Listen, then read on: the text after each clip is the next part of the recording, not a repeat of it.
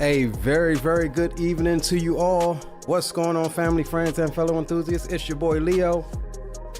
Finally, we live. Meant to be live earlier today. This is supposed to be a lunchtime stream, man. Life is life in the day. But we are here for the first part of our doubleheader. Yeah, we're still aiming for the doubleheader.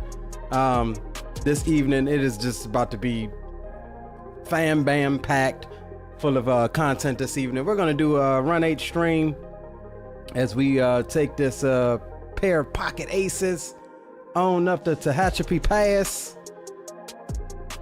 bound for Barstow. We will not make Barstow this stream. We'll stick her in the sighting somewhere after Mojave Yard. This will be a two-part stream, so do make sure that you're subscribed to the channel so you don't miss the second part of this, which we'll probably do tomorrow. Heavy train coming in at 9,500 tons, almost a mile and a half long. We've got some extra help. We've got a pair of SD70 ACES, hence the name Pocket Aces, backed up by two Dash 9s.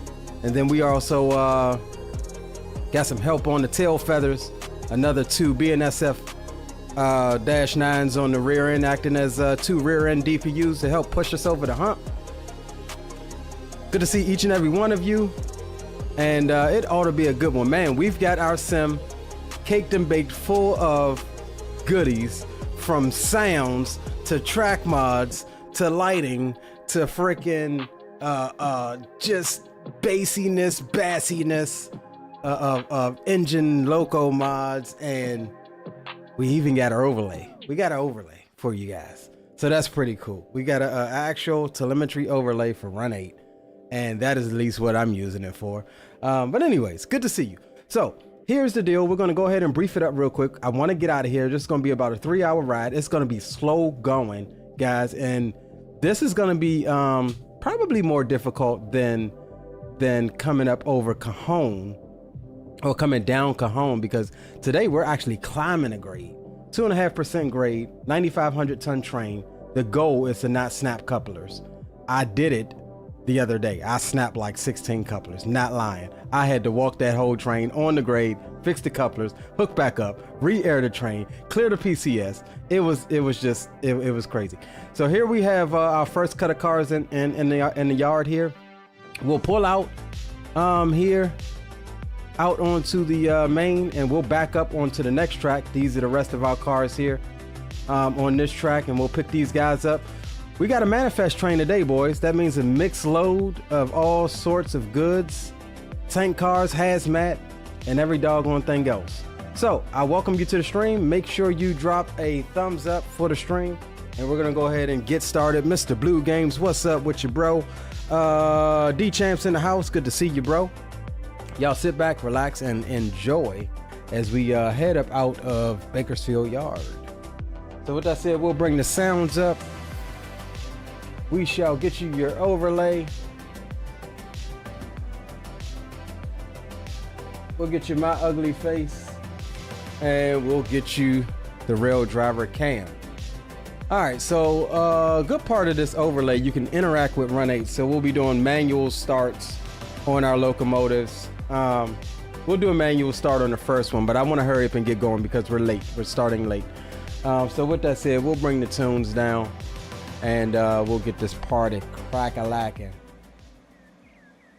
All right, game sounds can come up, and we'll go ahead and pause it. All right, here's our lead unit here. We'll go ahead and climb aboard, and all right, get the window open for the start. Come here,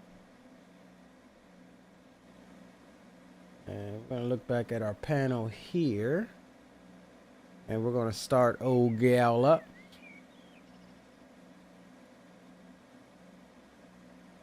All right, we want the isolation switch to start. We want the light switch to short hood lead. Get all of this on, and we'll go ahead and run the start.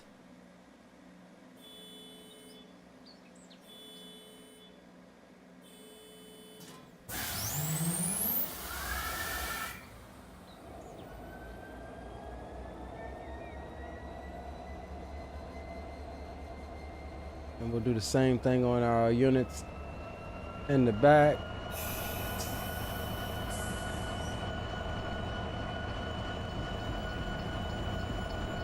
You hear those units starting up back there.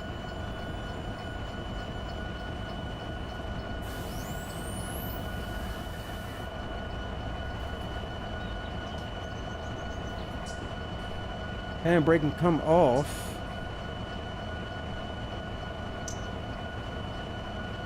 No need for EOT because we're hooking up to that next cut of cars to our left here. We'll get headlight switch on low beams.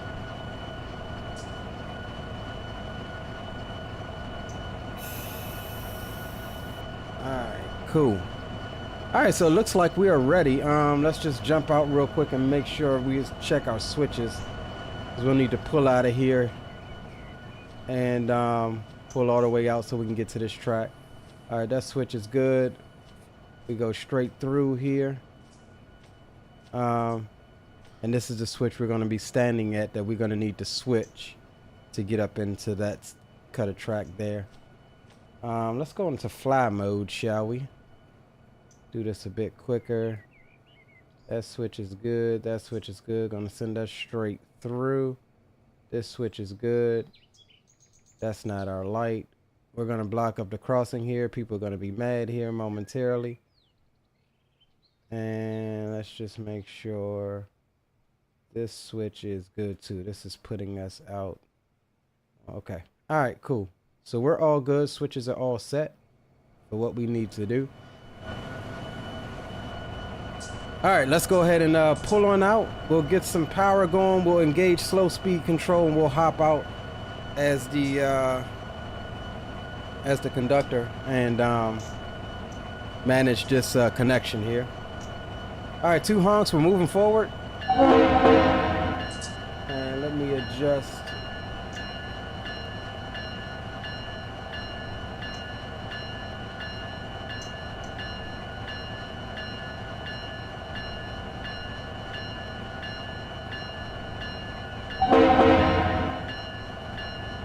I don't know if I have the right horn. Stand by. Y'all know me. I got horns for days too. All right, yeah, that's the right horn. All right, cool. All right, reversing forward. We'll release the air.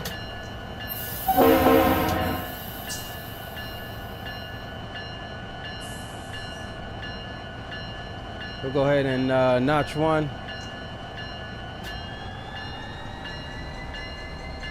We'll release the independent.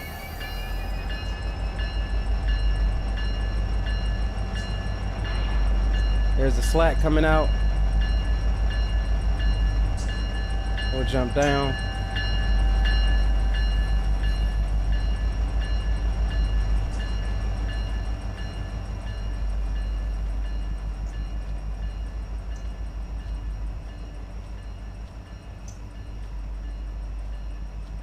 And this is the switch we're gonna need to be by here. It is.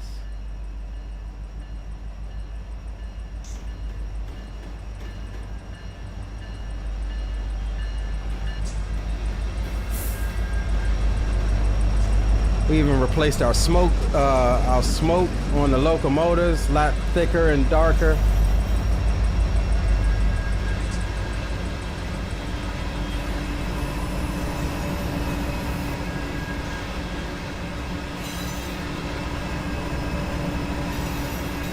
All right, 9.5 miles an hour. We'll engage slow speed control. Train will maintain that 9.5 miles an hour.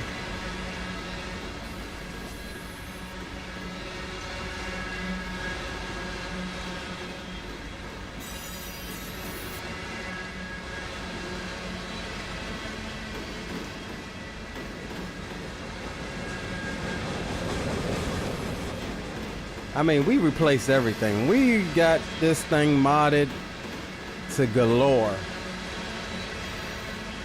We've got track sounds replaced, smoke, freaking lighting and all of that, textures, track textures, sounds to all of the locomotives I can find it for. Junction sounds, rail car sounds. I mean, we did it all. since our last stream here.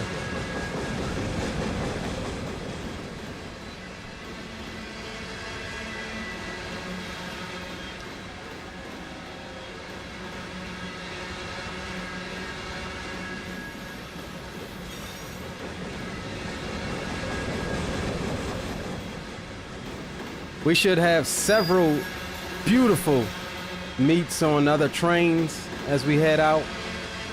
We may even have to stop for a couple of them, but it ought to be a very picturesque ride over the Tehachapi Mountains, which is one of the few places in North America where you can actually look down and see your train 100 feet below you and looping over itself, like snaking around.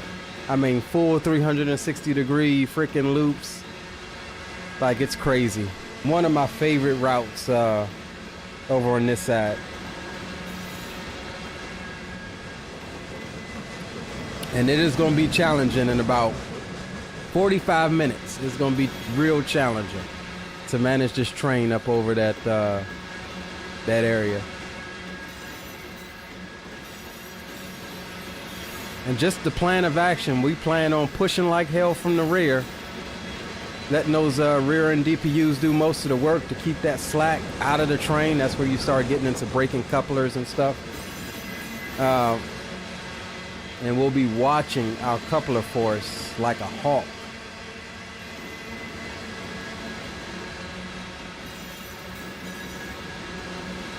Yo, what up, Greg? It says, wow, Train Sim even has peripherals? Yes, bro. Yes. Now, it's not nowhere near the amount like Flight Sim. It's literally just this rail driver. However, I've seen some people with actual custom little freaking rail driver boxes that has all of their train. But that's much more of a custom aspect.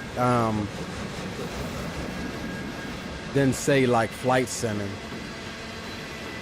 But definitely, yeah, they definitely have some stuff, man.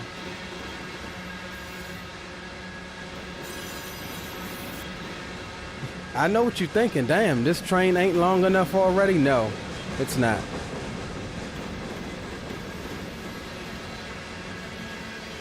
In my no Diddy voice.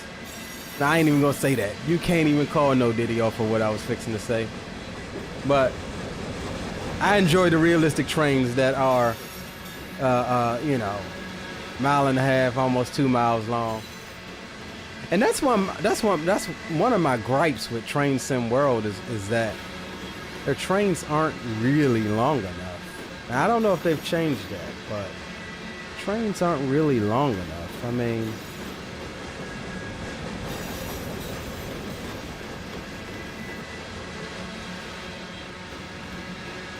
all right, we got the tail end coming up here. We'll jump over one track and couple up to the next cut of cars, get those DPUs started, and we'll be off in about another 5 minutes or so.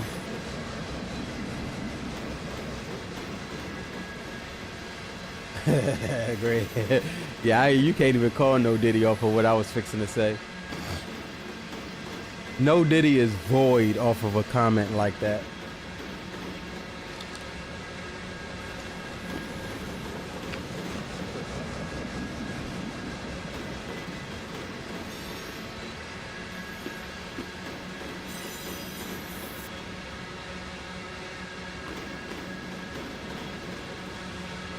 All right, slow speed control off, idle power. Here's our last car here. We'll go ahead and throw on some air.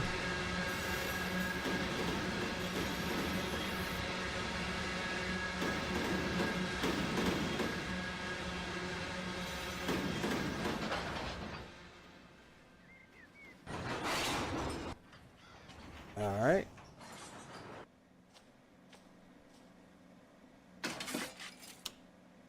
Hold on now. That's the wrong damn junction. Yeah, that's the wrong junction. We need this one, and that means we got to pull forward about another couple feet. All right, air off. We'll go ahead and notch 2.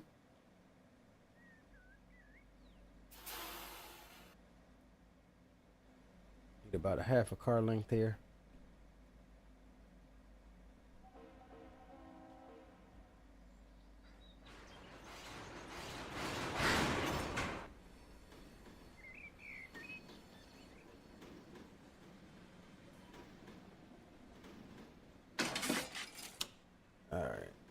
Junctions flipped.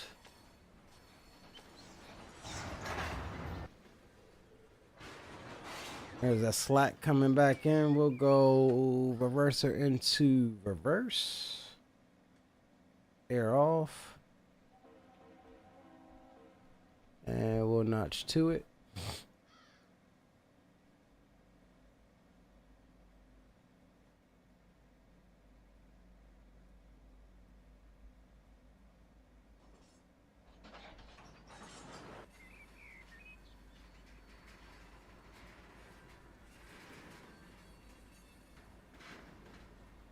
Slow speed control at 2.5.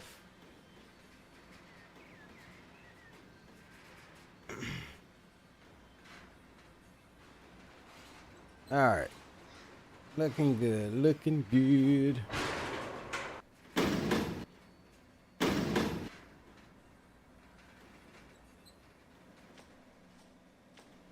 We'll grab this cut of cars here, and that'll be it.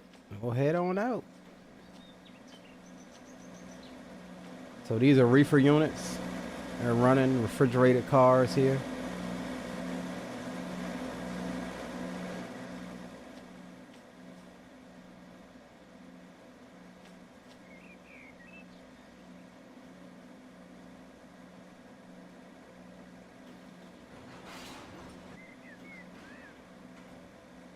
Probably at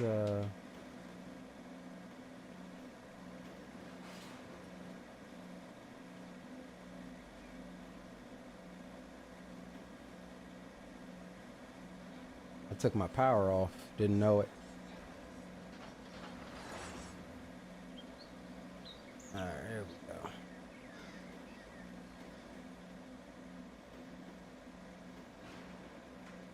All right, here we come.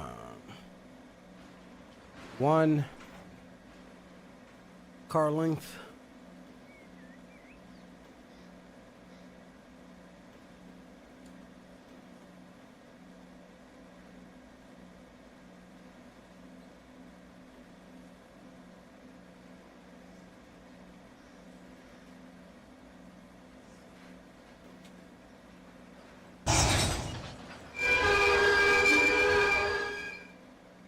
Reverser neutral, we'll go reverser forward, and we'll tug on it.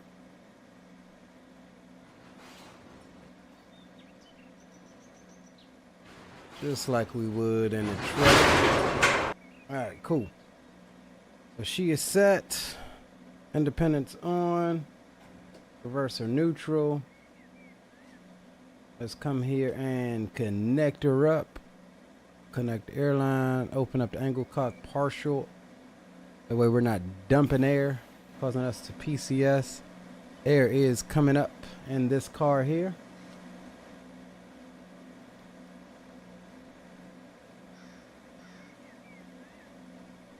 And while we wait on air, let's go ahead and fly to the other end. And we will get our 2 DPUs here started. And that will help the rear of the train air up because we'll be airing up from this side as well.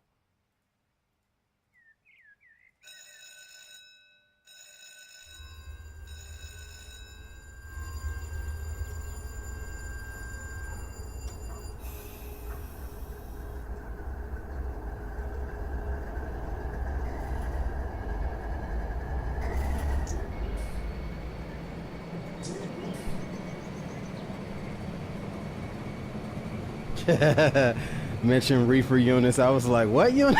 Reefer. Reefer. Yeah, that's short for refrigeration units.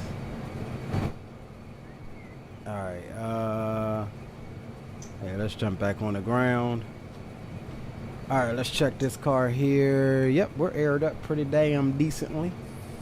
All right, we'll jump back to the front. We're good to go. We'll engage auto.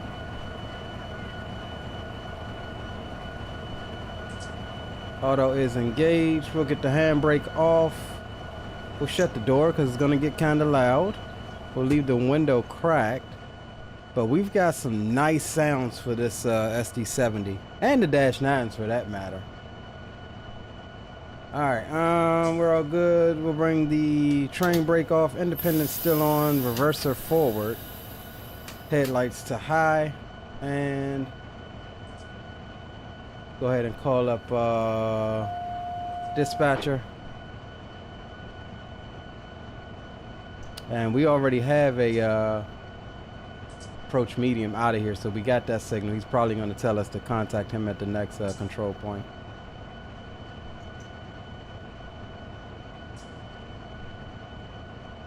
Yep, next control point. All right, let's get it, guys.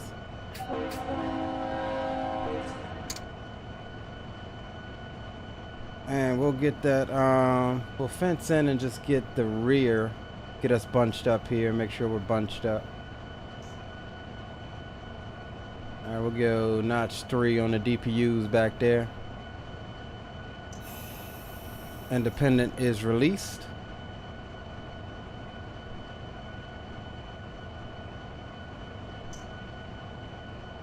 Hey, who told us old heads? EOT is on the move.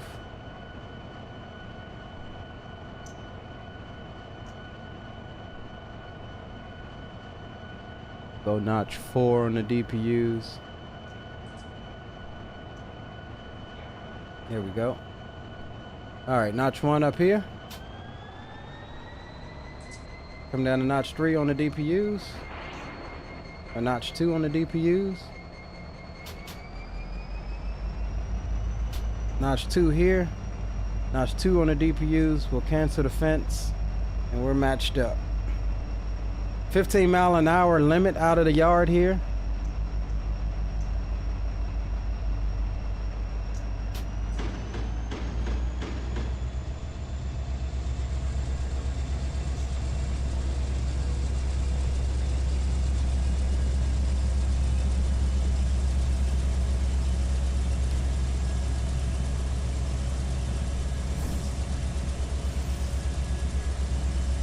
We'll slow speed it at 15. As an approach medium we're passing now.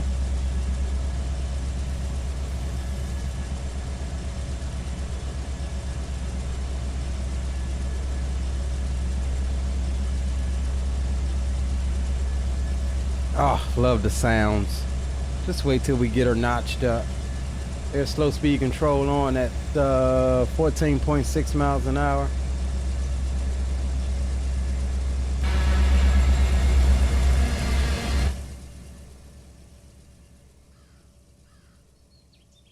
Y'all know me, I like my cross, and I was great call it a flyby, but in this case it's a drive-by. A legitimate drive-by here.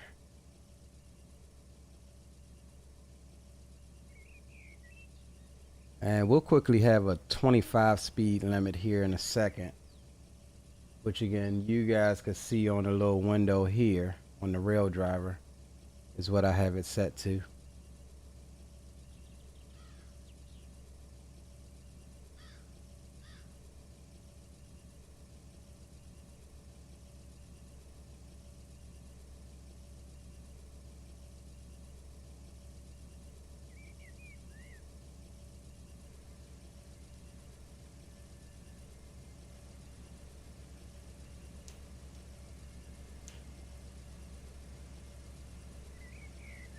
We'll get to that 25 here pretty quickly. Coming out of the yard. So we're about 7,000 foot long. I think about 9,500 tons is what we're weighing right now. We'll check the screens once we jump back in. We'll check it. And once we get good and on the main, we'll get some tunes going.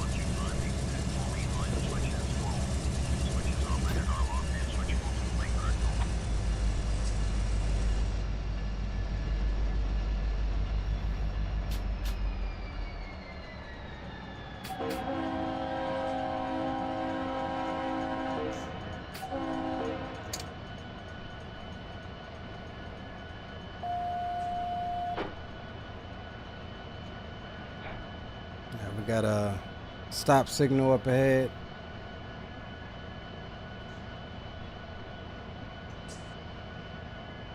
All right, there we go.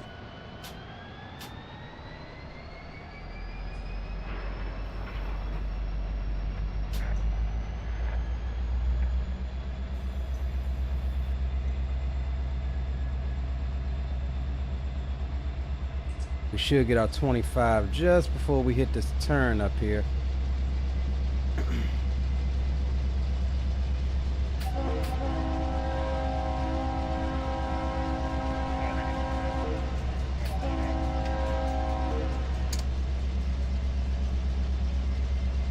Yeah, so we're 9,546 tons at 7,079 feet long. We're rocking 2.8 on horsepower per ton.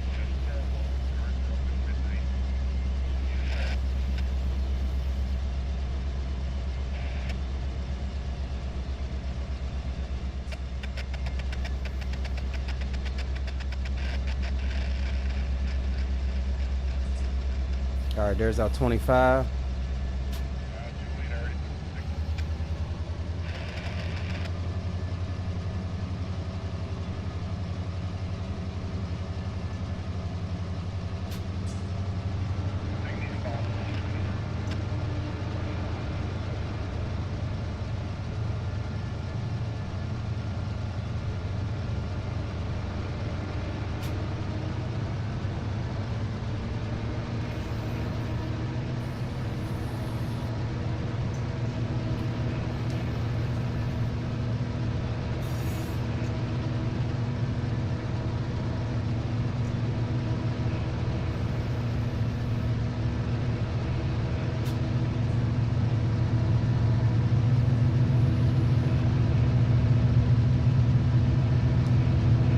Fields of rumble.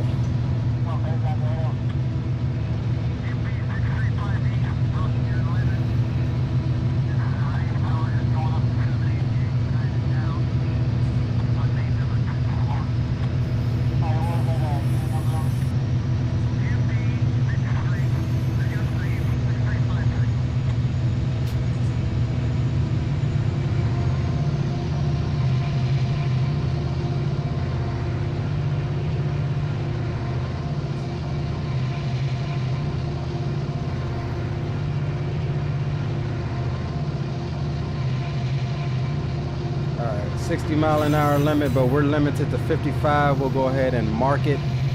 Get our distance counter. That's when we know we can go up to 55. Our max train speed is 55, and that's because we're a manifest train.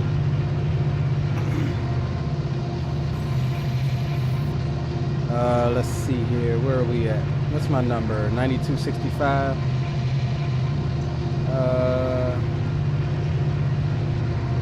All right, cool. So we have a Union Pacific out ahead of us. 8821. We may be getting a red light, but that's going to be our first meet here. And then we also have, oh, he's going east. Yeah, so this Union Pacific is being routed on to the right on the Union Pacific track over here. But we're going to meet him before that happens, more than most likely.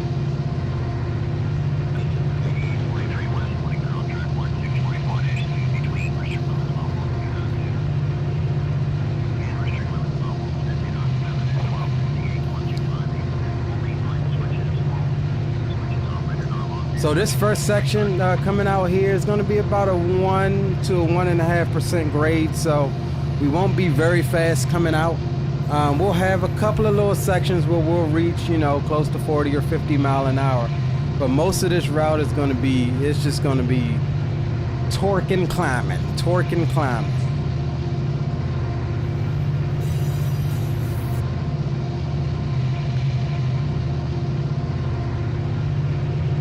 Blue says, love the horn. Where did you get the sound pack? The Run 8 Enhancements Discord.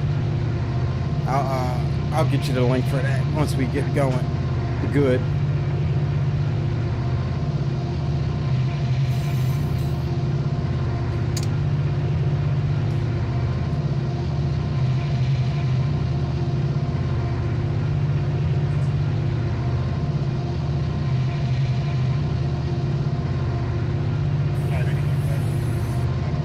This thing looks like it's lagging a little bit. Let me see something here.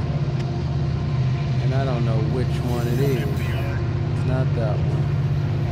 Not that one. Not that one.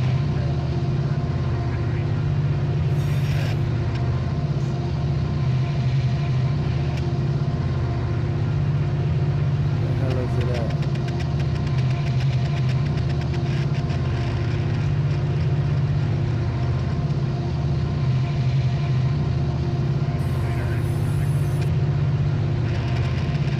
I don't know which one it is.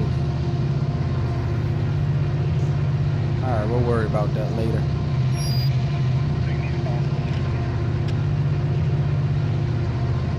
Alright, so we should be getting a speed increase here in a second. We can come off of slow speed control.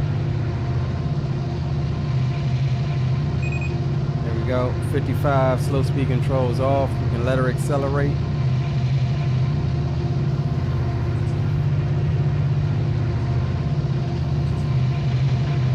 Passing Quantico. Looking for that UP train out in front of us somewhere.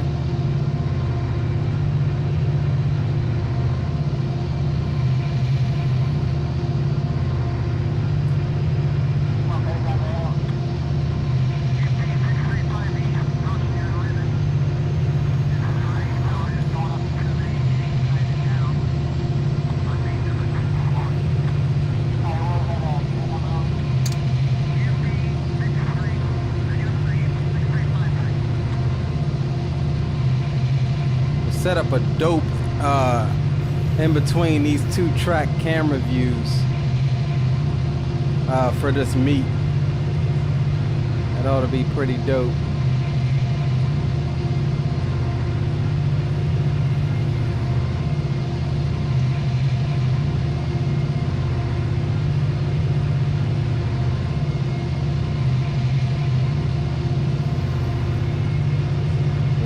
I should be seeing them any moment now. It says we're right on top of each other in the block.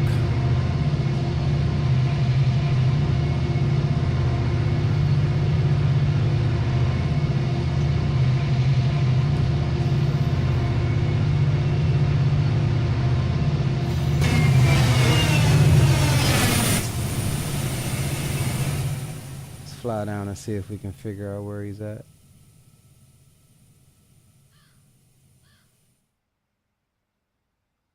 Damn.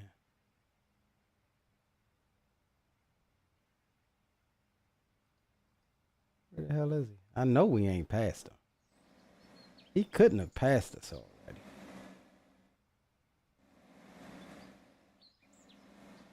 Ain't no way, Jose. Oh, there he is. All right. There he is. He's coming. And of course, I'm too far away from my train, so let's go back this way.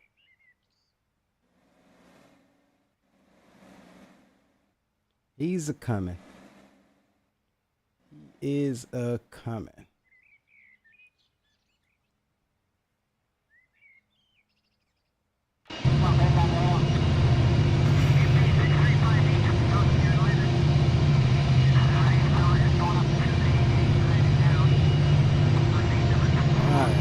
Slow speed control engaged at 55. That'll keep us at 55.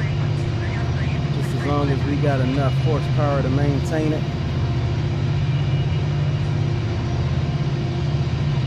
This is probably the fastest we'll get this route.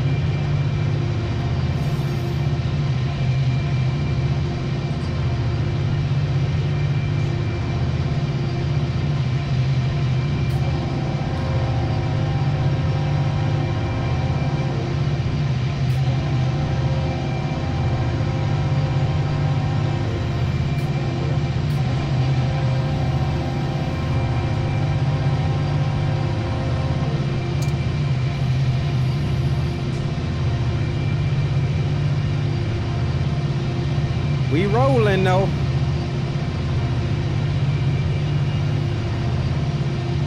We is rolling.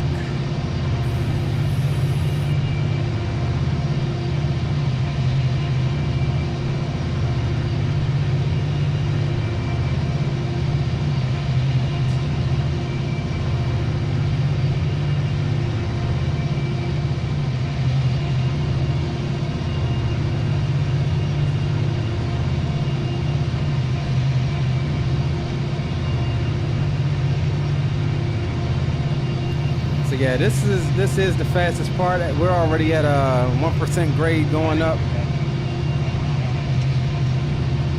so it's only gonna get slower from here.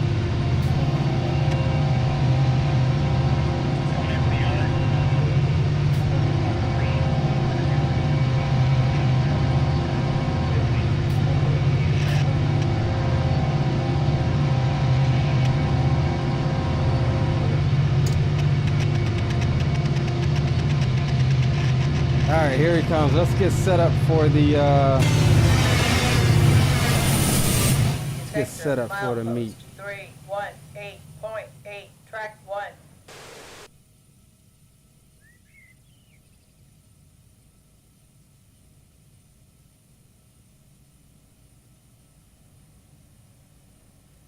All right, I guess that'll be good enough, right?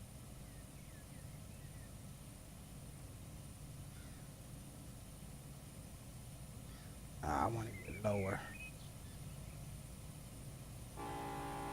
Oh, look at him. He's blowing. He's about to hit that crossing. That's dope.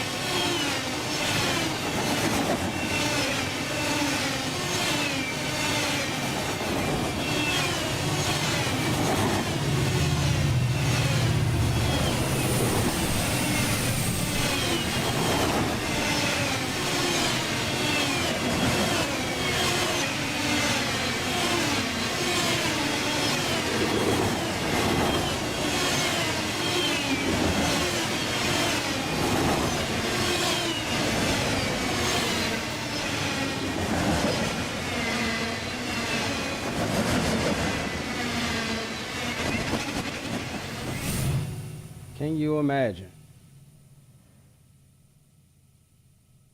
UP detector milepost 318.8, track 2.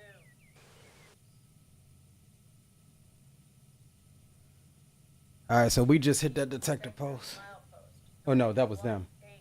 That was them. Track 1, no defects. That's us. No defects. Axle 468, train speed 39 mph, ambient temperature 78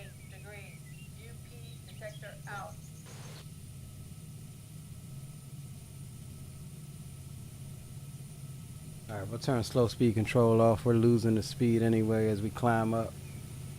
It's 1% grade here. I like getting my rail fan in views.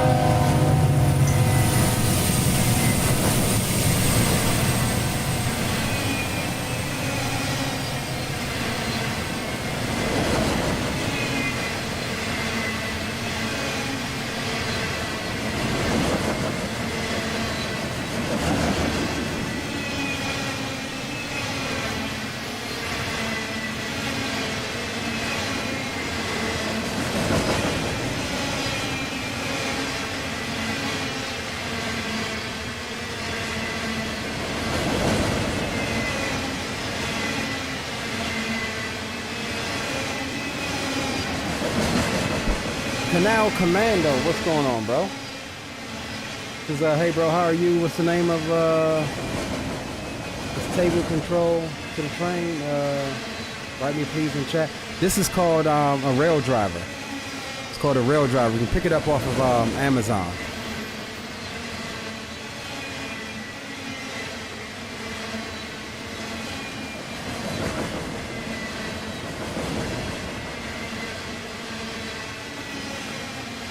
Called a rail driver.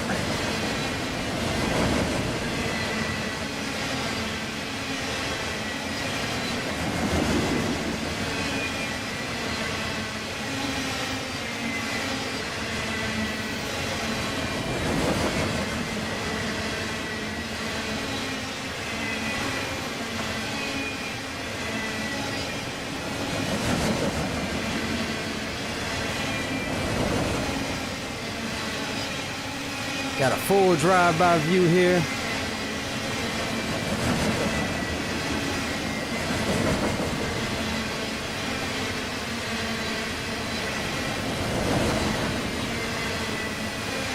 And you can kind of tell that speed is falling off a little bit just listening to the cadence of the cars passing.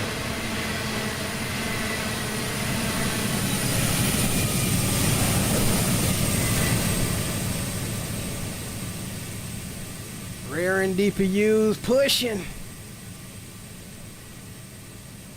They doing what they can do. We don't need them right now, though. We're gonna need them in a minute.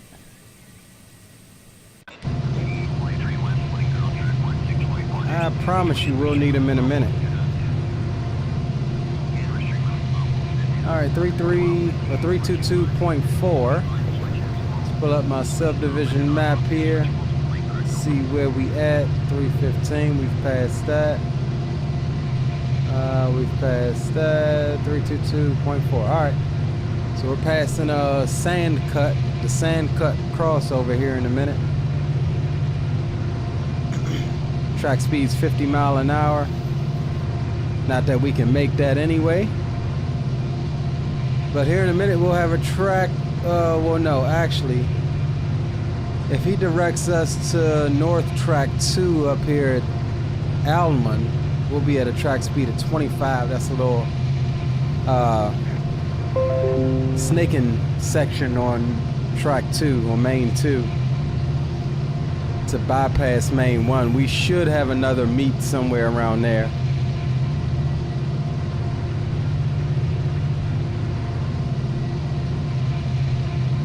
And that's getting us into a 2.1% grade.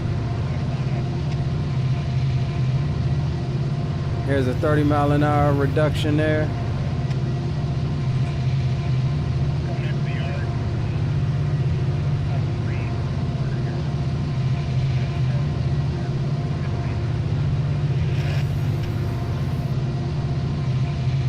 So far we looking good.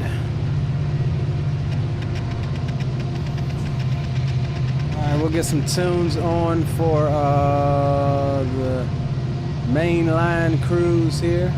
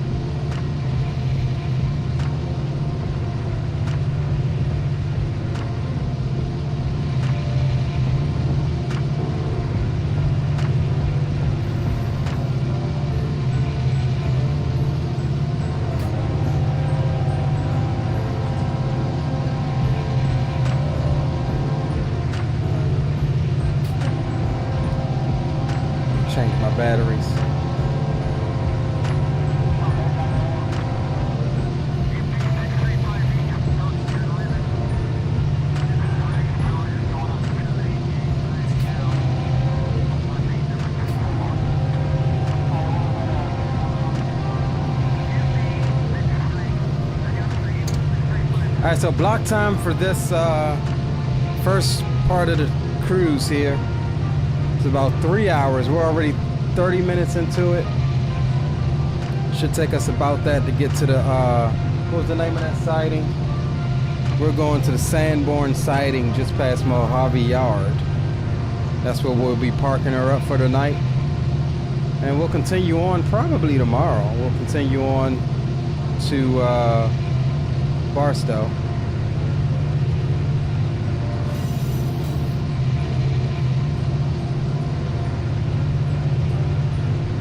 Retired firefighter, what's up, bro? Welcome to the stream. I ain't see you sneak in. Good to see you. Blue says, love the horn. Yeah, there's another one that I got too. It's not bad. Here, let me, where is it at? This one here. This one's not bad.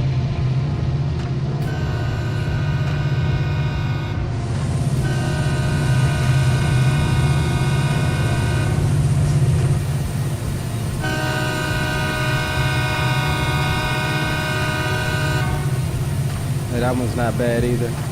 I like the other one better though.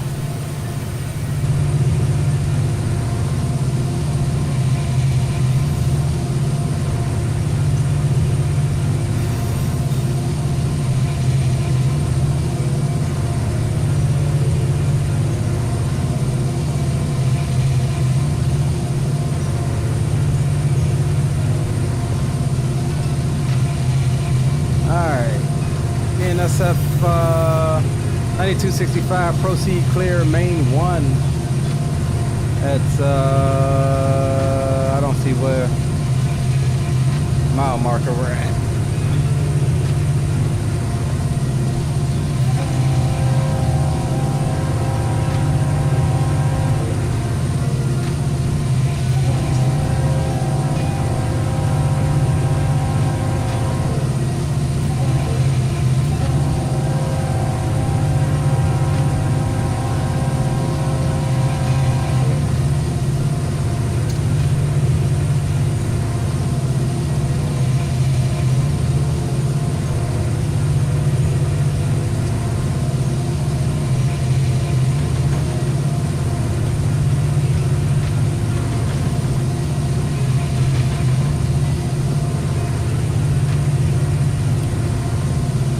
Getting to the hills, it's about to get real.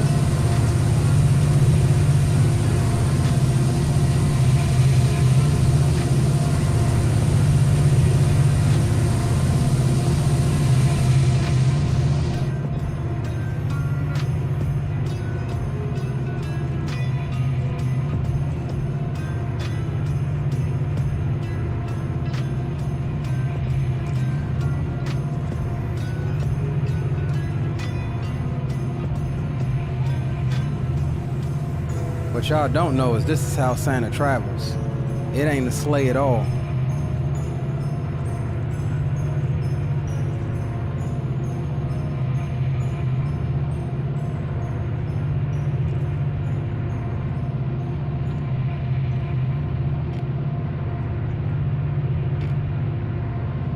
So we'll have to come off some power around this curve, because we'll actually be going downhill a little bit. Easy to get over speed in this through this little section here.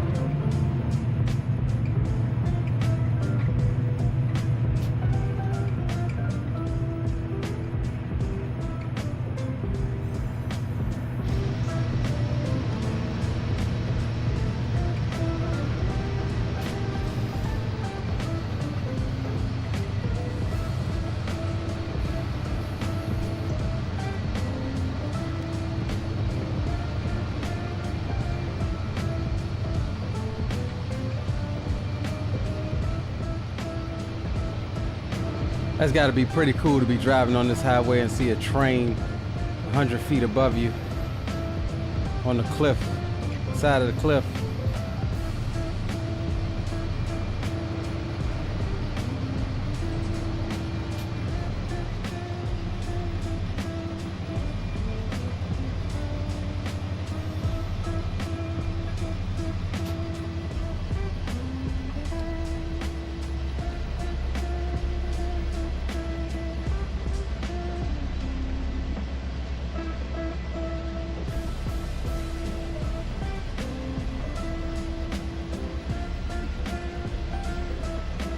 All right, 327.0. Let's see where we're at here. 327.0. All right. And let's see if he's directing us to the north track. Probably so. Where am I at? What's my number? 9265.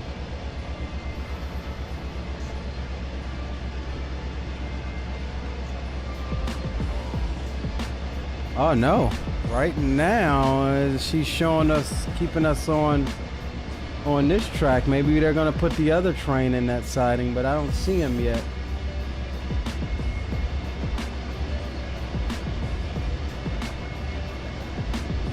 He's got us set to keep straight through, but it's weird. Okay, yeah, he's got us set to keep straight through. We'll get a red light at the other end of the block, I think is what's gonna happen.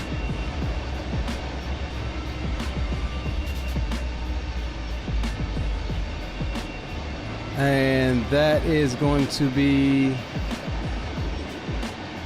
30-mile-an-hour limit coming through this section.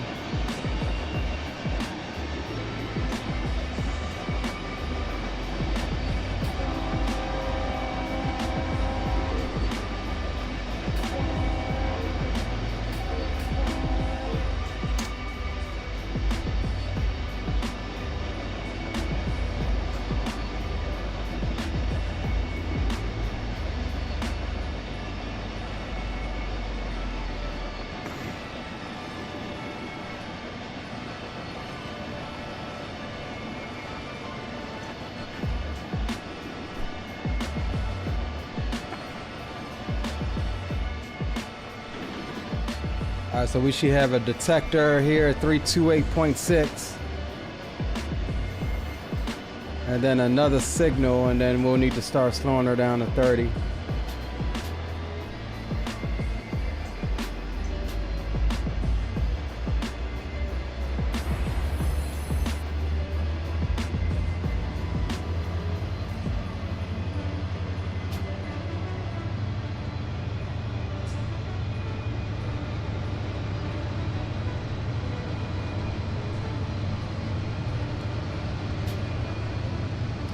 We're going back up now. Plus 1.1 positive grade right now.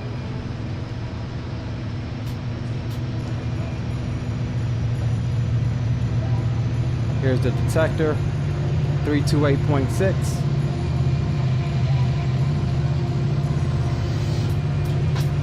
UP detector, milepost, 328.6.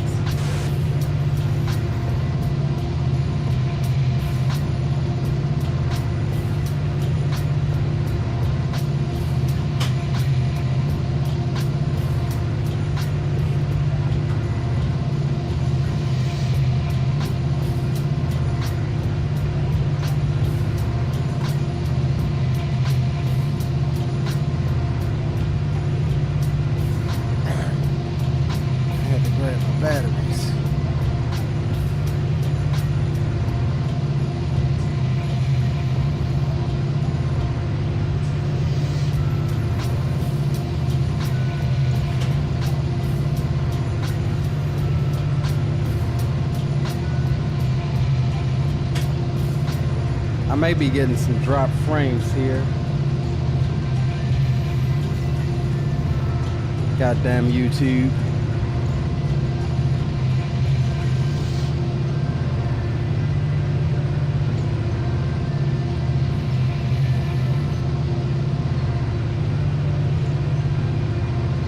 All right, and here's our signal 329.4.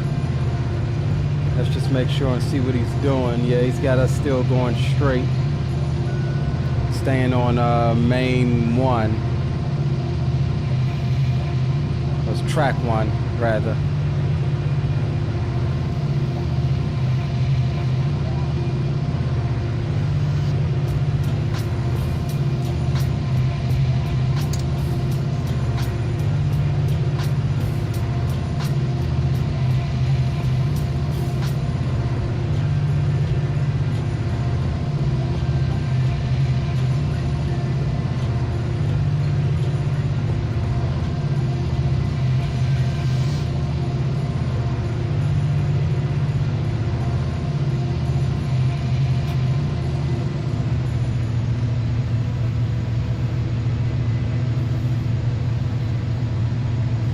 There's our 30-mile-an-hour reduction.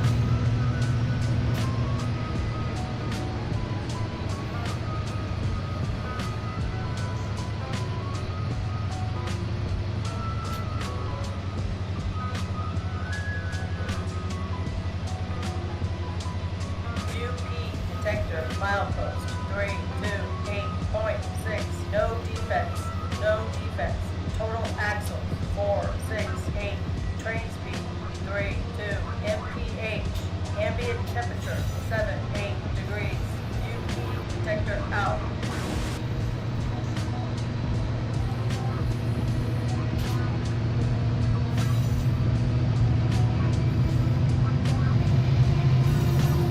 Yeah, he's keeping us straight through. Okay, wow, that's a change. The other day we run this, we had a train that we were meeting, so we had to go off to the left here. So he'll be passing us on our left for this climb. We got a nice little loopy climb coming up here.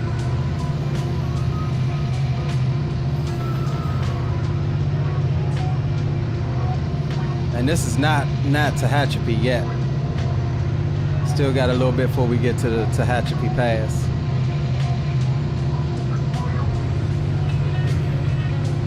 All right, 30 mile an hour through this section. It's 50 if you come in the opposite way. And we could expect 2 signal blocks. Or 2 signals, 3 signals. So we get to Caliente, which is reporting 2.1 miles. 2.1% up.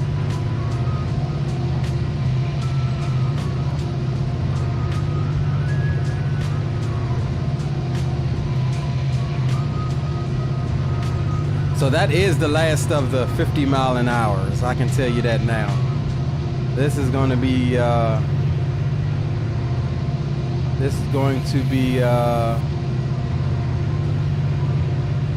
pretty much a torque type of climb here.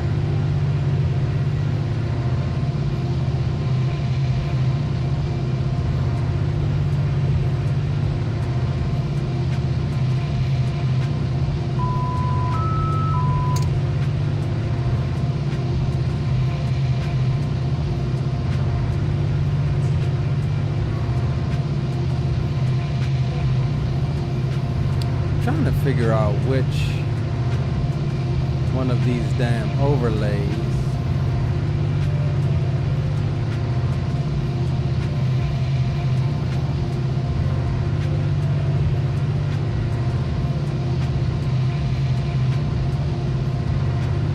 is the correct one. That's not it. That's not it. That's not it. That's not it.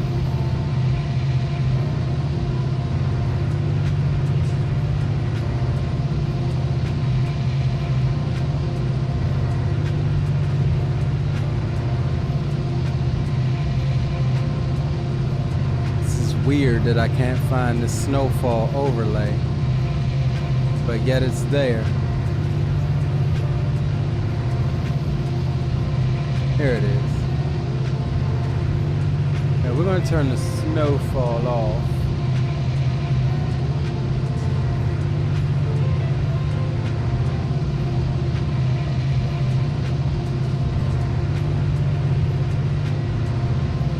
Yo, big up, Zimp.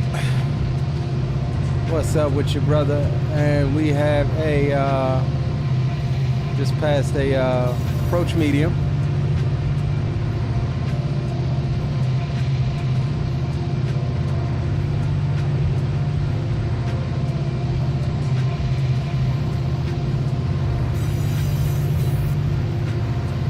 Only a 0.4% grade going up right now, but that is going to climb here momentarily as we snake our way through the mountains here.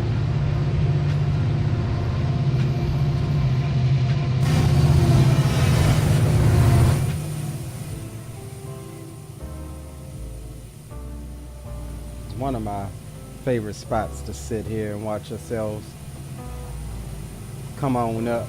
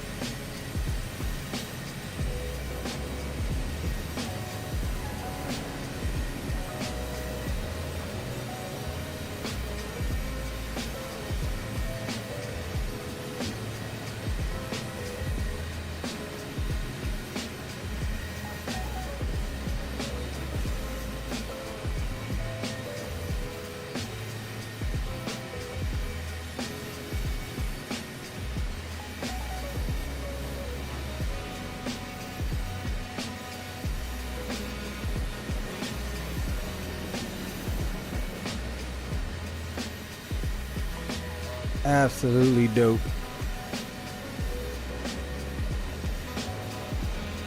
We're up to 1.7 on the grade, on the climb here.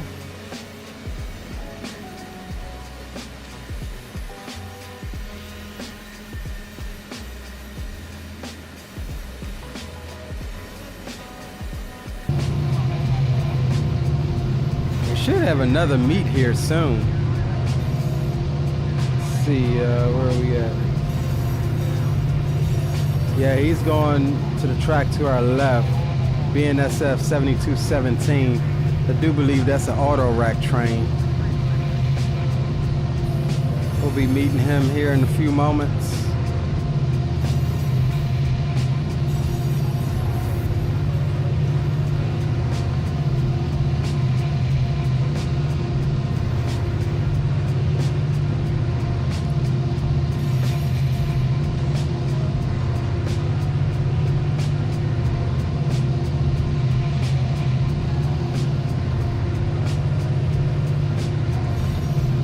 Up to a 2% grade. We have a approach signal here, solid yellow.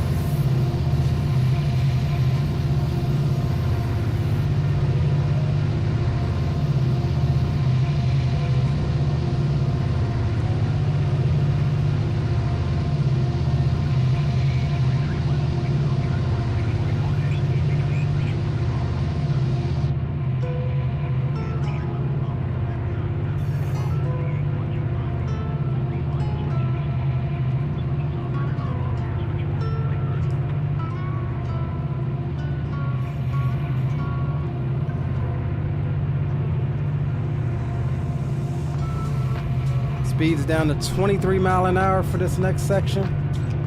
We're under 21, so we're good.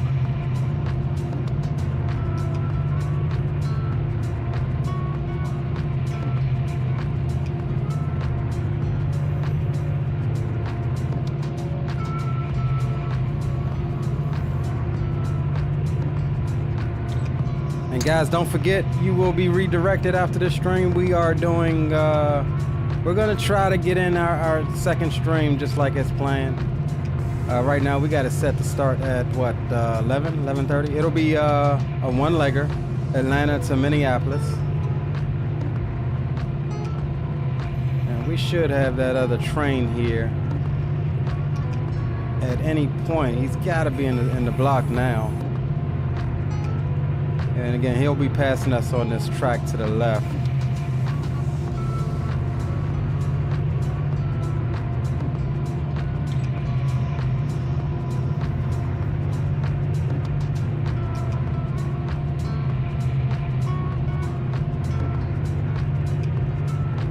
Oh, hold on, I see a train over there.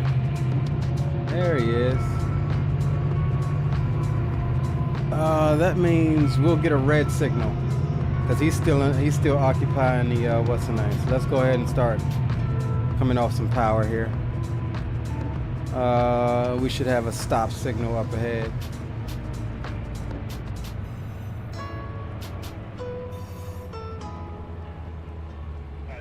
Yeah, he's still, that's a single track just past this tree, or just up here.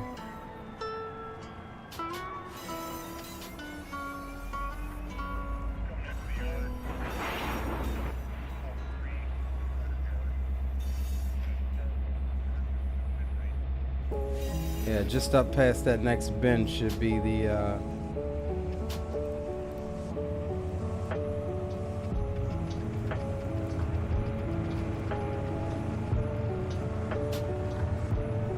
I stopped too soon. We're trying to pull on it. We're still losing. Remember, we're only 1.4 up on the grade, but we still got that whole train downhill back there. These are the kind of things you want to avoid stopping too quickly when you're climbing these grades. God damn it. I just broke it. I just broke it. I just broke it. I just broke it. Damn. I thought I could get past this without doing that. Damn, y'all. All right, PCS is open. We're going to go ahead and go into emergency. And now we got to jump out and figure out where we broke it at. God damn it, man. Right here. Pulling too hard on it. Damn it. I didn't think that I would, this coupler broken? Yeah, it's broken. I broke the goddamn. All right, we fixed that coupler. God damn, man. All right, that coupler is good. We'll do this from this side because we should have this guy coming here. He's gonna come past and laugh at us. Look at that guy. Look at that rookie. All right, let's see if we can ease on back without. First, we got to clear the PCS. So in order to clear the PCS, you got to leave your emergency brakes engaged for a minute. And then should be able to clear it by removing the brakes. We'll go independent brake on as well.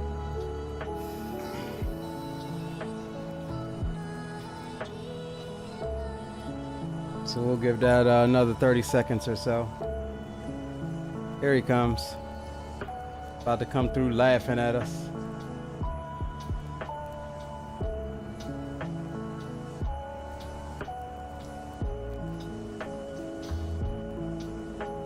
Now hopefully we can get back started without breaking it again. Every time I've broken a coupler, it seemed like that specific coupler was no longer as strong. Even though we fixed it, it seemed like it was no longer as strong as it once was. So hopefully we can get her back going again without breaking her somewhere else. And we'll double check while we sit here and wait. Let's do this. Let's just make sure that we didn't break her somewhere else as well. So we'll fly through the train really quick. See if anything else is split apart.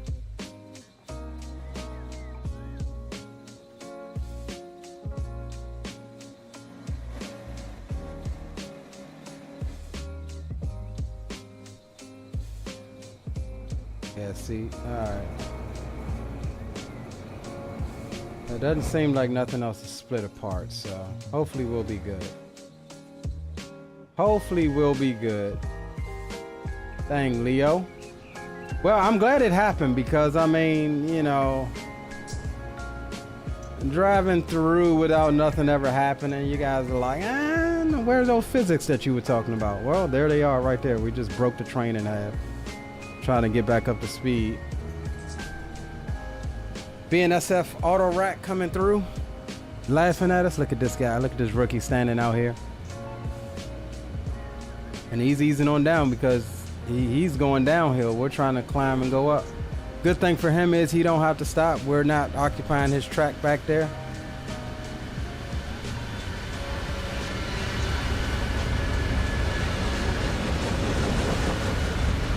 He's got the dynamic brakes going. All right, let's go ahead and try to clear this PCS. All right, PCS is cleared. We'll go reverser into reverse, and we may not even need really any much power. We'll jump back out here.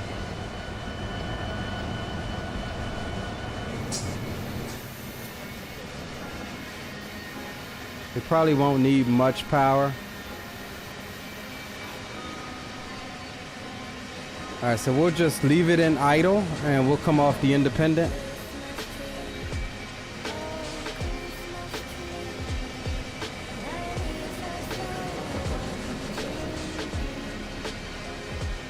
All right, we'll give her notch 1.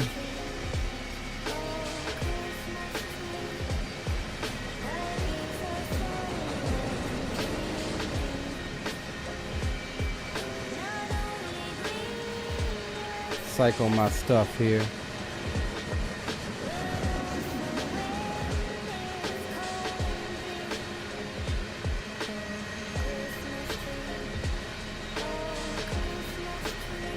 All right, let's check something out because we're not oh, we don't have any yeah,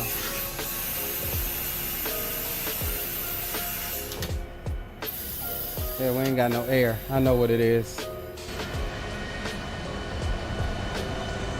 We're still losing air from here. So we'll close the angle cock. We were still losing air from there. That's why. We'll let the brake pressure build back up here. And let's just make sure we didn't PCS again.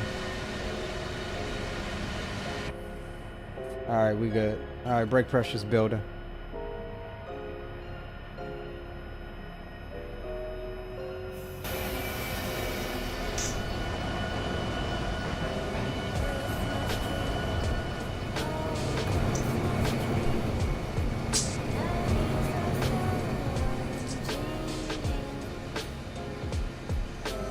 Oh, why are we rolling like that?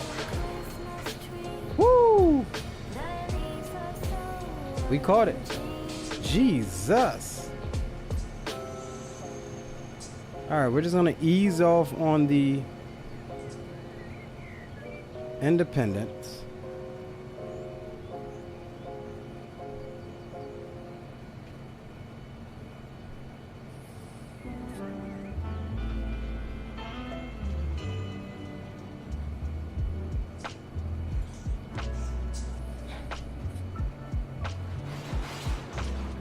Try not to let it go too fast.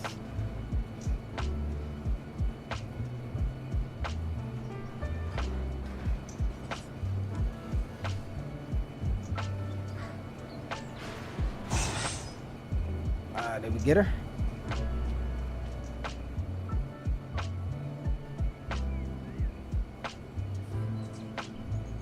All right, we'll partially open those, repressurize the train. Independence back on. We'll put air throughout the train. Let's jump to the back.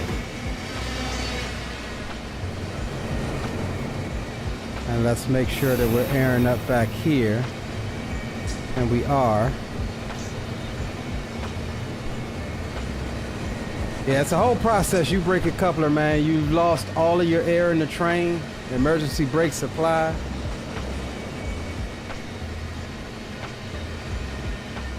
All right, so we are airing up back here.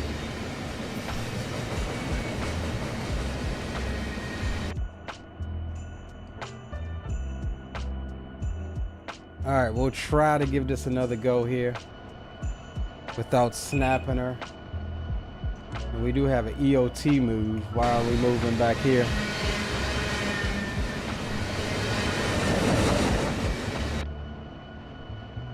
All right. Reverser and forward. We'll go notch. Actually, we're gonna fence in. Gonna go notch 4 on the rear.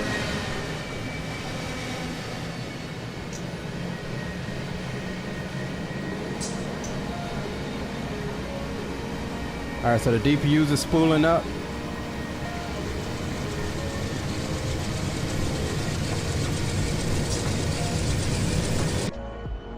All right, we're gonna go ahead and start lowering the train brake, and we're gonna go notch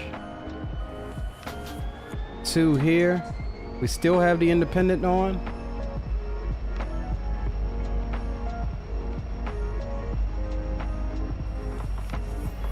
And of course we lose DPU connection. We'll try to wait till we get that back. All right, there we go.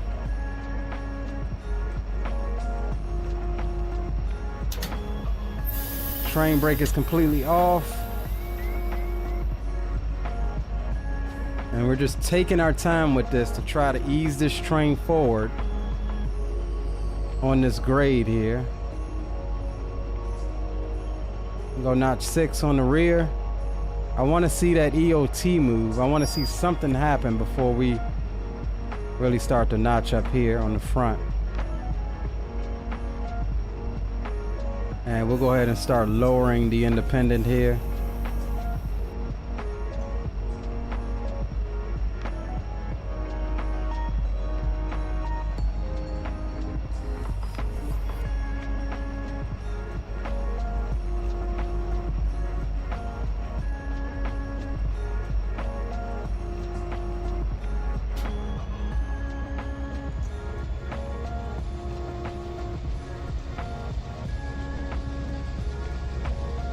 We're moving a little bit on the front.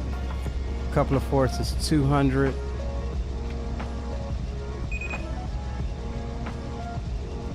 Notch 8 on the rear.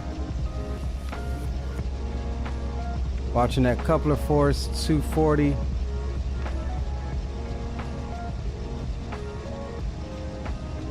We're pushing in notch 8 from the rear.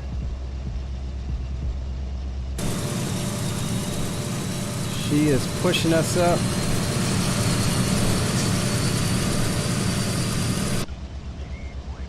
Whew, that was a process there. And we didn't roll backwards.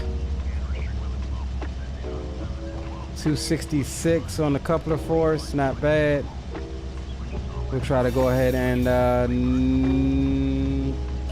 we just make sure that we've got our dispatcher here. Usually when you go backwards on the line, they cancel your, what's the name?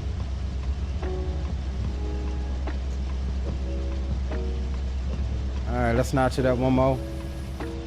Notch 4, 226 on the coupler force.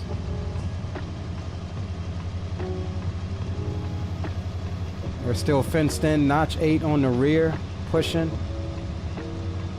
And with this grade leveling off here now, the front locomotive should get a break on the coupler force here. The coupler force is starting to fall off.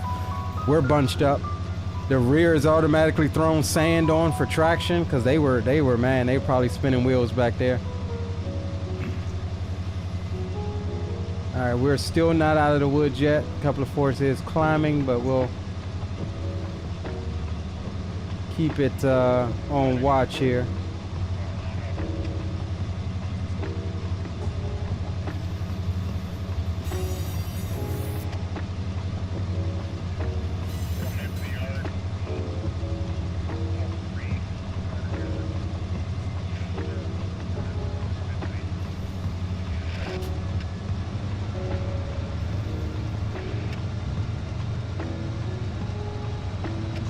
All right, remember our speed limit was 25 mile an hour. I mean 23, correction. We did go down to 23. And we're getting ready to hit that section here through this crossing up ahead. So we don't need to accelerate too fast. However, I do want to get her to notch 8 and match them up because we're going to need notch 8 for that climb on the other side here. That mountain there we're looking at.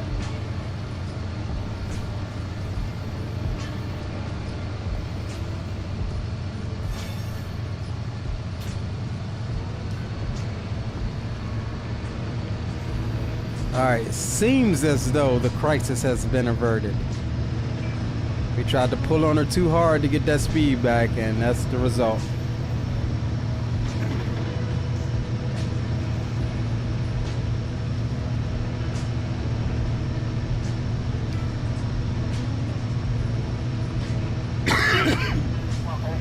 And I will say that came out of nowhere. Our coupler force wasn't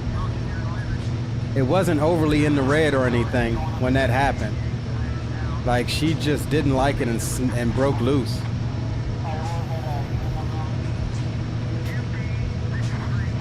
Like, this coupler force that I'm watching here is a general overall train coupler force, but then you still have your individual car coupler forces that you have to look out for.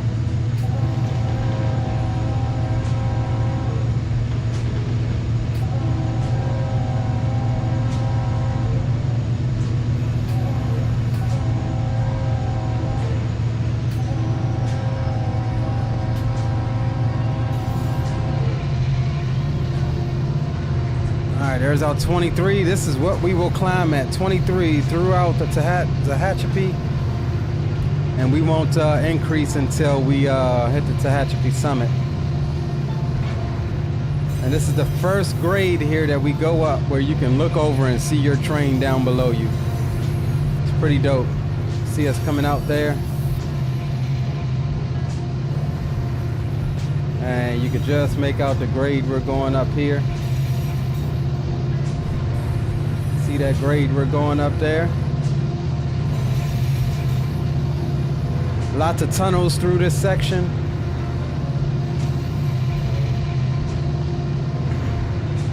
And we do have another meet, I believe, and in which there's a possibility we may have to stop. But at this point, he may be waiting on us since we stopped so long to recouple our train.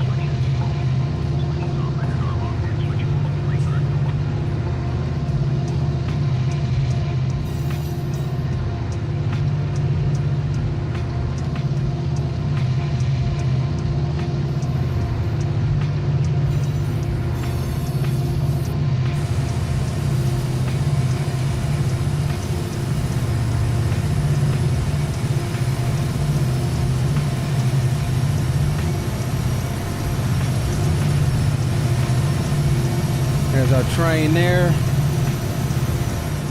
snaking back around us.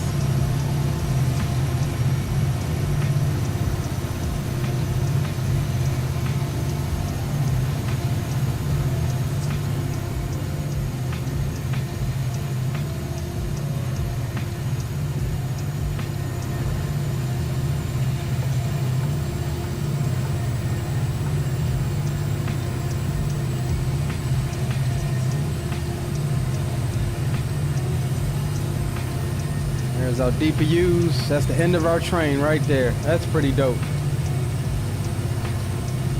All right, so Auto is telling us the switches are aligned for another train. So let's see where we're at. 9265.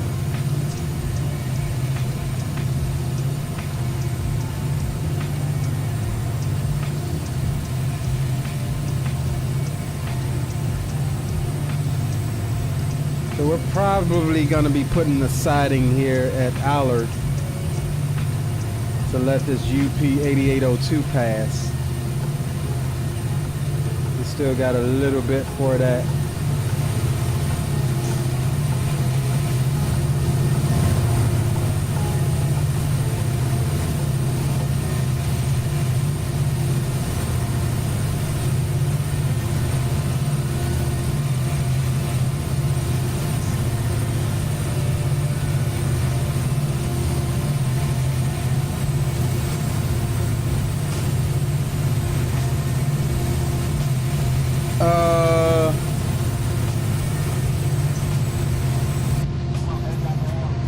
Greg says, is this sim FPS friendly? It actually is. I'm getting some FPS drops, some frame drops on the stream. I'm just trying to ignore it, but we're not getting all of our bit rate right now. That's why it may seem a little choppy for you guys. And I did a internet reboot before the stream. Usually it comes back, but that is what I'm fighting right now. But yeah, I'm making 90 FPS in the game right now, so sim is definitely FPS friendly. It's not the sim, it's my internet right now.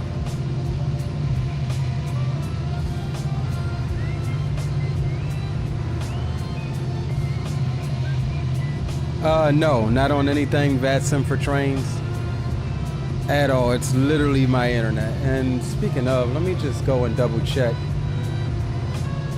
that nothing else is connected to it right now.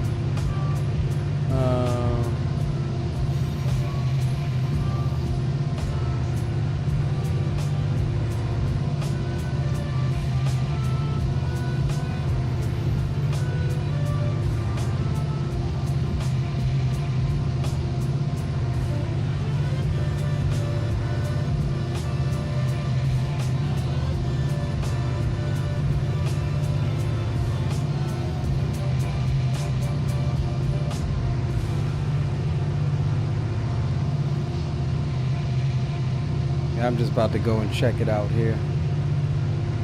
Yeah, there's nothing I can do about it in the midstream. Sometimes if I stop the stream through OBS and restart it, leaving it running on YouTube, it'll fix. But then there will be a section of stream that's not there, and it'll buffer for you guys. If it gets too bad, I will I'll have to do that. But this isn't making any sense. I restarted my modem twice before the stream.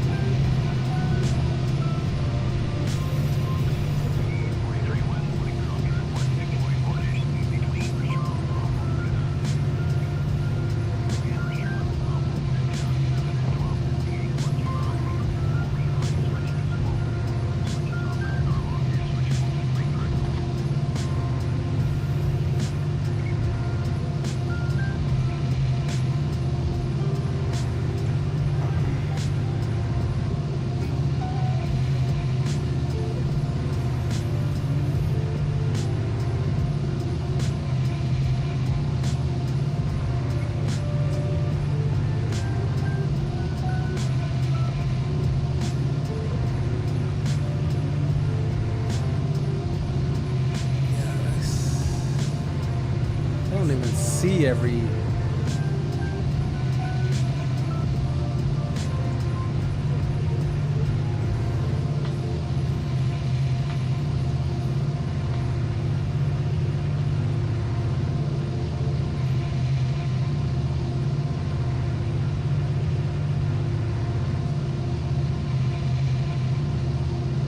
let me check on my phone because this website be tripping.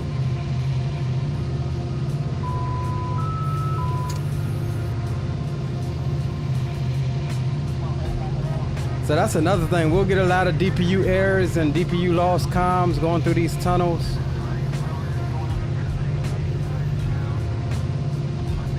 We're on a 1.8% grade right now. Not bad at all. Coupler force is a little high, so we may have to go down notch one or one notch on the head end to kind of ease it out. We're at 300 right now.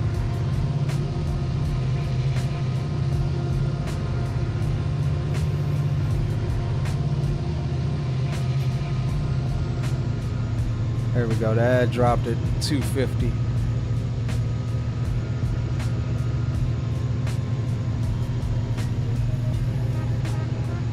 We'll hear them all day and night. Yeah.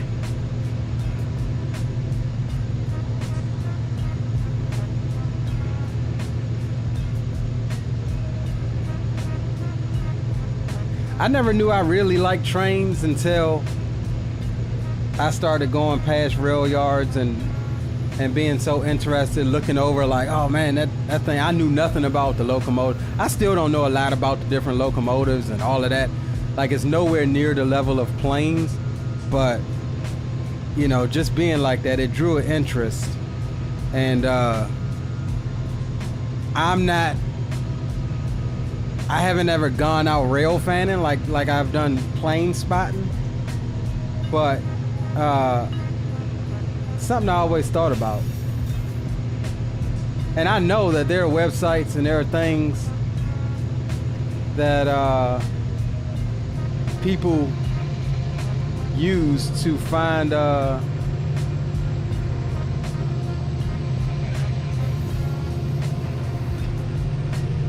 watching this couple of force here. Just try to throw her back in the notch 8. We're at 330 right now, so hopefully we're on 2% grade now. But just like we got flight radar, we've got you know, flight aware to find out about, you know, different flights and stuff, to go out plane spotting and stuff like that. They have the same thing for trains. I just don't know about it. And we have a stop signal up ahead. So yeah, that train's got priority over us. We're a normal priority manifest. So this signal is right at the end of this curve. And so we'll take her up. We'll start notching down a bit, not like the last time. And we'll try to keep her kind of rolling here. We'll keep the rear in notch 8. For right now, we'll just try to keep this train rolling as slowly as possible.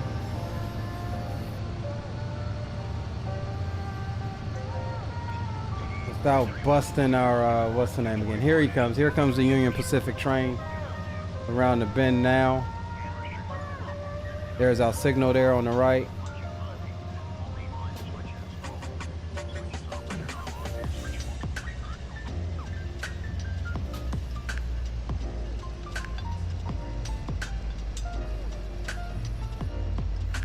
And I think we approached it too fast. We may very well have to come to a full stop here.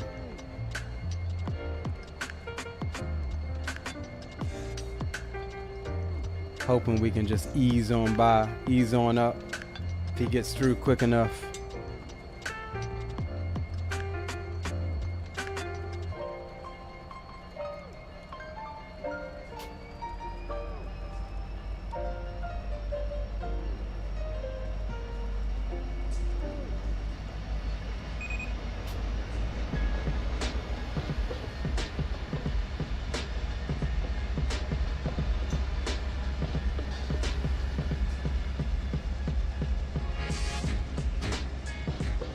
We have no brakes on right now.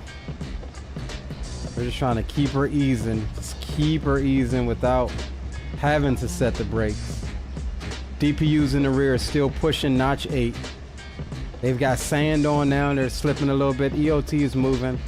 We're at 260 on the couple of force. That's fine. We're just trying to keep her easing without having to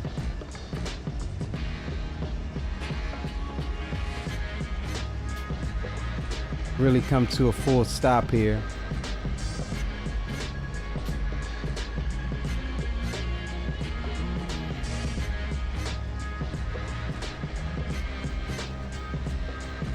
I'm actually going to turn the tunes down just for a second so I can concentrate.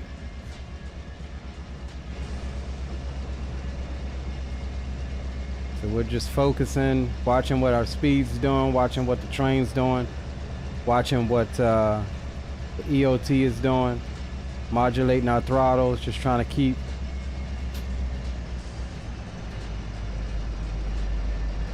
keep her below 5 miles an hour. There's our signal there. So as long as we can just creep, we may be able to stall this out without having to come to a complete stop. And again, we're on a 2% grade going up right now. Haven't touched the brakes yet.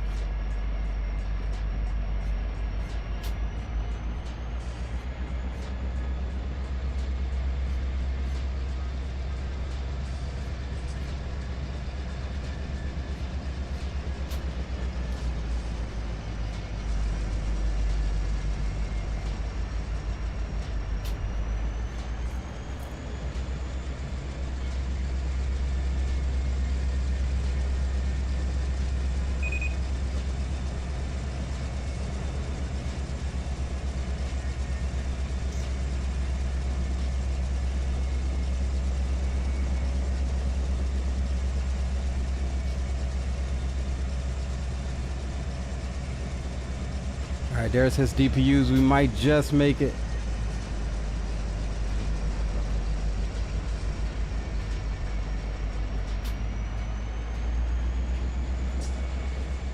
All right, he's in his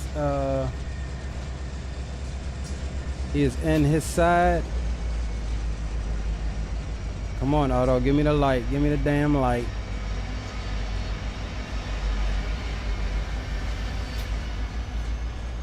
There we go. All right, cool. Now we just got to get going without breaking anything.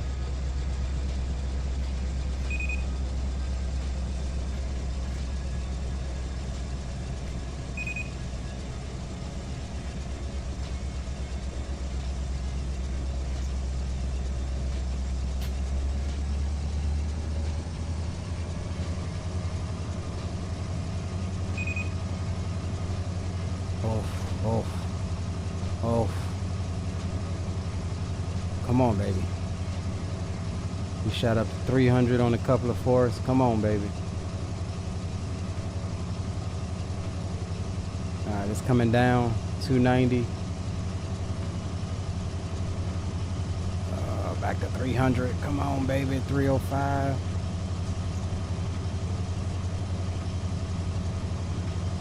All right, we're going to be patient. We're going to leave it here for right now, at least. We lost communication with our DPU, so I don't want to really be touching anything now anyway. All right, we've got comms back. 285 on a couple of forests, coming up 2%, 2.2% grade now. It's going to get a little bit of acceleration going, and then we'll go in the next notch.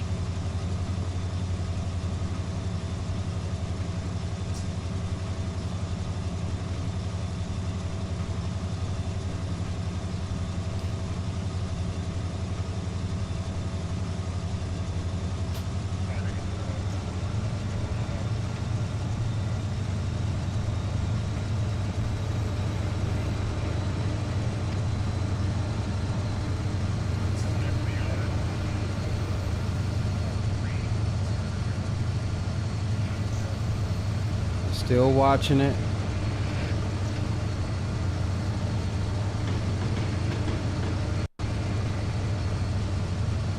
So that is what I was trying to do at the last stop where we had to wait on that other meet, that other train. I was trying to just creep up to it. I just tried to accelerate because we slowed down too quick.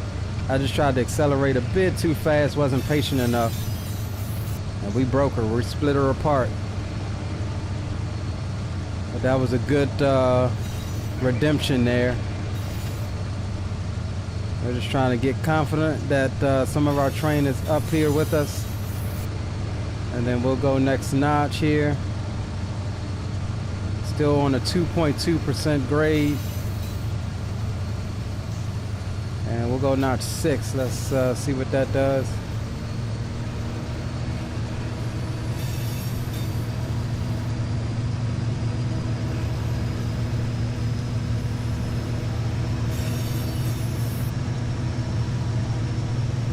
Got us back at 300.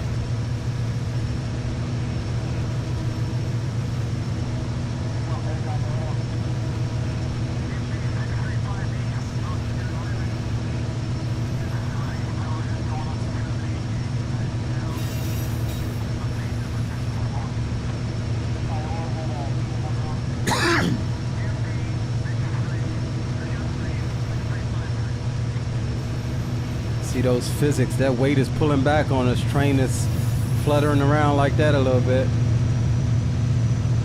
I think we may be good though. We're at 290, 280 on a couple of fours, 300 now.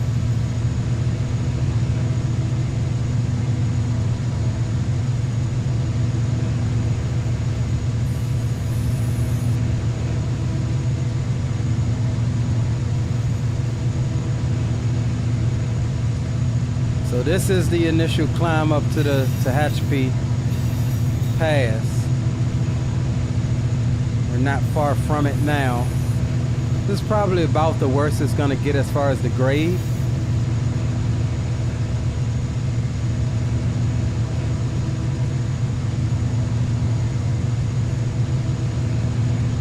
And where I've had trouble before, so we definitely are clearing these trouble spots here, at least for me.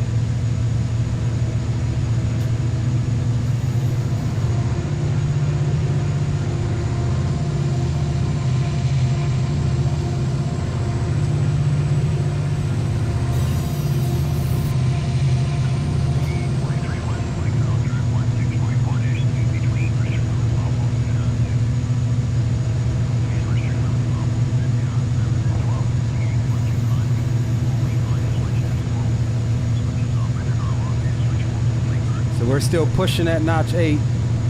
DPUs are DPUing now. They getting their money's worth.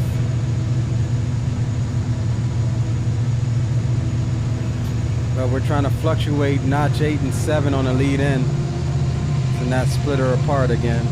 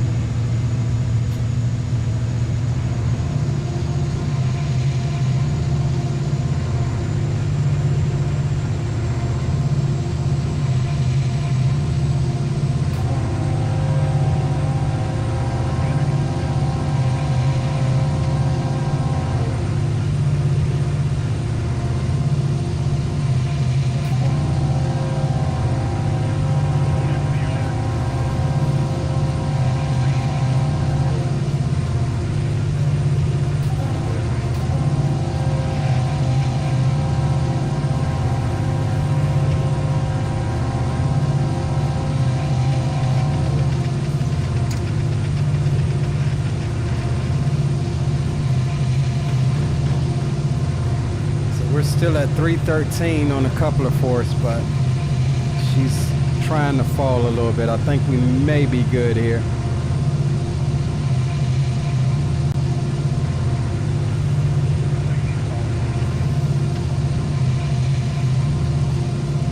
Yeah, 305.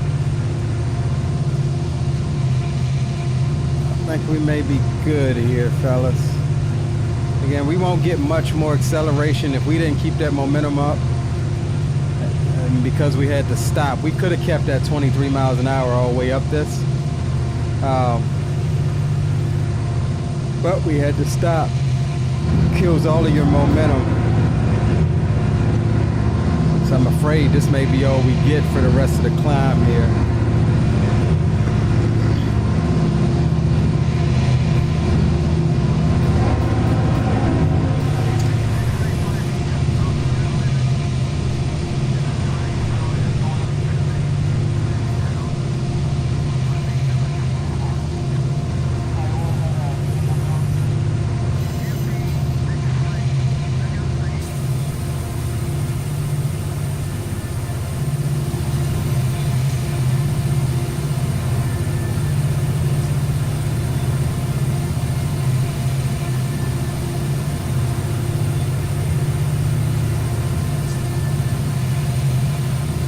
Pulling her though.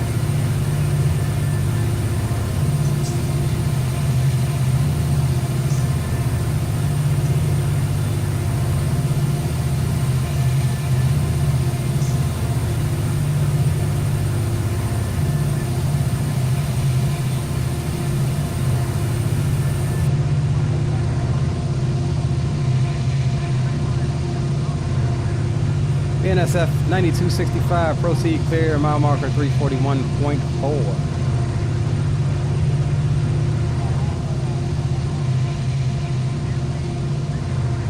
Another tunnel. Millions of tunnels on this run here. All right, we're at 320. Let's go ahead and back off. Back off a wee bit on the throttles.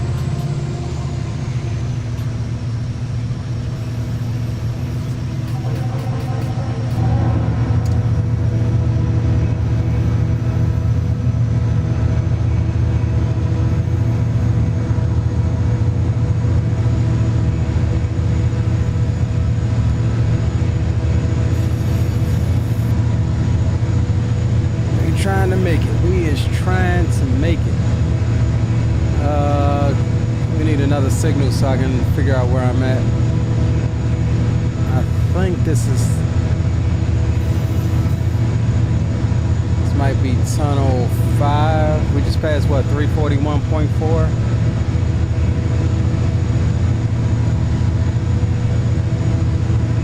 Okay, so yeah, this is coming up on the cliff siding. It's cliff siding there. Yep, cliff siding, alright. Alright, cool. So we're almost to the summit. Almost. Not yet. We still got the Tahachapi Loop to go through.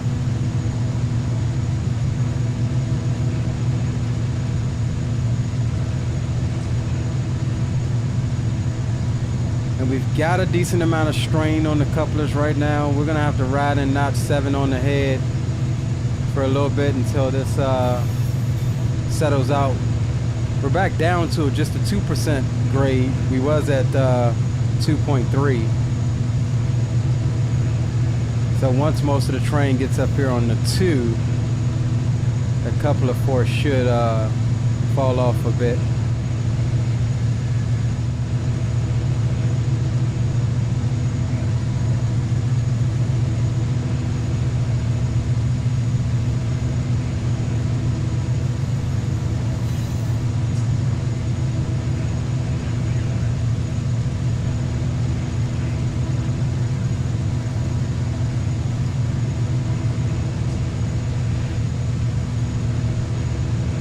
Still sitting at about between 290 and 300 on the coupler force here.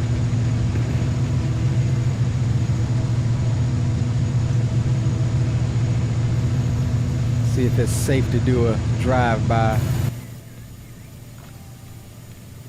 May be able to get us a little here drive-by.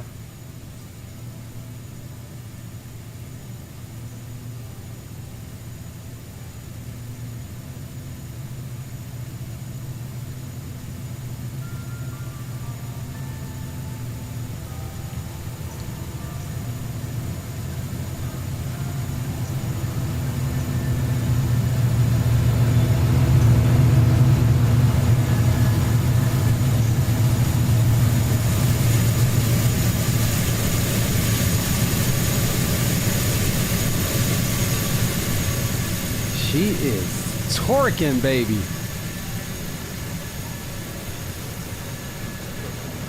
And that's straight torque down into the rails, man. It's heavy daggone 9,500 ton train.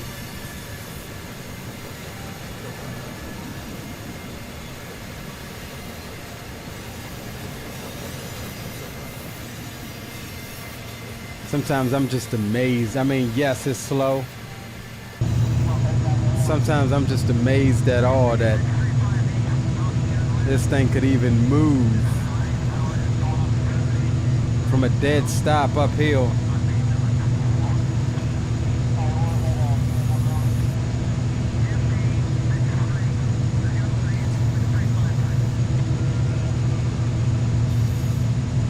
Absolutely amazed at it.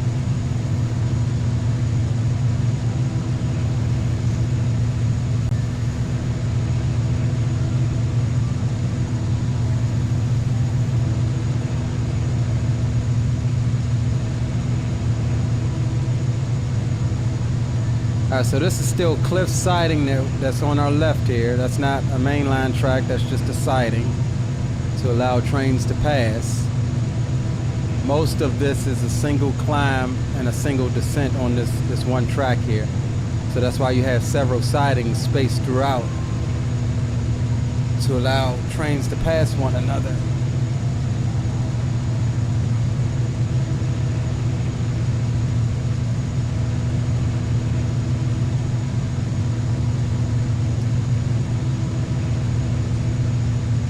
All right, we're down to 1.9 on the grade.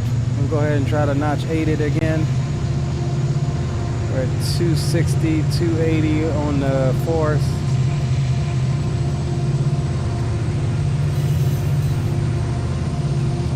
Still maybe a bit much here.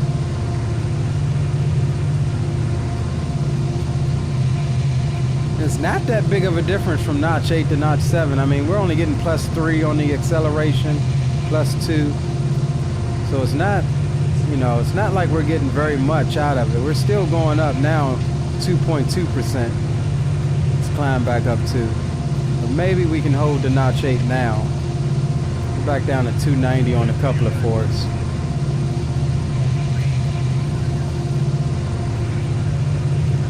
I think we may be good. We may have done it in a good spot.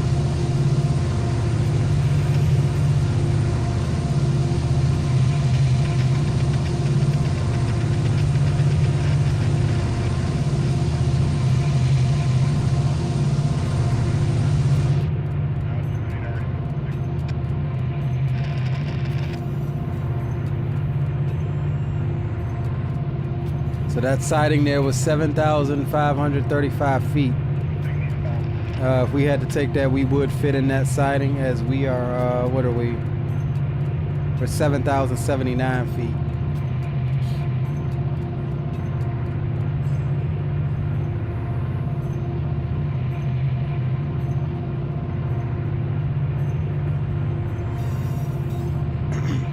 All right, so this next tunnel, this is tunnel number 7.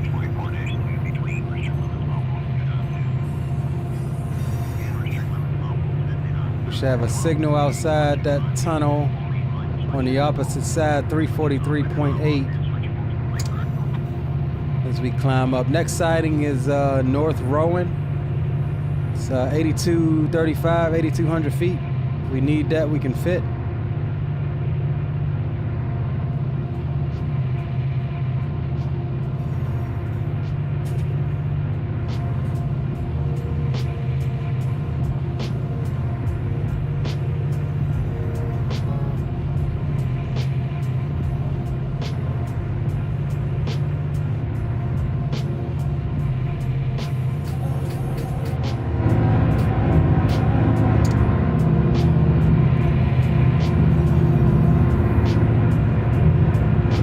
Love how the sound changes inside the tunnel.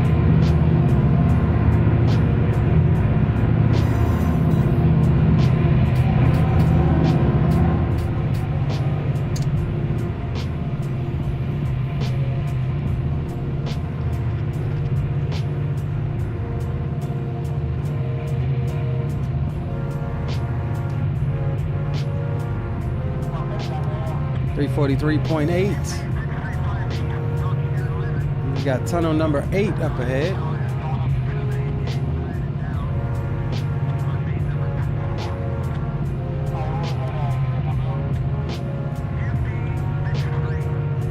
And I'll see if I can show you. It may be too small for you to see what I'm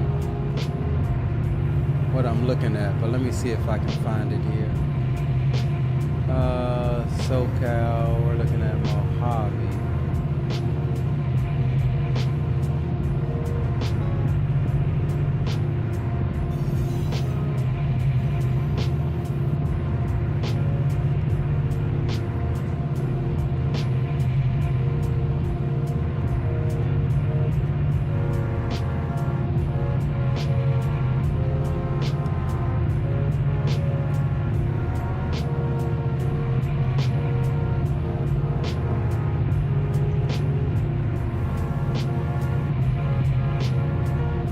Yeah, so this is what I'm looking at here. You can't see my cursor. Let me see if I can turn the cursor on.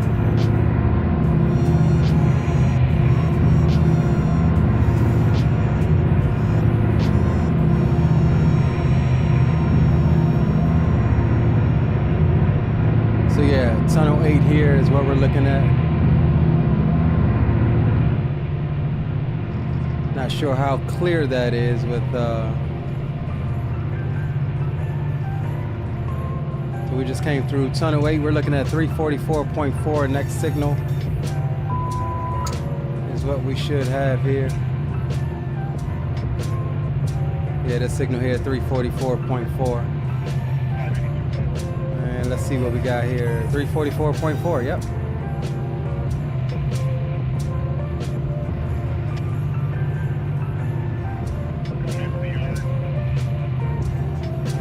So we got Rowan siding next. Should have one more signal. 8,200 feet here. 8,200 foot siding. We got a detector right after that.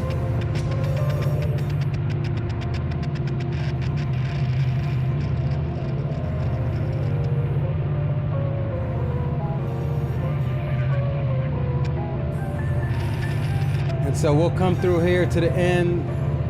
We'll come out here to the end, and then somewhere between this leg and this leg is the summit. I see it says summit switch here. So I believe this is the actual summit. So we're 3 lines away from the actual summit. In between here somewhere we should have the Tahachapi Loop.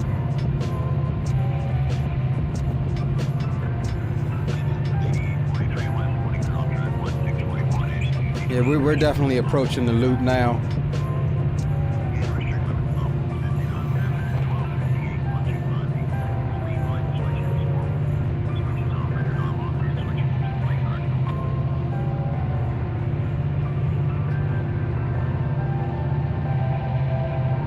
Gotta get my charger.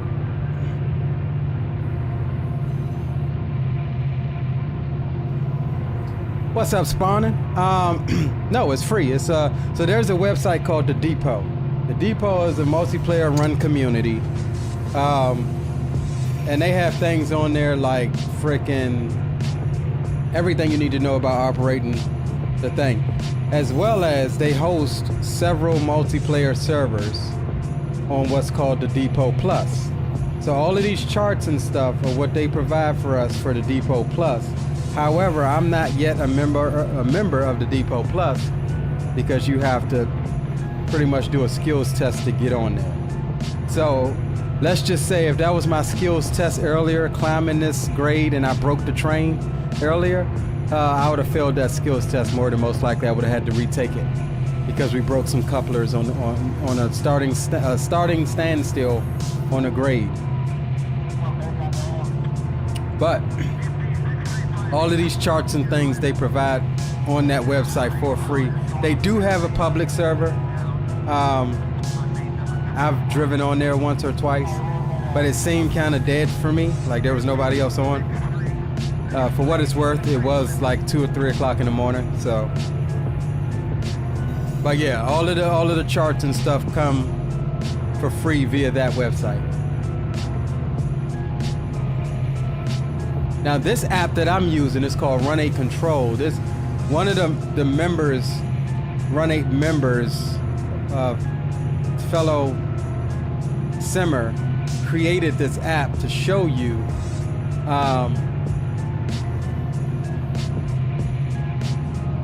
to show you your telemetry data. And this app is actually, there's more to it. I just got the screen cropped so you can only see this. But you can use this app to actually control your train. But I like it just for an overlay, so you can see up in the top right my train telemetry. And again, I like being able to start my locomotives from there without having to click on them and turn them red and stuff like that. So that's pretty cool.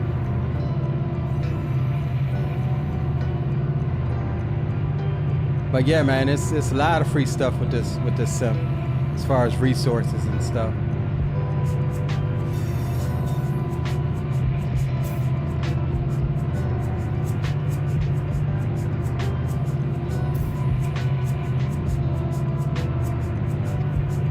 Spawner says, really cool. Used to mess with this train sim. Truthfully, you forgot you had it.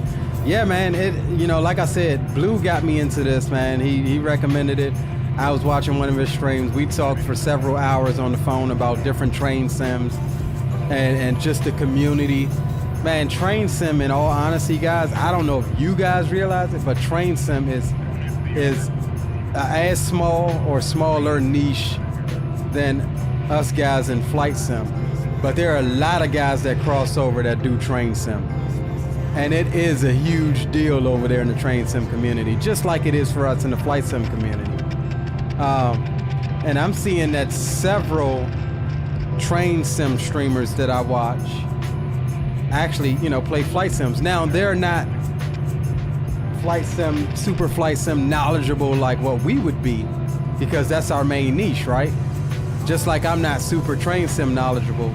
Like I'm coming into this thing learning. But it is a pretty big deal. Like these guys, the train sim is out there, bro.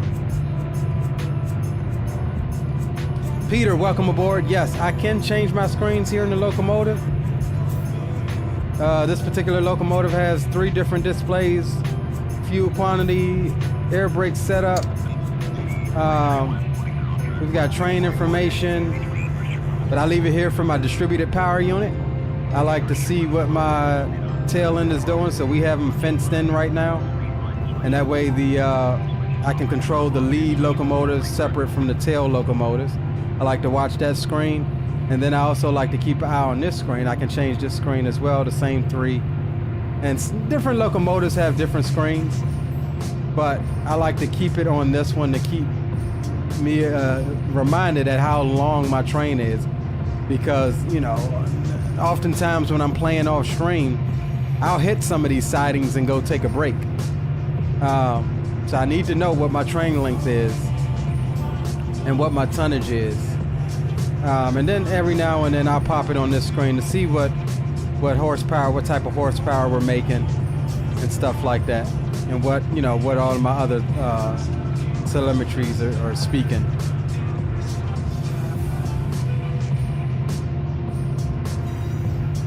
So yeah, we're still climbing out, guys. You can look back there and kind of see the hill we're coming up. But we're getting close to coming into the Tahachapi Loop. And you guys not familiar with that? I mean, we come up, you loop around 360 degrees while climbing, look down there, off to the right, you'll see another train going the same direction as you, and you're like, oh look, another train. Nope, that's you, same train. And then you look on the other side, you got a train going the opposite direction. Nope, that's still you. So it's a pretty neat little area here for the UP and BNSF lines.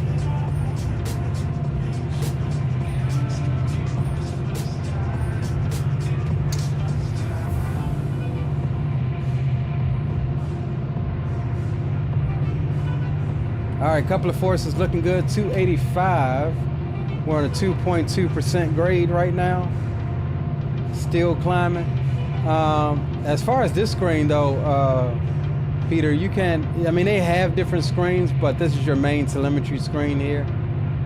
But then you have like some side panels that comes with that as well. Sector, milepost 347.0.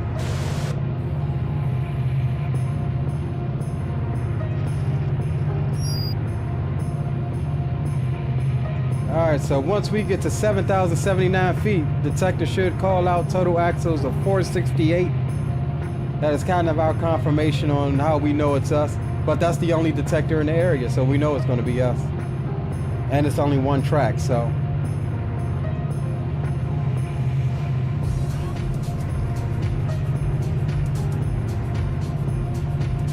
All right, so that was detector 347.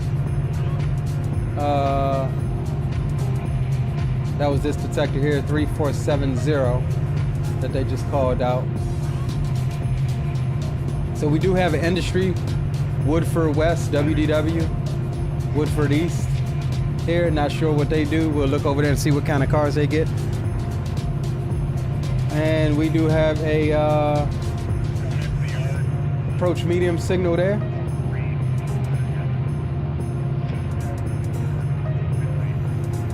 Should mean our next signal should be look at that hill we're climbing, man. That's crazy. Next signal should be an approach.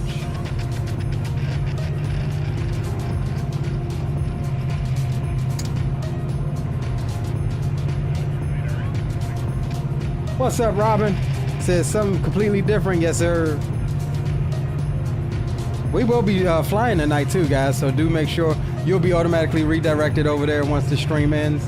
We're starting about 11-ish, maybe later, because this stream we had some hiccups. We broke the train, split her up, and had to recouple and everything. Look at our train way down the hill there. That's insane that we're climbing this thing, man, with all of this weight. So yeah, we are definitely getting into the pass here.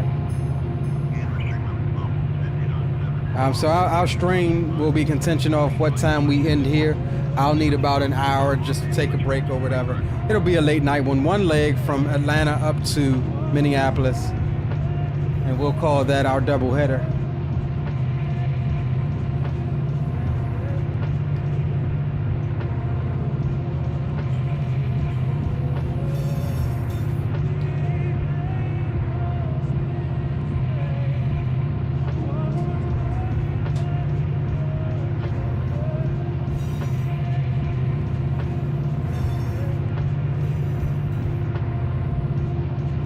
All right, there's our approach medium there. Solid yellow over red.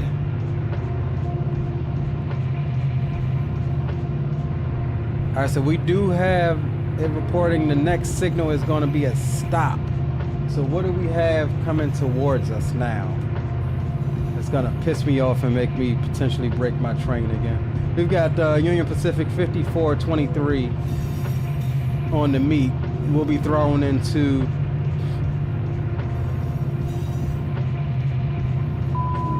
possibly the next sighting, I think, by Ortho.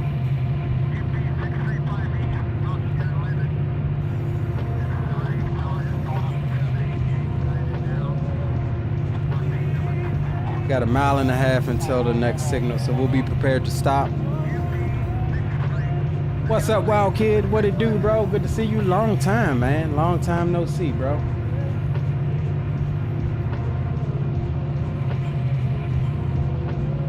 Guys, do make sure you drop a like, thumbs up for the stream.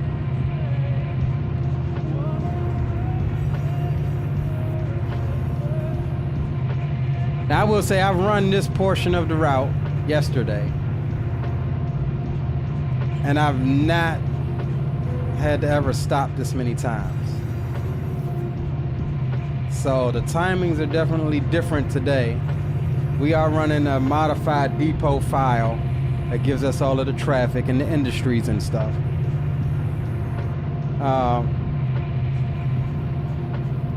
And so it's good to know that that stuff kind of changes up.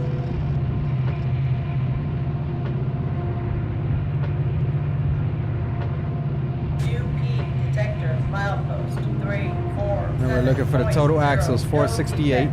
No defects. Total axles, 468. Train speed. There we go. 16 mph. Ambient temperature, 84 degrees. UP detector out.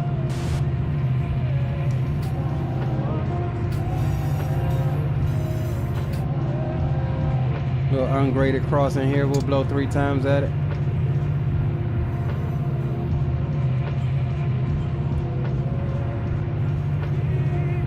Ooh, that weight is tossing us around a little bit. See how that cab is swinging? I love the physics of this damn sim. All right, we've got a mile until this stop signal here.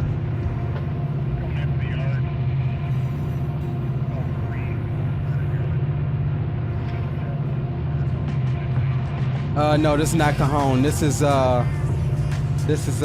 Tahachapi. We're coming into.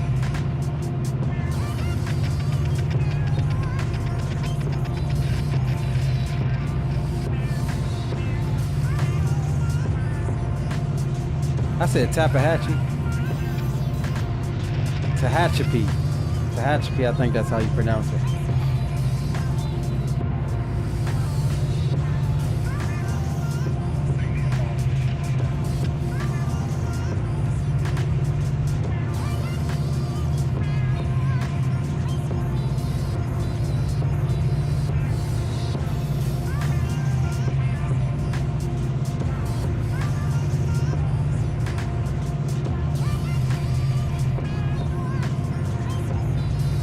We got about a half a mile here.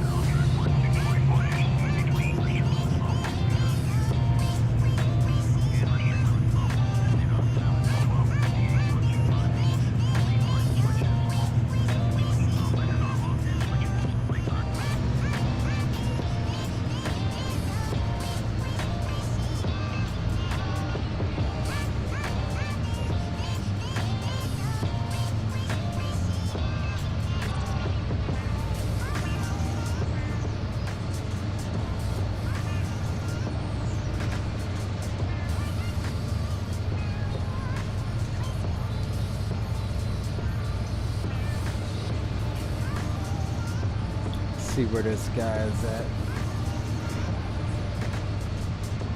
Alright, so they're actually throwing him in the siding so we can continue. This is the siding we're passing now to our left. So they're putting him in there, not us. We just got here before he could get in the siding. That's what it was.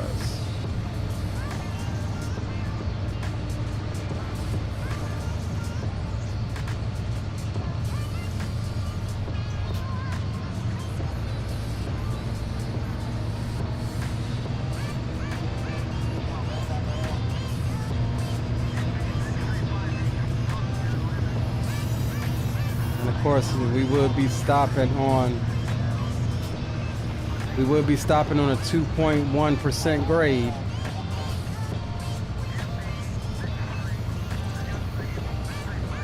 It's gonna put our skills to the test again on the, we can roll up to this signal and let this guy get in the siding and start from a stop without breaking the train apart again.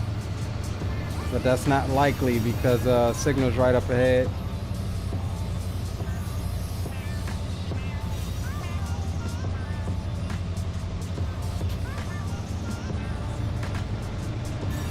And he's not even in it yet.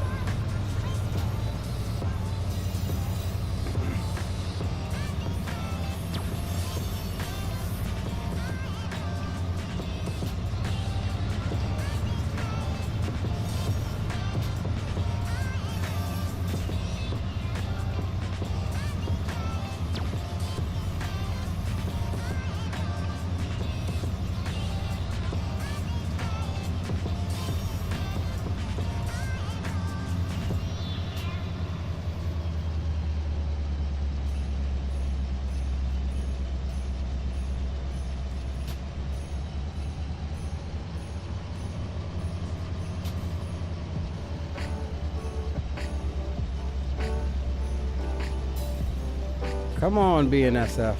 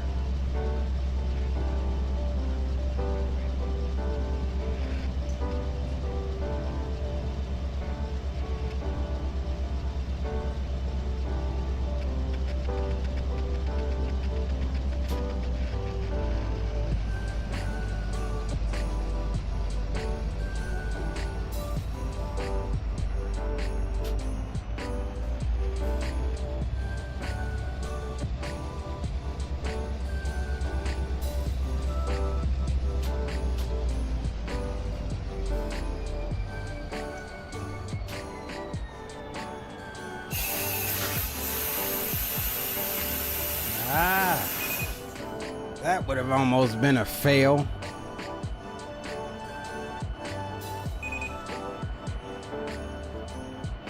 All right, so we'll bring the power off of the DPUs here. Independent brake can come on. All right, we're waiting on BNSF, or no, correction. Union Pacific 5423 to hit this siding here. And we've got a red signal. And he should be coming coming momentarily. We'll jump out and take a piss, why don't we, right? Admire our train coming uphill here. Hold on a sec, guys. Take this call.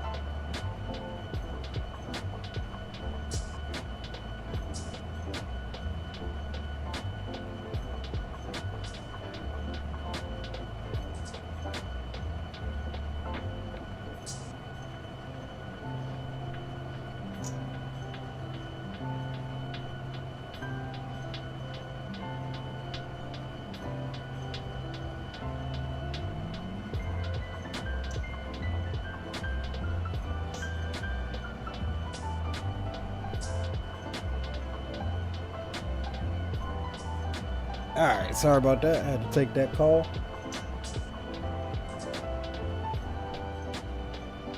All right, so we're waiting on this Union Pacific train here.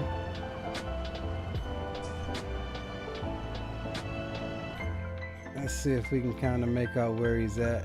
There he is. He's in the Tahachapi Loop now. He's coming through the loop now. So this is a really cool freaking piece of track here. So like I said, you loop around these mountains here and you come and you loop over yourself several times. Now it's funny because when you're going up, we're going to be going up. You're going to look over here and see another train. That's going to be you coming on through here. And then once you get over here, you'll be able to look over and see yourself looking over to the right. And this train's what, 100 foot above them? That's pretty dope. Got them coming through the Tahachapi Loop. Very famous portion of track here in California. This is the guy we're waiting on. He's got two rear end DPUs as well. Intermodal train it is. And he'll come on around and meet us here.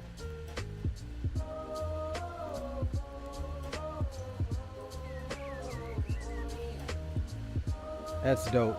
You can look right up the hill there and see the tail end of your train. That's dope. So all you guys wondering, that's the Tahachapi Loop. And these are the Tehachapi Mountains, so.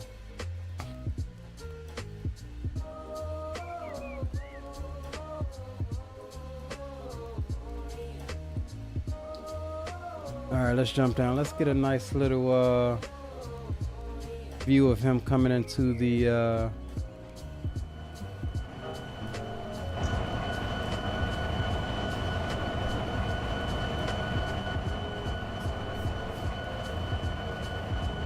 coming into his siding here.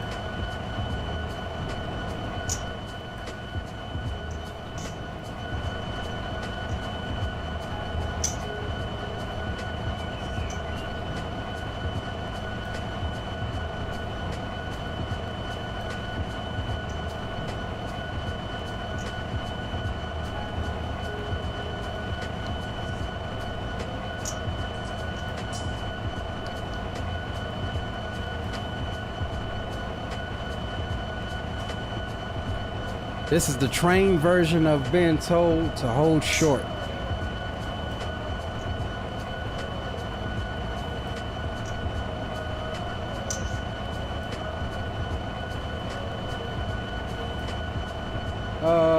Robin says in New Mexico, I've seen trains 2 miles long. Yeah, they'll run them out west, man. I know BNSF recently did a test with a train that was 3 miles long, but they don't routinely run 3 miles long. I know out here on the main line, CSX can get up to 2 miles, maybe 2.3 miles. And that's them putting two trains together, like two trains that was once separate. All right, here comes that Union Pacific.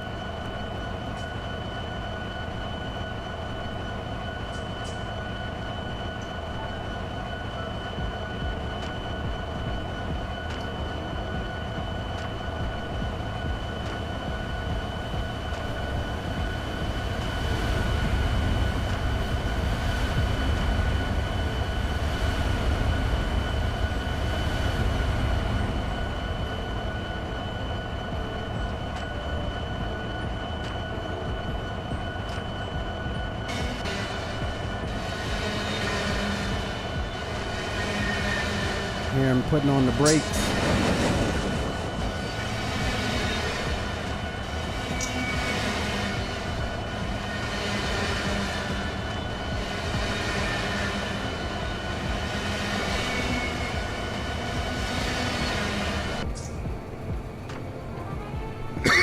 Now he may be able to, yeah, he don't even have to stop because we're fully clear, so he'll get directed through the siding and keep on going. So that's good for him. Would have been nice if he was already in the siding, but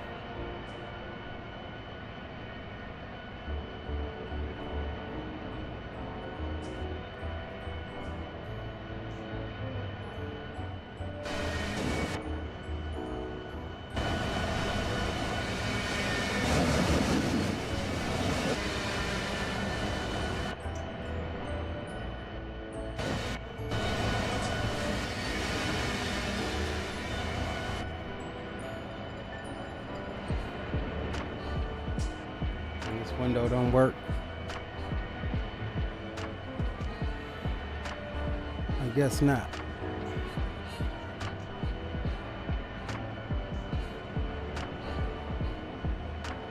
I wish you could save camera views in this sim like you can in your flight sims. We need us a nose view here.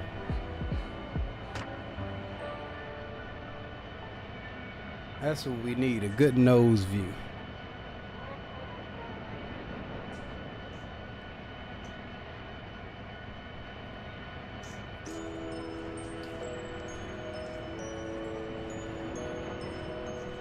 So we're not far from the summit. It'll level off at the summit, and we'll make up a little bit of speed. But then on the other side, it's the descent down into the Mojave yard. You eventually get to a 25-mile-an-hour limit, and that'll take us from the summit about another 30 minutes to make it down the hill to. All right, so we're waiting on our proceed clear signal here from Auto. We're looking at this signal here to the right. It'll take us about 30 minutes, so we got maybe about an hour to get there.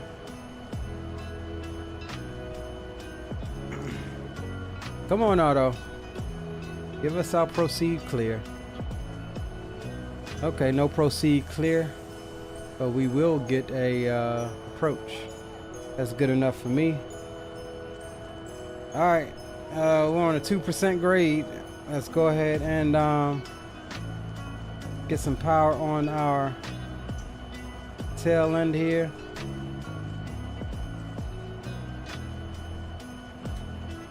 We'll notch up on the rear.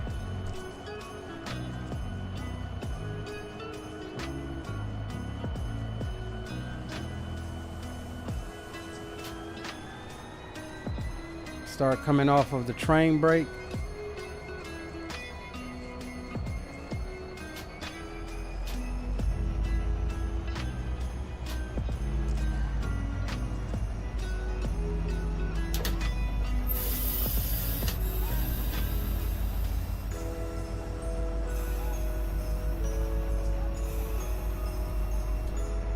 Start bringing back the independent a little bit.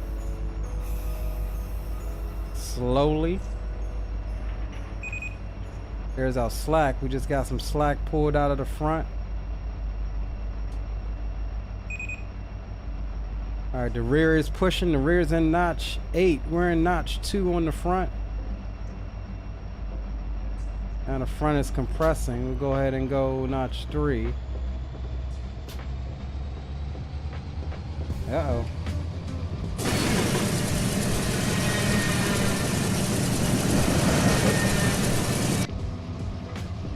Alright. We'll go ahead and come off of the power. We just put the train brakes back on. We were rolling backwards. That's not what you want. Alright, so we're going to bring the train brakes off again. I'll try to start out with a little more power on the head end. We're already at 264 in a couple of force, so we've got it stretched out, I believe.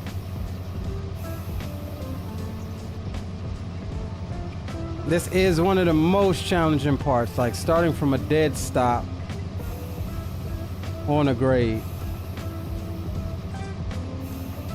I'm just backing off the independent slowly but surely.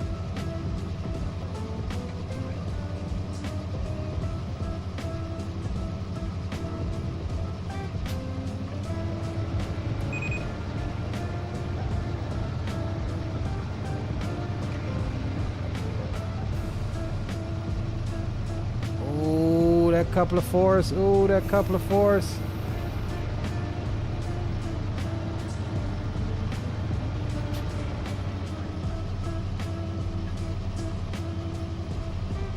We still got a little independent on. And independence fully released. Okay. We didn't break anything. We almost. Old girl started rolling backwards on us. That might have been a failure too if we were taking a check ride. I know in the world of trucking, when you're learning to drive a tractor trailer, you normally would learn on a 10 speed, right? They've got this whole participation trophy thing going on now where you can get your CDL with an automatic endorsement and you only be restricted to driving automatics. But when I learned on a manual, and on a manual, guess what? If you roll backwards at all, coming from a dead stop, starting on the hill, you fail. Insta fail on the test. So 347.0.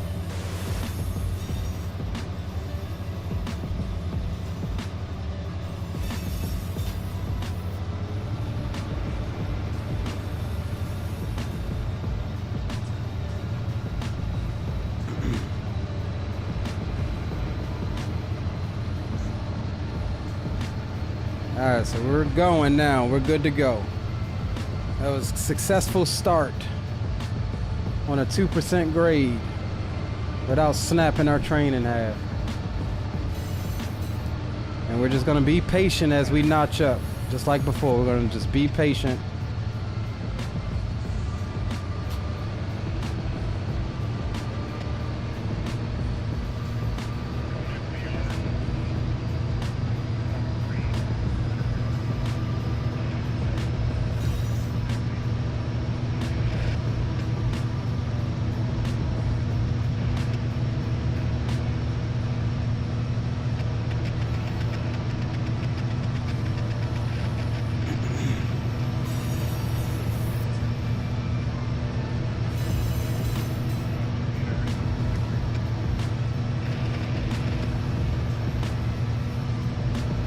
All right, coming into the Tahachapi Loop.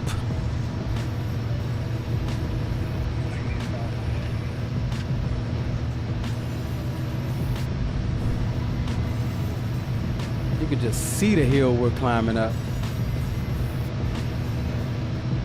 Just straight raw power these things are.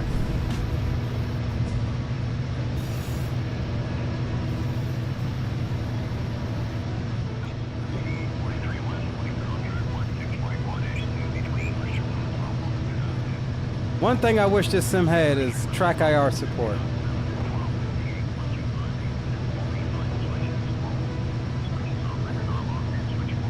right, we're at 255. We want to see if we can get notch 7.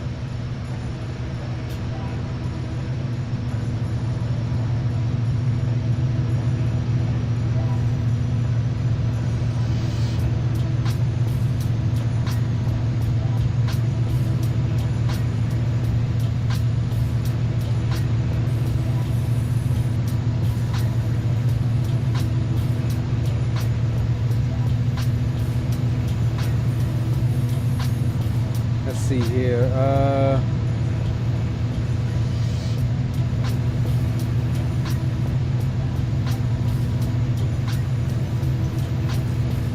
All right, so that may be it on the meets until we get through Mojave. Not seeing any more trains out in front of us, so we should be good.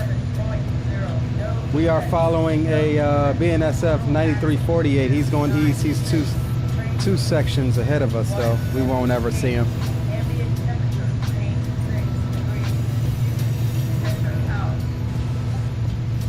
We are climbing the Tehachapi Pass.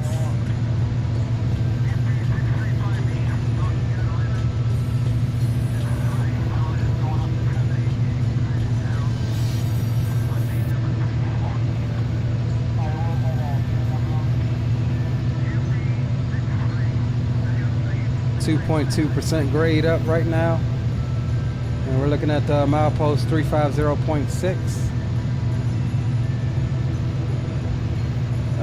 Let's see, 350.6 is where we are at, and we'll come off and come back on here.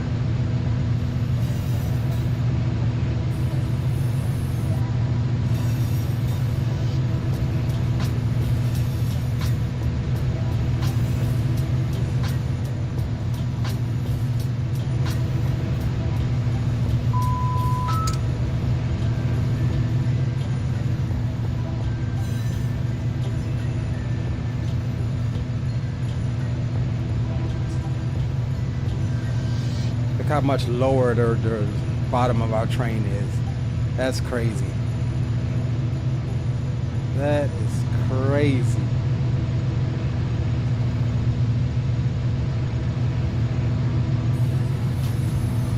All right, we're gonna watch this notch 8. This may send us over the top here.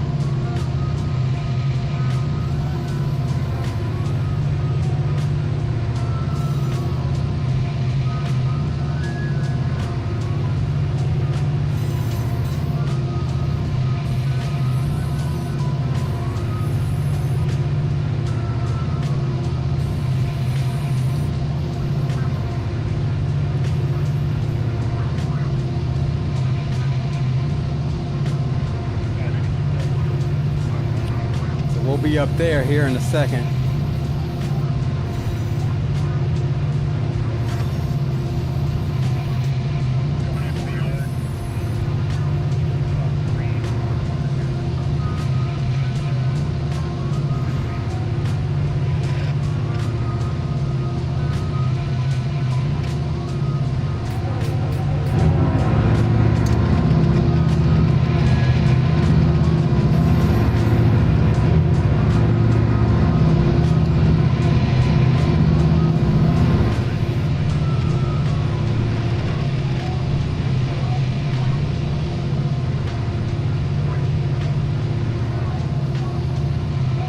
Alright, we're officially in the Tahachapi Loop.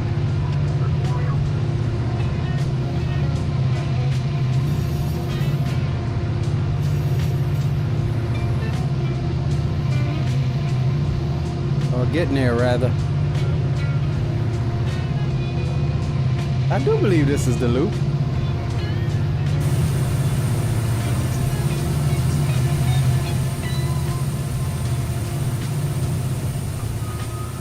Yeah, this is the loop. This is the Tehachapi Loop.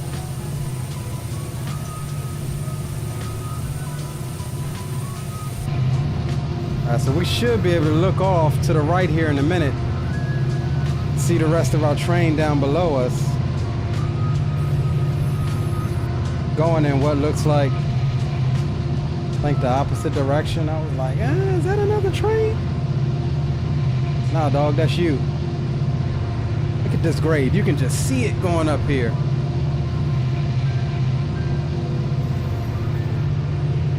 we go.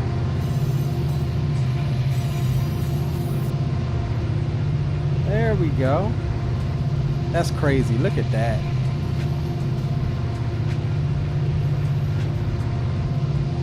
See another train going the same direction. I wholeheartedly thought that was another train. I was like, oh, I guess I'm about to meet him. Another train going the same direction. That's crazy. And it wasn't until I got up crossing over top of myself here that I realized, I was like, oh snap, I'm in the Tahachapi Loop. But that's insane. Look at that.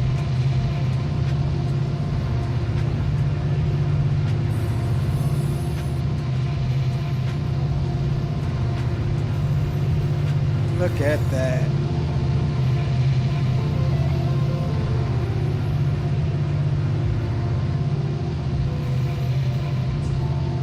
As us.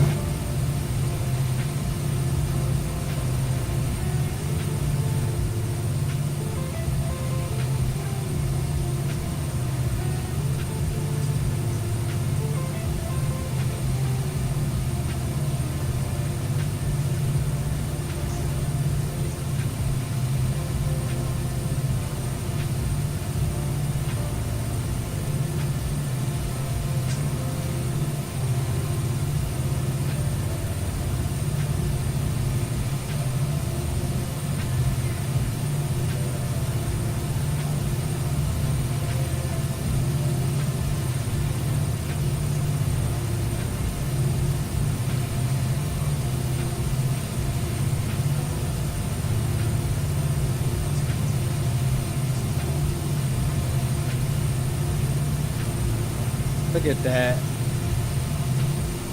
Snaking around ourselves like this, that's freaking dope.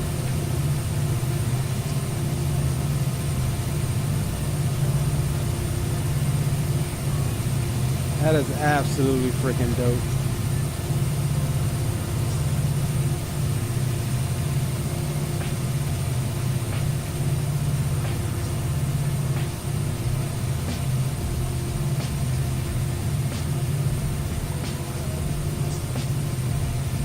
Still ain't seen the end of us. The tail end yet. That's dope. Look at that.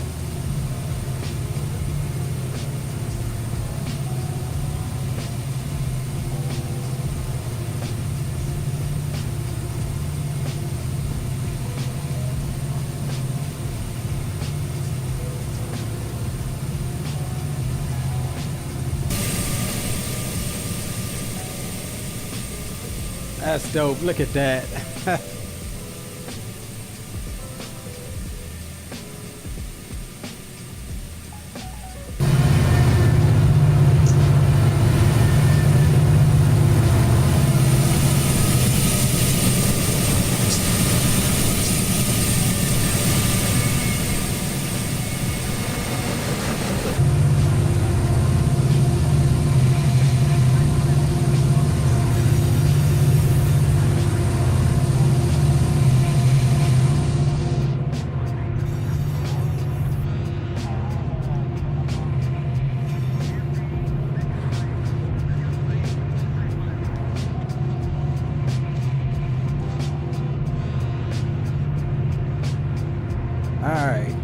So working our way towards the summit here.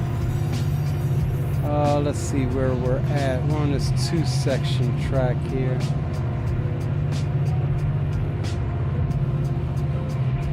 Proceed clear.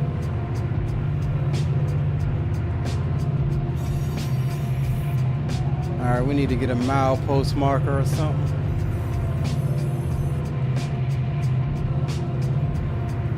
Still a 2% climb going, and we throwing down some torque into the rails, boys.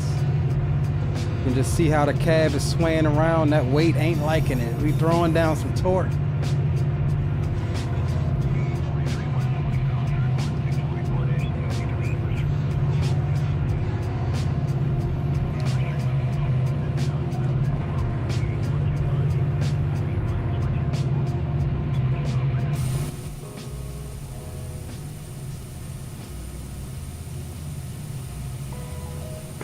Look at this thing climbing this grade here.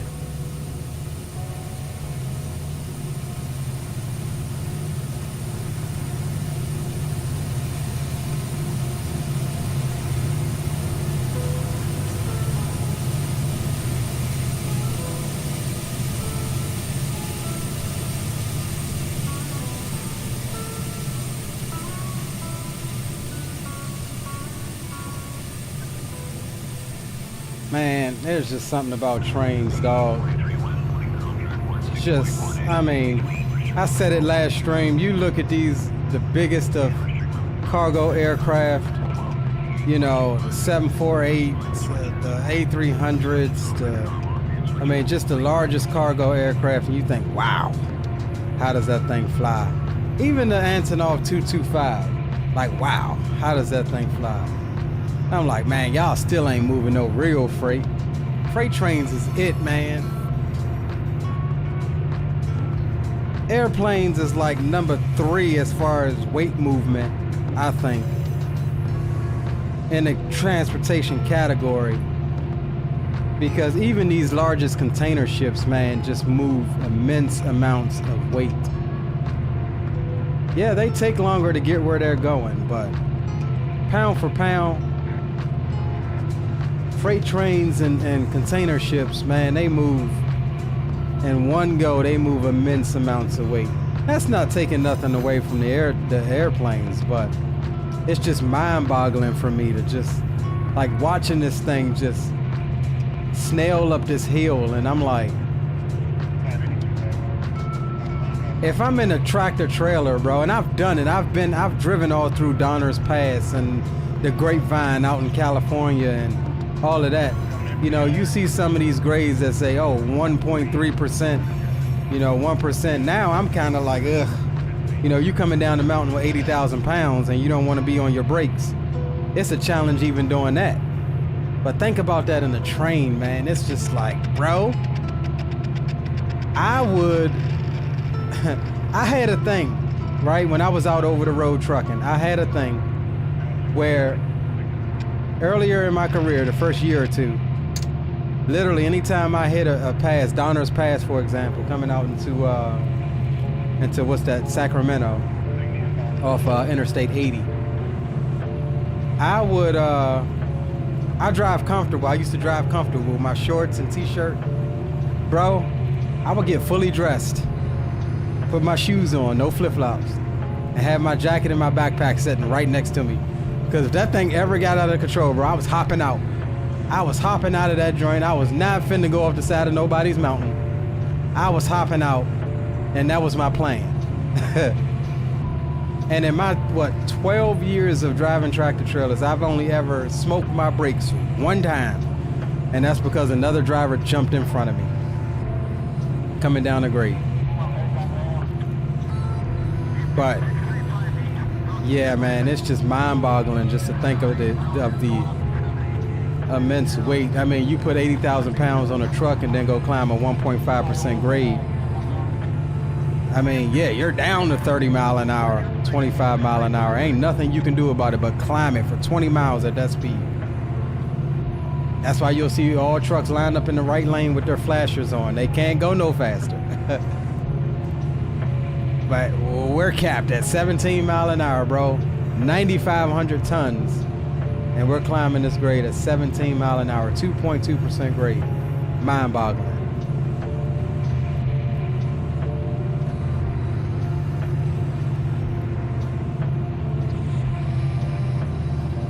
Greg says, wow, yes sir, yep.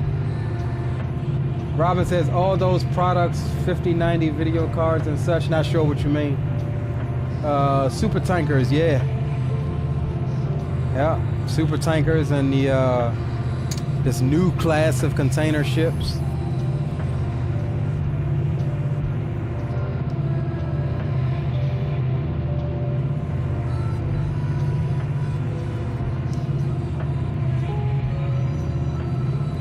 All right, we're making some headway now, guys. I missed my milepost marker. I'm trying to figure out where we're at on this chart here. We haven't passed the industries yet, so Yeah, we hadn't hit the summit yet.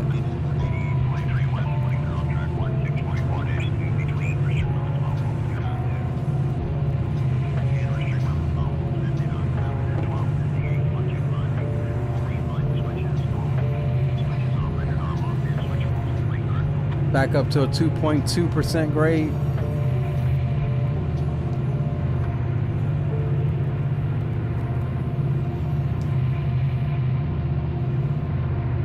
Like I said, this whole climb is the toughest portion of the route, and we've been at it for well over an hour. But we're coming to the end of it now. It's gonna be downhill here in a bit, coming into Mojave.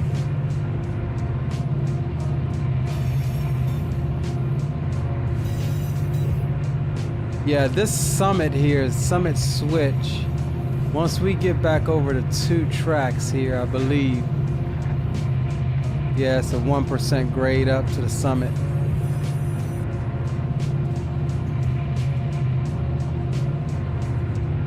Yep, we got all your Christmas presents on this train here. All right, let's see what we're getting. 354.6. Let's look at it together. 350, 354. All right, so this is the signal we're looking at here. 354.6. So you'll see we're getting into it. Should start shallowing up a bit. 1% as we get over the 2 tracks. 1% up to Tehachapi. That's going to be the summit there. And then these are the industries up here on the flat section. And then we get into the descent, about 1.2% down. As we come downhill, and it gets up to 2.2%. And this will actually take us into the Mojave yard, but we will be bypassing the Mojave yard because we can't fit, and I don't want to break up the train. So we'll go and we'll stop here. This is the siding we're going to be taking, Sanborn siding.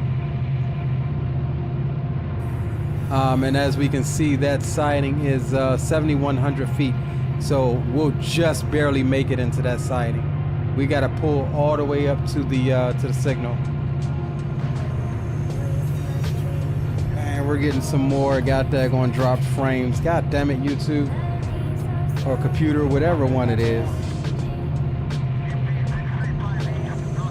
We're gonna be looking at getting our other computer back in order.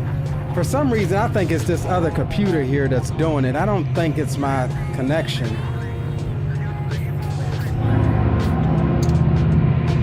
That's what I think.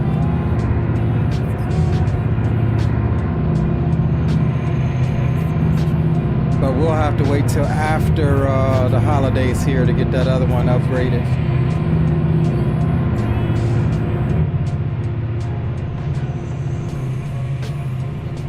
We'll probably get, you're probably getting some slower video like earlier. It's looking good on my phone right now, but we'll see. I am showing drop frames though in OBS.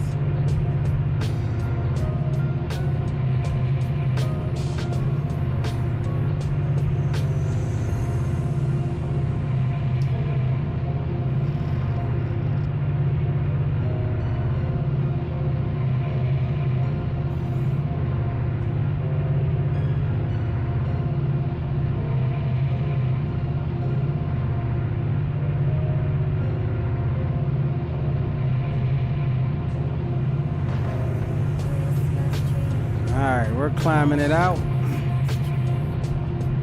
We got 4 different tunnels we're passing through here. It's the second one, I believe.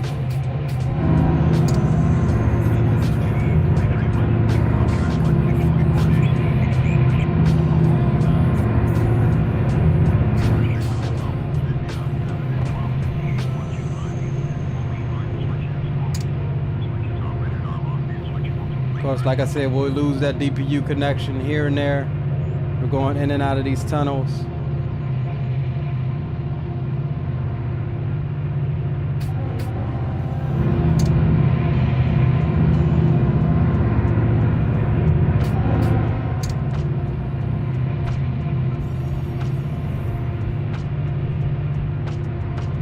making it through though. Almost to the summit. After this last tunnel, we should be getting a double track.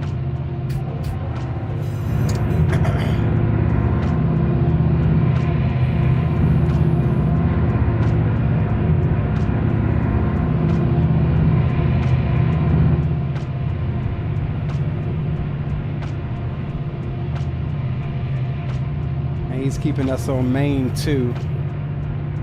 We won't be crossing over to main 1 at all.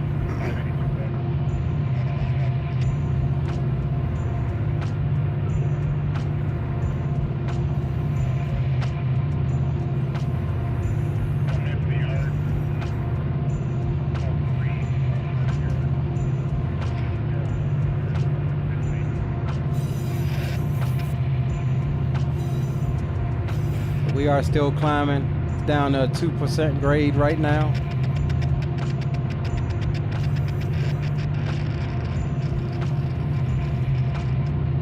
Bear with me if you're getting any sort of slowness and buffering. It will, it should fix here in a little bit.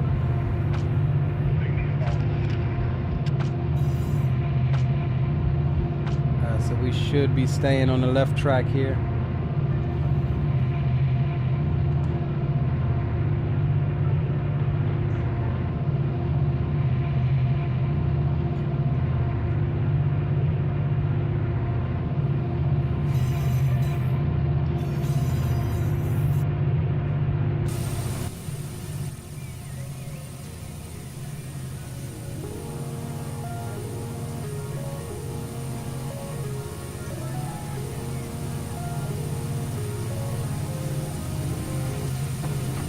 Look at that thing climbing it out.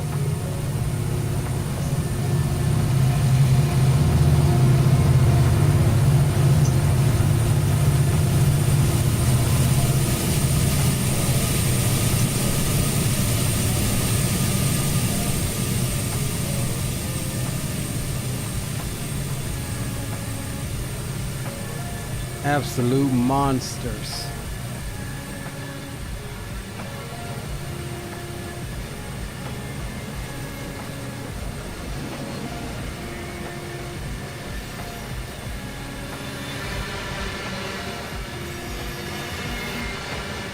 We'll do a whole rail fan here. We'll watch it come up around the curve.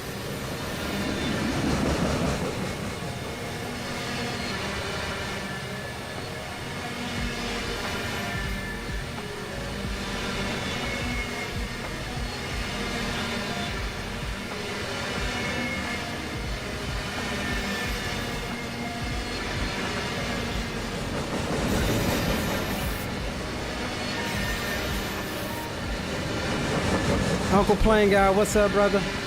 Welcome to the stream.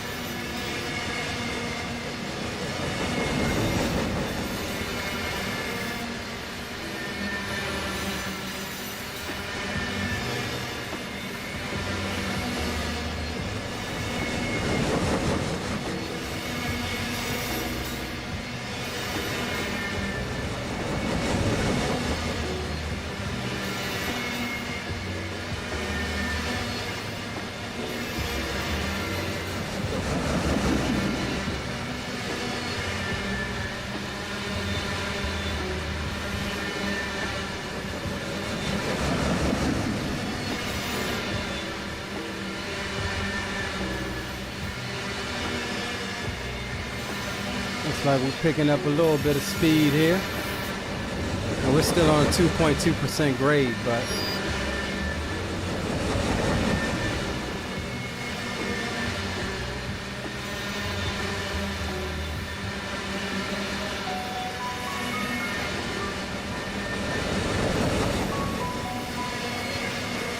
I cannot find this page on my ISPs.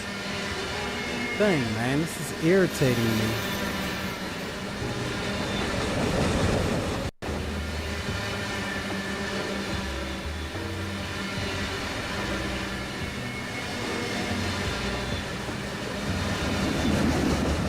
Say Blackhawk U.S. Army Priority Air Transport, Davidson Army Airfield. What's your main plane, guy?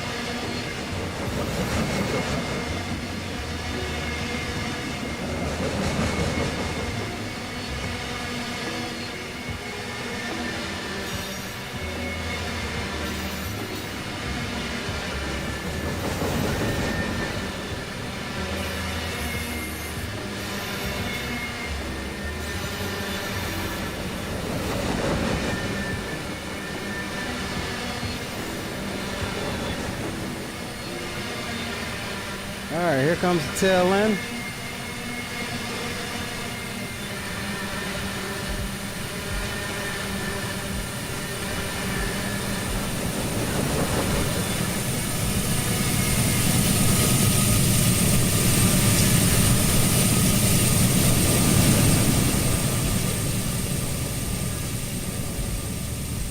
Oh yeah.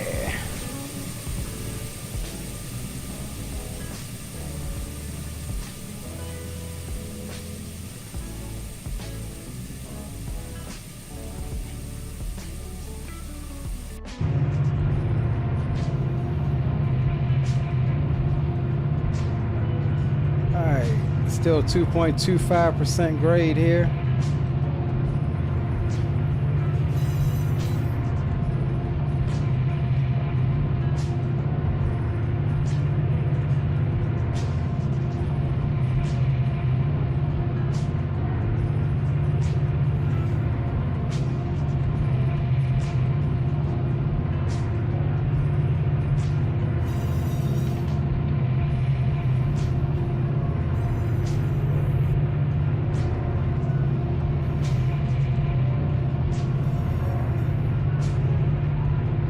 Let's see what we got. No numbers on those signals there.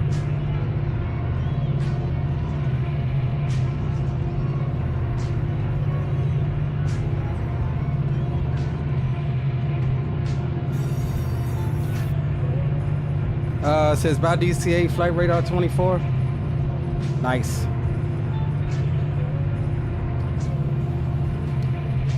They probably going into Andrews. Hold on a sec, guys.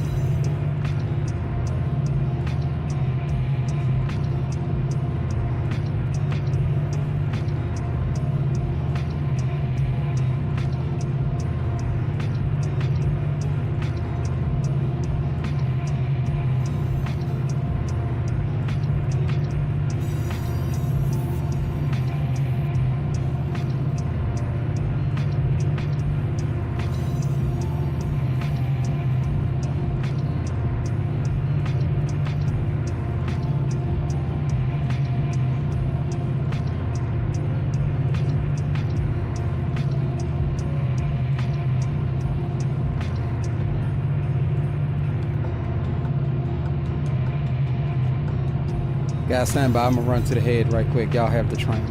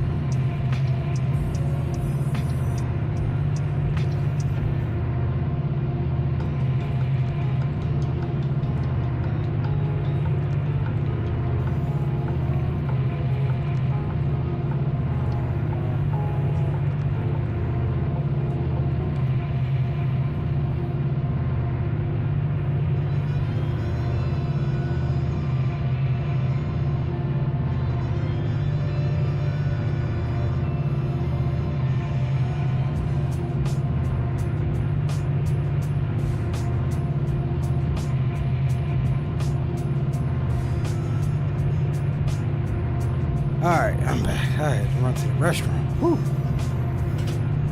Alright, we still climbing out. We're making, oh, that grade's shallowed out a little bit. We're at 1.9% now. Coming up to Tehachapi Summit.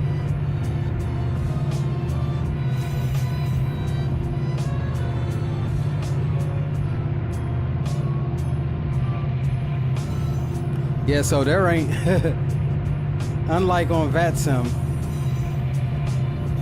there ain't no, hey, you're gonna step away for 5 or 10 minutes. You can step away for as long as it takes you to get back to hit that alerter. And we would have had about another 10 seconds or so from the time that alerter starts flashing till the train went into emergency brake mode.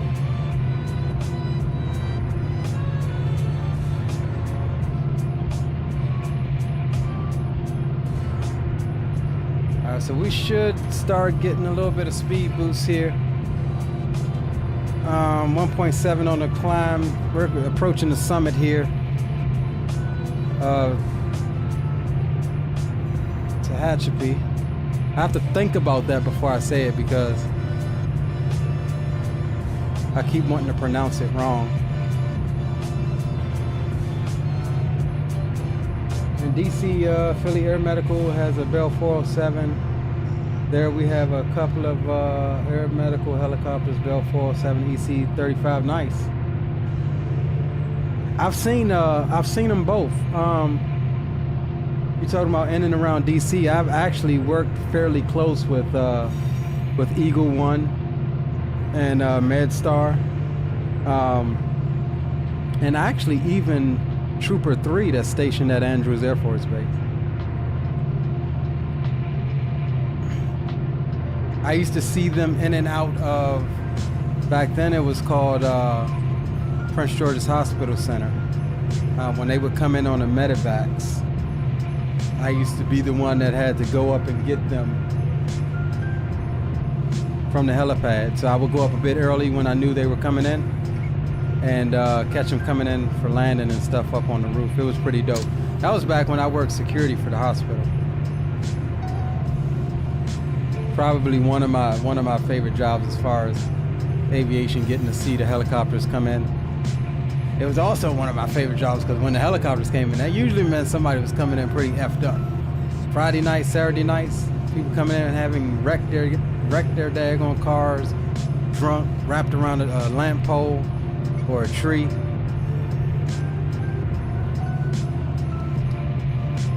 I had some pretty damn unprecedented access at that hospital. All right, so speed limit is still 23. I know we're creeping up here. We'll slow speed it at 23. We should get a increase here on the other side of Tehachapi. But we're through the worst of it now. We're at the summit, and we go down. take the fence off of the DPUs.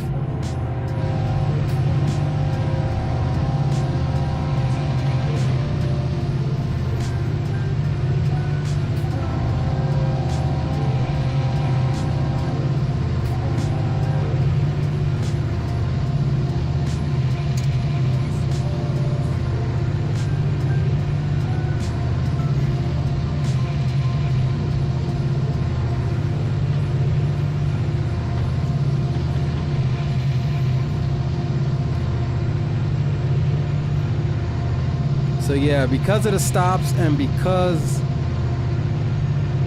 of me breaking the train apart earlier, we're about 30 minutes or so behind. So we'll be about another 30, 40 minutes maybe until we get to where we're stopping at for the night. Maybe less, maybe less. We'll see how we manage it on the other side of Tehachapi here going downhill.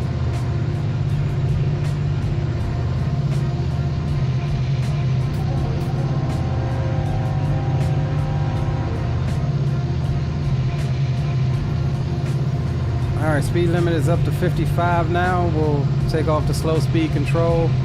We'll let her accelerate.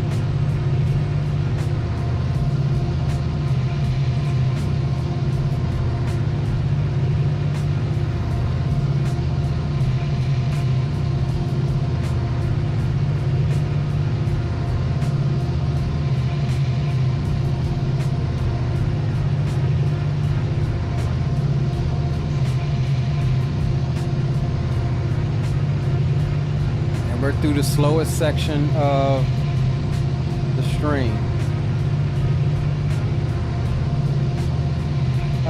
What's that airplane model down from Southwest? You talking about below the second Southwest? That's a 707. What's up, buddy? Huh?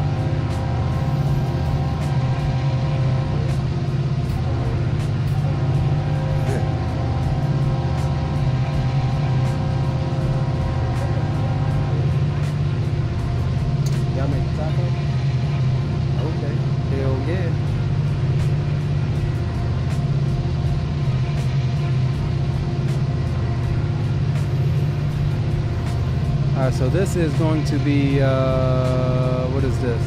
Monolith? Is this Monolith? I think this is Monolith. So this is a serviceable industry here.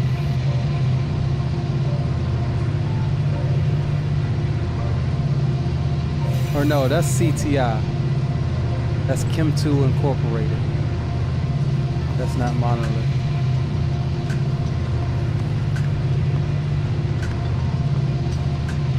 That's a serviceable industry there. We can run with a local. Probably this local is serviced out of the Mojave yard.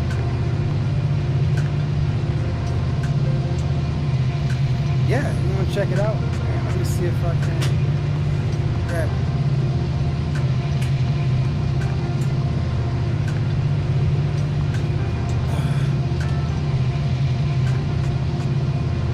Yeah, pretty dope model here.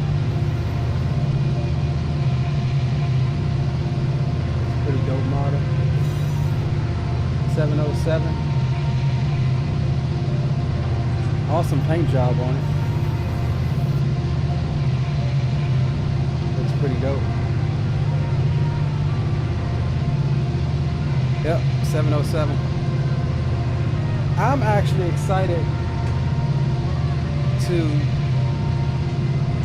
excited to get to Providence. They have a hobby shop up there.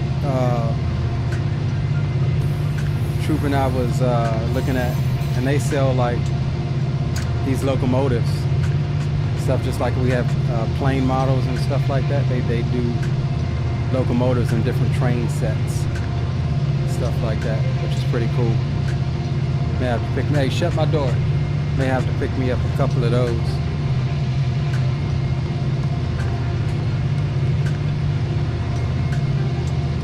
All right, so on the other end of the city here, as we start down, I think we have a speed reduction down to 40. Yeah, we do right after Monolith. This is Monolith coming up here. We have a speed reduction down to 40, so we'll get ready to back off, and we'll be riding the dynamics on down.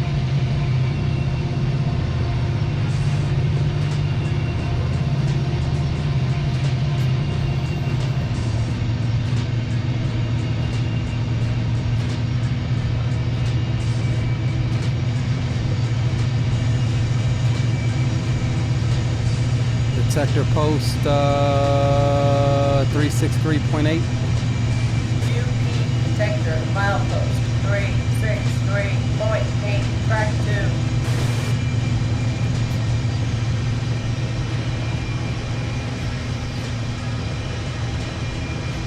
And we're already going down negative 0.6 now.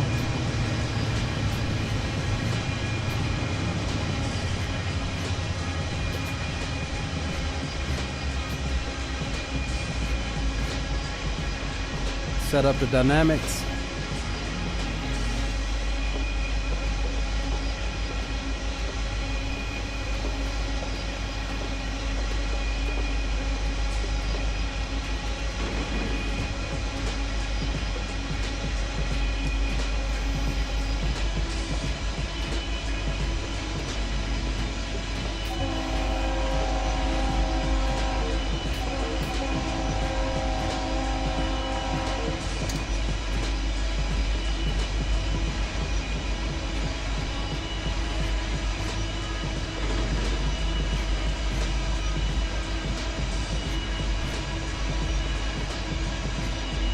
Alright, so this is Monolith. Looks like they got what, a gravel pit over there. They do some box cars, some tank cars. So yeah, this is a pretty big serviceable industry here.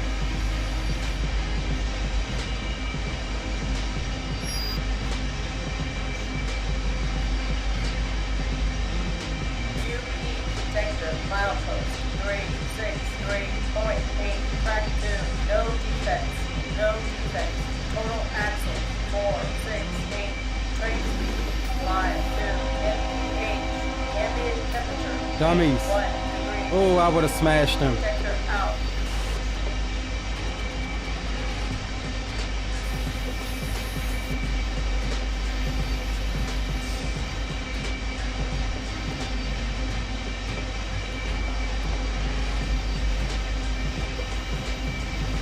All right, we got that 40 mile an hour coming up.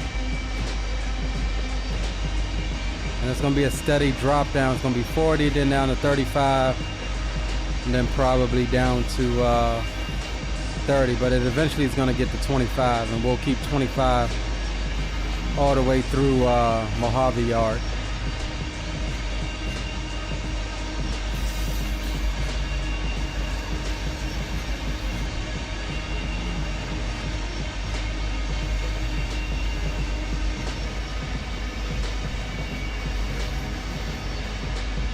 And I'll show you guys what I'm looking at here.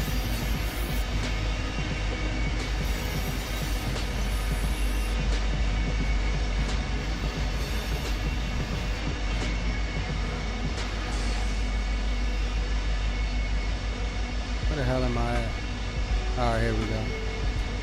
So we just passed Monolith, this industry over here. So what I'm looking at is the speed limit coming up here is 40 on track 2. And we're going to be hitting 1.2% grade down.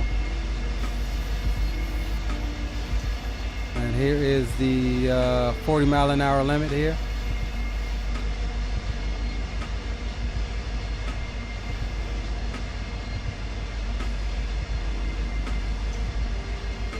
Or it should have been. Or maybe that was the notification. Didn't actually drop for us yet.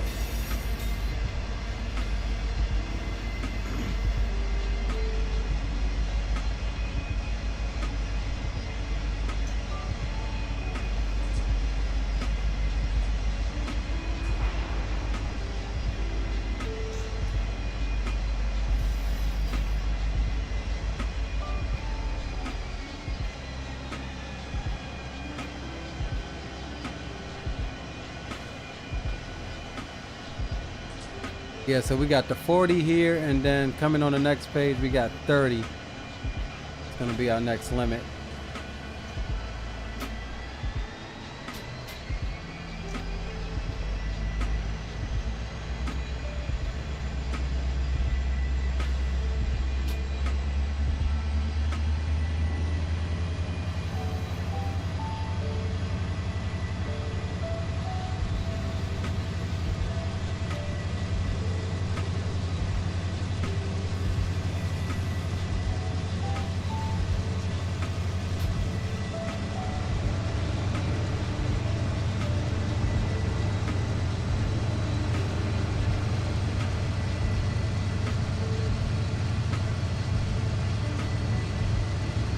All right, looking good. Won't be long now.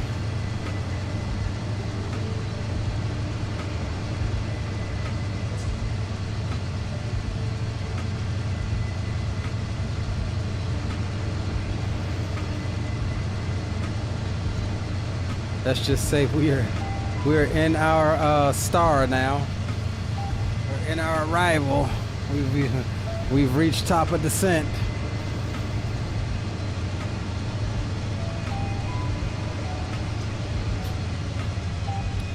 That boy, what's up, bro? See you rocking the SD70. Hey, you know it, bro. Nice to see you come in knowing what you're talking about. We got pocket aces on point today.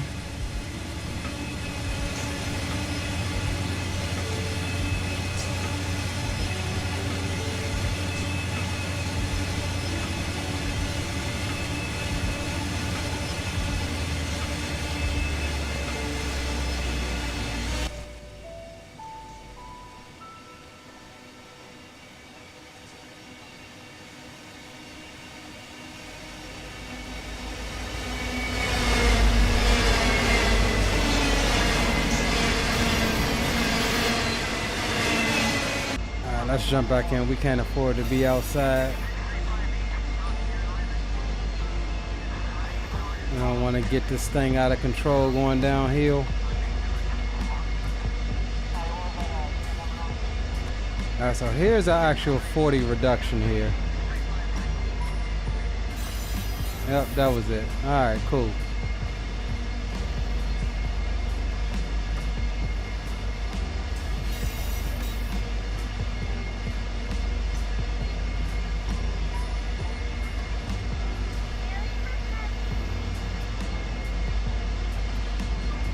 All right, next reduction is gonna be 30 mile an hour. Where am I at? I'm already past that.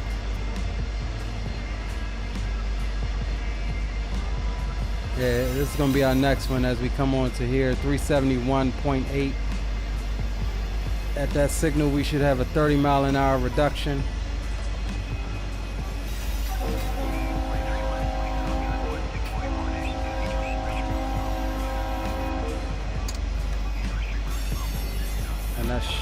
That's possibly the signal up ahead here.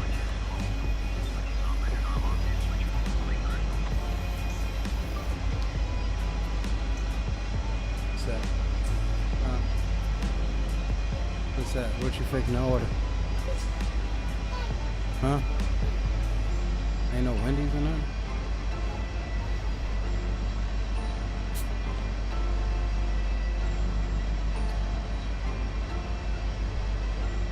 Alright.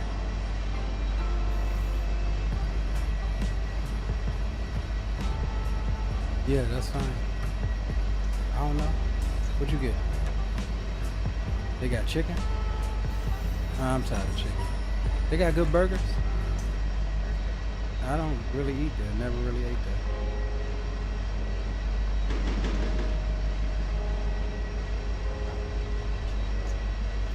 They got bacon on it? Add bacon notes in it.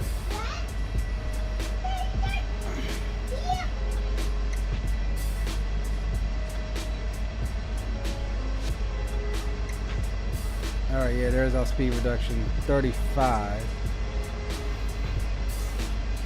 I didn't see that on here, so we'll see what this says here, but we are posed for 35 here.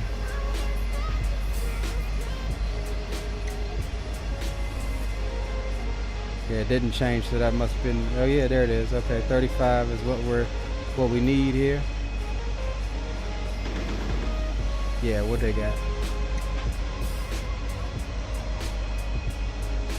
I'll take a Sprite.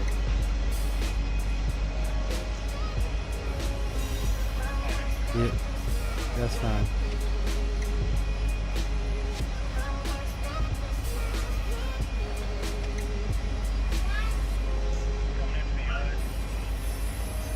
All right, just managing the speed coming on down the hill here. We're at 0.7 on a downhill grade. So not really much yet. Slow speed control don't really work on the descent. So this is all manual control here. Alternating with the dynamic brakes to keep her at 35 or lower.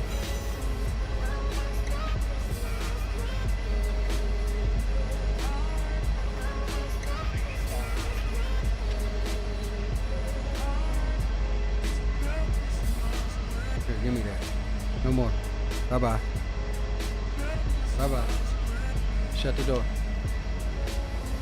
See ya.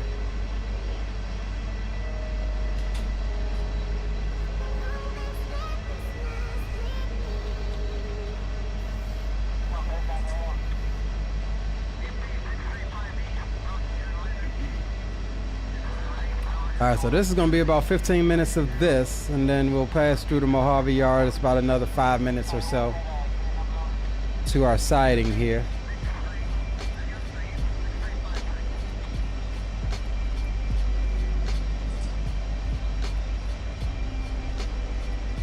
And I'll show you what I'm talking about. So coming into, what is this? Oh, here we go. We got to come over. So coming into Mojave Yard here, we can't use any of these tracks. The longest track is 5,990 feet.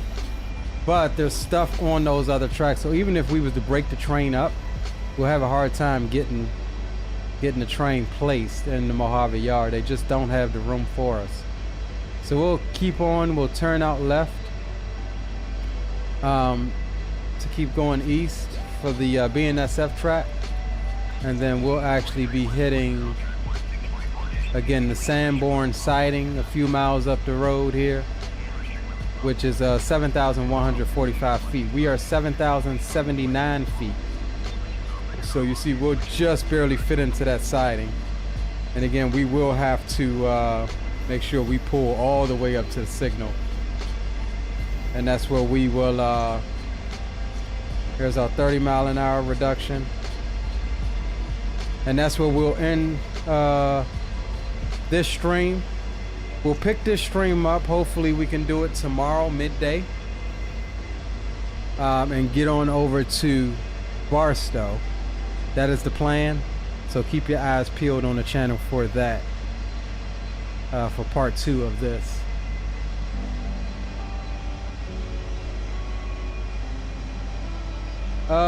That boy says, got any K5 LAs on this beast? I do, but they're all kind of default. I've got right now I'm rocking a let's see, I'm rocking an RS3L on here. I think one of the other K5 LAs, I think A1, I like that one. So that's a K5. I see it cuts out too quick. There's really no Doppler effect with it, you know?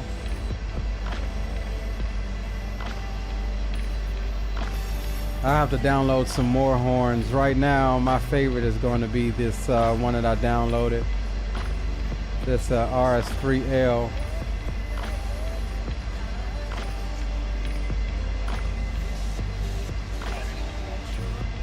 Alright, we're at a negative 2.2% grade. We may have to throw on a little bit of air here. Speed's kind of getting away from us. We'll go ahead and add about 6 pounds. 7 pounds.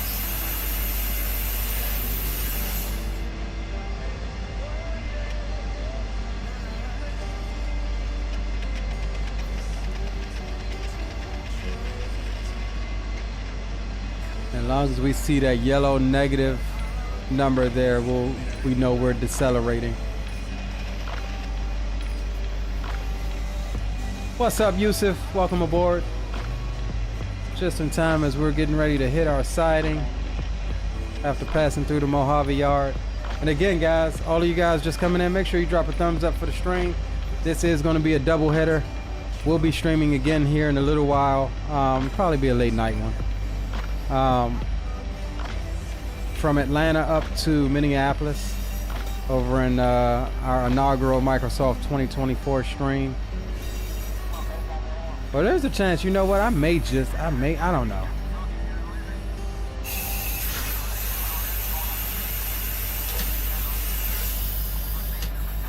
All right, we got kind of slow there.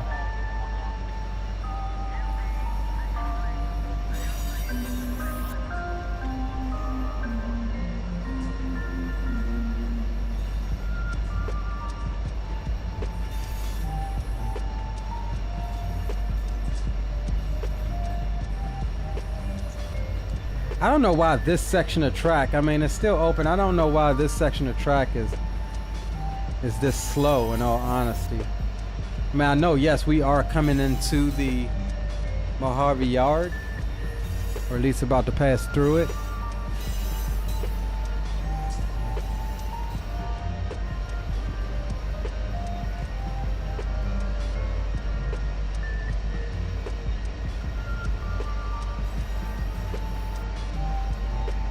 So here's a 25 mile an hour reduction here.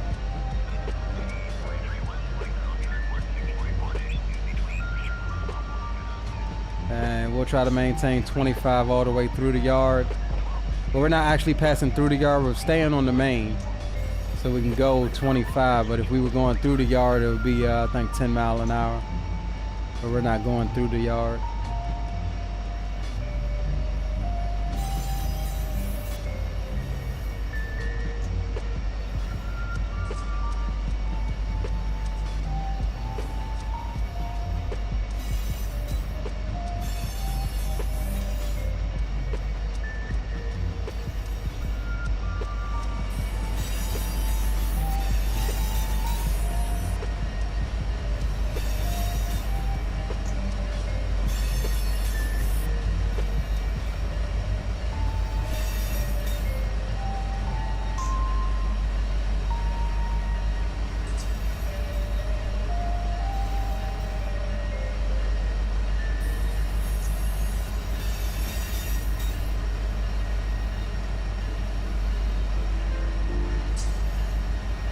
Looking good, managing this little descent here.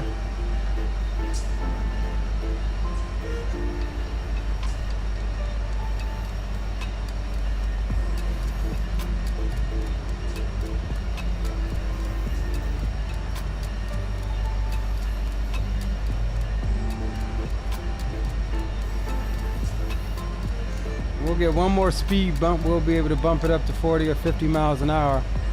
Once we get through the turnout on the other side of the Mojave yard, but we won't get too fast because we'll have that divergent approach signal to transfer us up into the junction. We'll ask for that as we get closer to Mojave. Well, once we get to the yard, we'll ask dispatcher for the next available siding.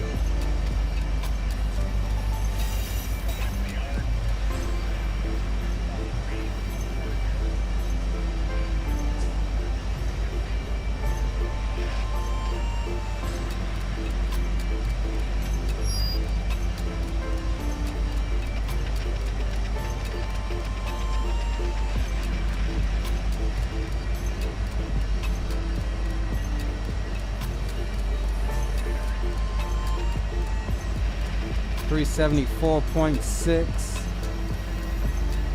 Let's see, 371, 377.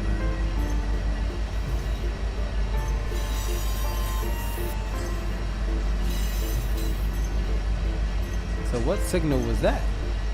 370. Oh, here it is. 370. So we're in Warren. This is Warren right now. 374.6. And we got a. Oh, you know what? That's coming the other way. That's coming this way. Okay.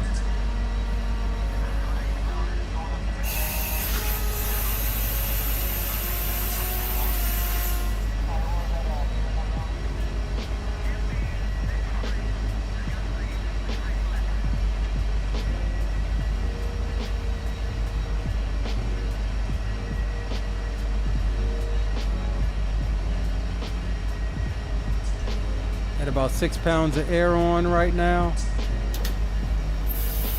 Got to start modulating that air. We're up to negative 2.3% descent here. We got full dynamic brakes, notch 8 going. And we're just managing to stay 25 mile an hour or below.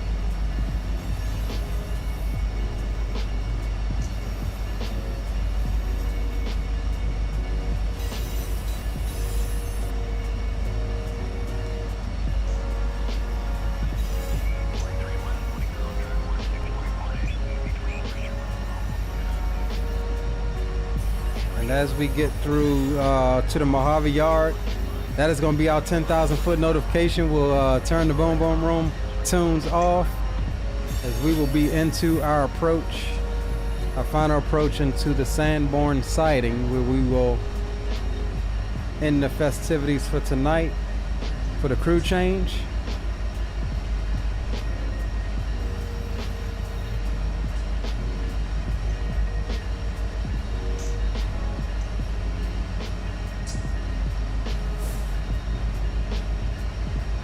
Negative 2% now.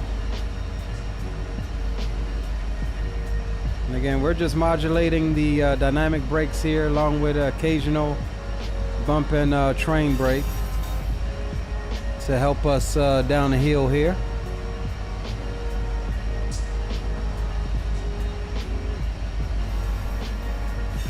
Yo, Pilot Depth, what's going on, bro? Good to see you. Crack Rock Steady's in the house. Says, how's the traffic in this sim? Is it pre-generated like on Train Sim World? No. If you just spawn into the world, it's going to be nothing there. I'm running a file from the Depot Plus community, which everything is populated to service all of the industries. It gives you all of your road trains, your local trains and stuff like that. So everything's moving around the map according to real world schedules. And so those have been the trains that we've seen throughout the stream tonight. However, we don't have any more train meets for the rest of the stream. Looking here, where are we?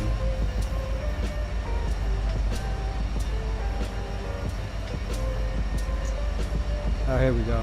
Yeah, we don't have anything else coming out to meet us that we would see before we get to our sighting. There are trains on the map that's moving, but they're just not close enough to us.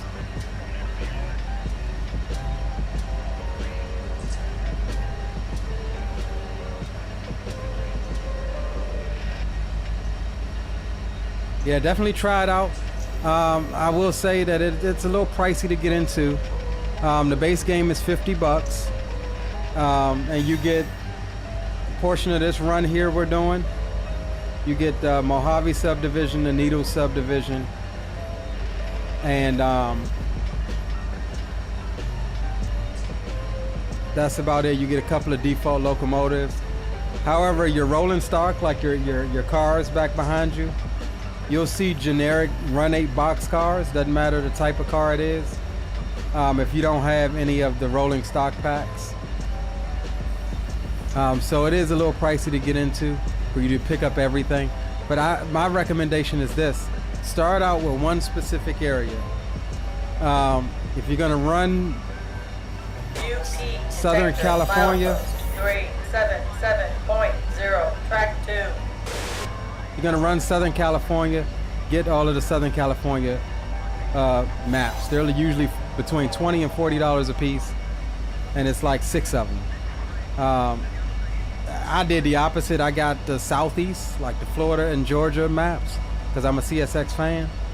And so I'm kind of a little bit more into it, but I'm glad I did. I picked up all of the except maybe one pack. I'm noticing I have one, I keep seeing this one Run 8 box car.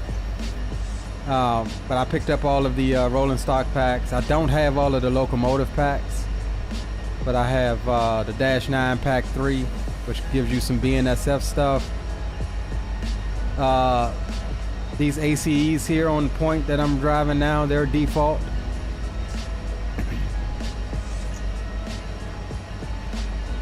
Which is still pretty daggone good to be default.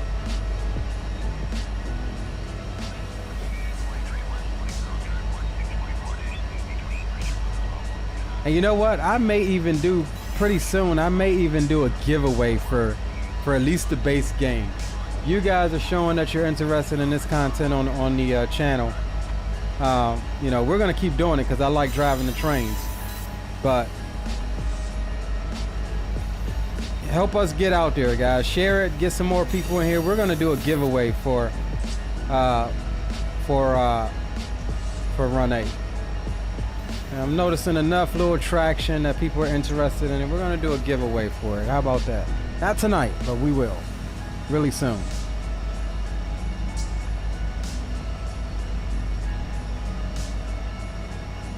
Paladus says, Leo, man, you know I love watching your streams, but man, when you're playing a different sim, you make me want to get my credit card out and get it. So with that being said, how much is the thingy you're using? So, and this is, I will say, this is mainly why you haven't seen me streaming train games up to now, right? I have been contemplating on getting one of these rail drivers for the longest time. All right, I never did purchase one. The homie Captain Will, who's not in here tonight, a couple weeks ago he came down from Ohio to my crib for Thanksgiving. We built the PC, and he brung me a rail driver that he had for years. He had given his dad never used it. And I was like, freaking sweet, bro. Like, I'm gonna try this thing out. And that was all she wrote. But Amazon has them. I think they're like $200 for the rail driver. But then again, that's not saying much. We're paying $200 and over for our flight sim stuff. I know all of my flight sim peripherals has got me well over $200. I don't even want to know how much, you know, all of my flight sim stuff is.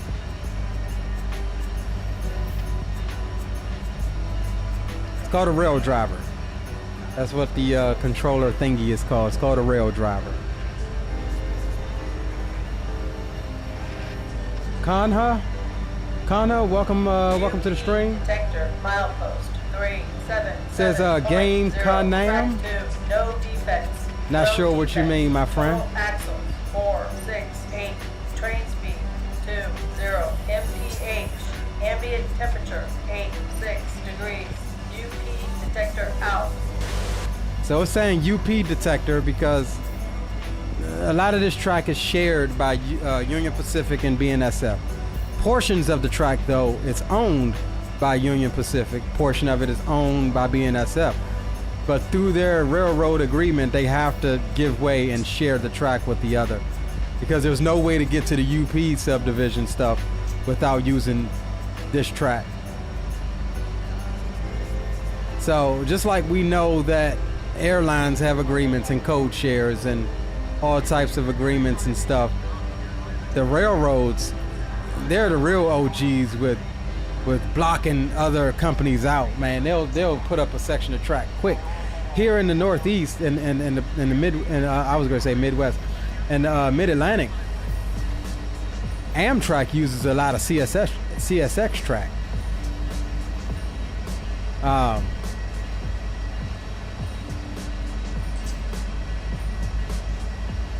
So yeah, it's just another little tidbit.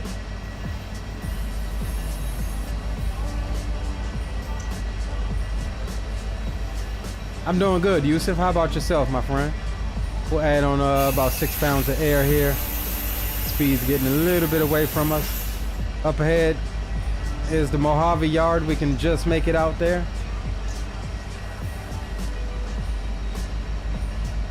Yep, just make out the yard here. But we'll be passing right on through.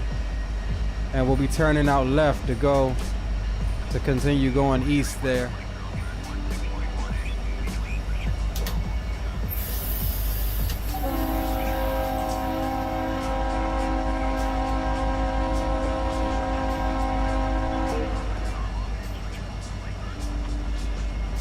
Got a whistle board here for the crossing.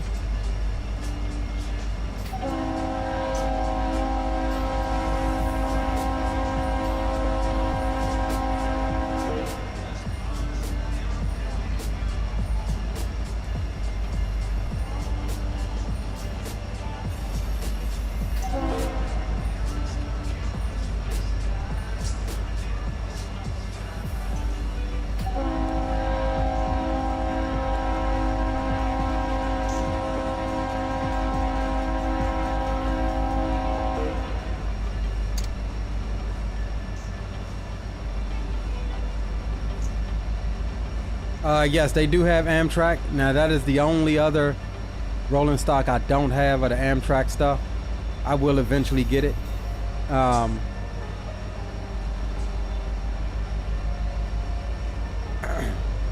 There's some nice Amtrak runs on the southeast section.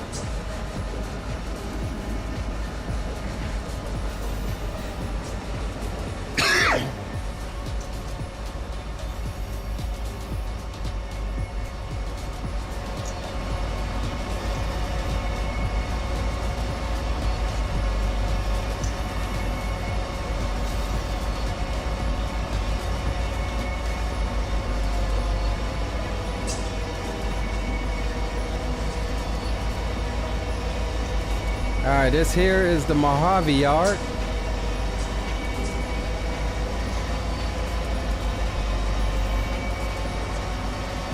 Hear those dynamic brakes working.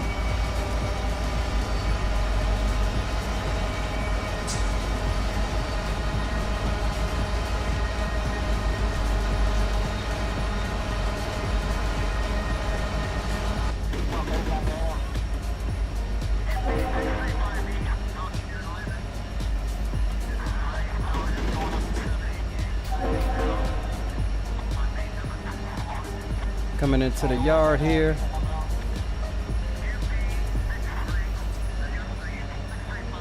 All right, tunes can go bye-bye. We are pretty much on to the mid to bottom end of our star here, if you will.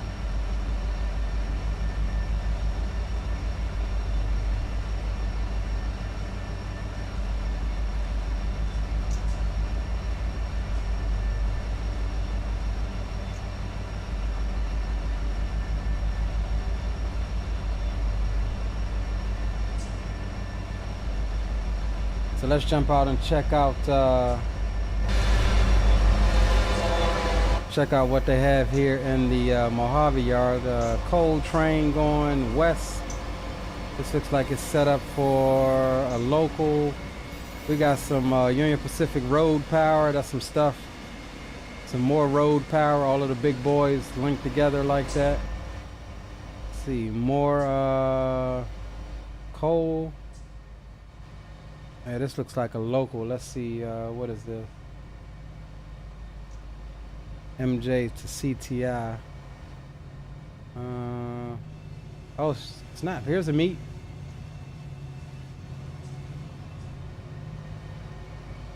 Here's a meat.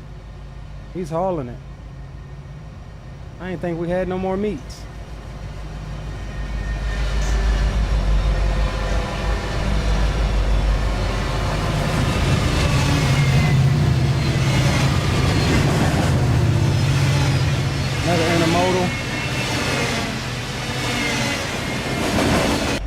Another intermodal train here, heading on out.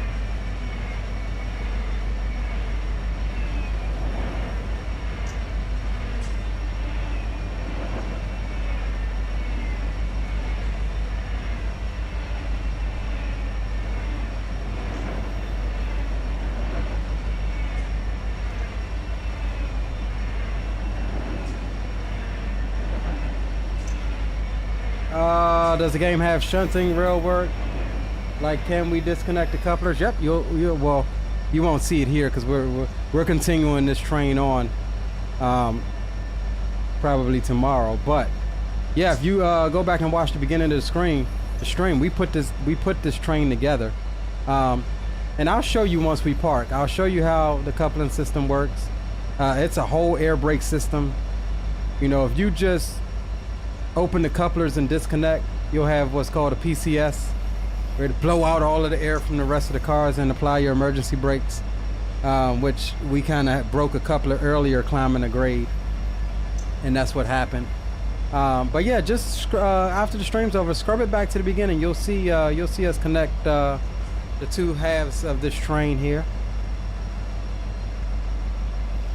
But yes, it has all of that. Everything is fully simulated. Air brakes, weights, physics, grade climbing, grade descending, braking, starting out.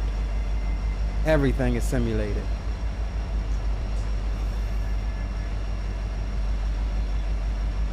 All right, so this is the end of the Mojave yard here. We'll be bucking a left here around this track. We've got our diverging clear approach here. And so we'll go ahead and call up the dispatcher, let them know we want the next available sighting.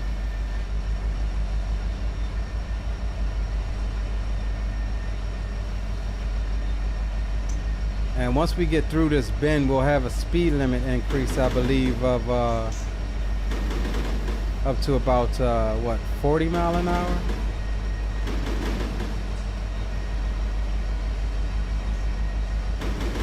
And we'll set a distance calculator once we see that speed increase, so we'll know when we can climb on up. All right, let's call up dispatcher, and we want the next available siding. Hopefully there's no train in it.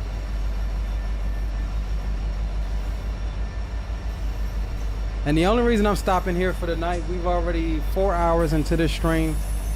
I possibly want to stream again, but I may not. It's already 10. I'm gonna try. But you will be redirected automatically here. Siding available, proceed on signal indication. All right, so we got our siding.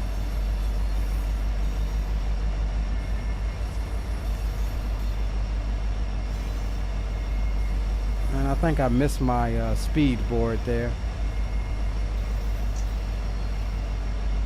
But anywho, what I was saying was I've only ever made it to this point going to Barstow. Like I said, I tried to run this route. I try to run every route that I stream, just like I do with flying, just to make sure I know what I'm doing and I know what the potential hazards are. And I've only ever made it to this point. So that's 4 hours into the stream. We've had several meets and waits and red lights. And I just don't know how long it's gonna take from this point to get to Barstow. It could be another 2 hours, could be another 3 hours. So that's why I know exactly how much time it takes to get here. And so we are 30 minutes behind on the time that I estimated to get to Sanborn siding here. And that's because of the red lights we've had and me breaking the train apart as well. And if we look all the way up yonder, that second signal up there, there's our speed board. That second signal past the double yellow is going to be our siding there, Sanborn siding. Yo, big up Rock, what it do, brother?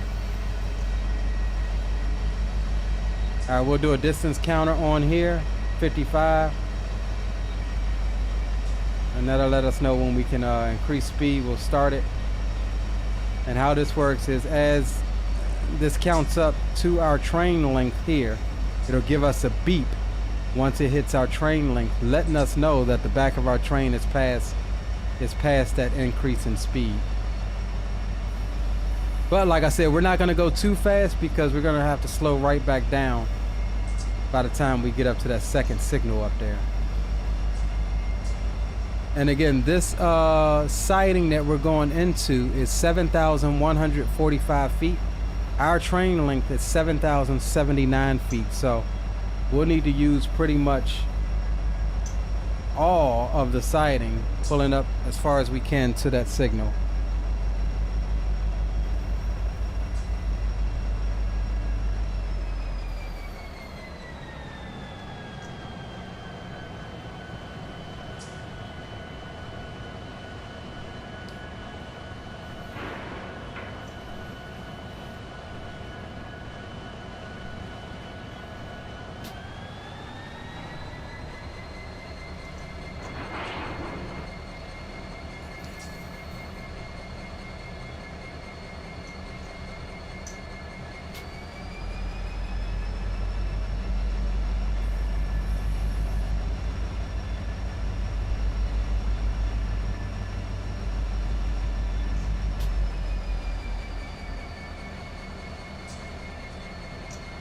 All right, we're looking good, guys. We're on pretty much final approach.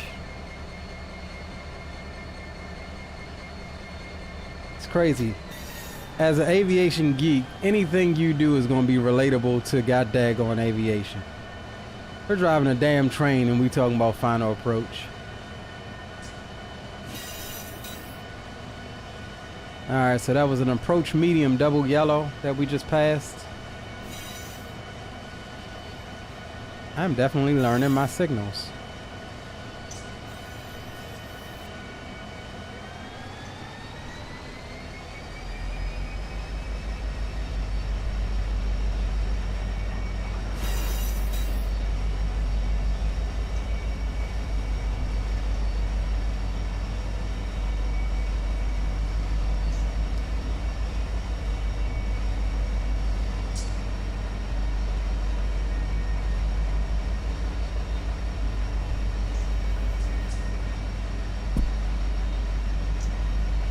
Looking good, guys. Our speed did go up to 40, so we're good. We can go ahead and crease on up a little bit. There was a speed board before that 55 that we missed.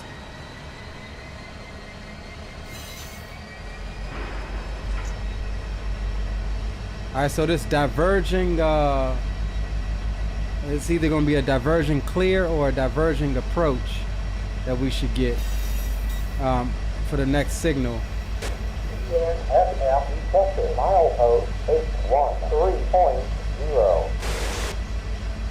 813.0. Diverging, you're not going to go above. Let's see, what is a diverging approach? Let me go back on. Check my signal rules for BNSF right quick.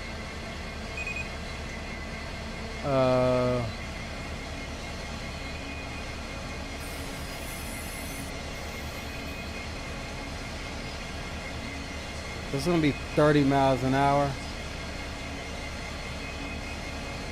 I think.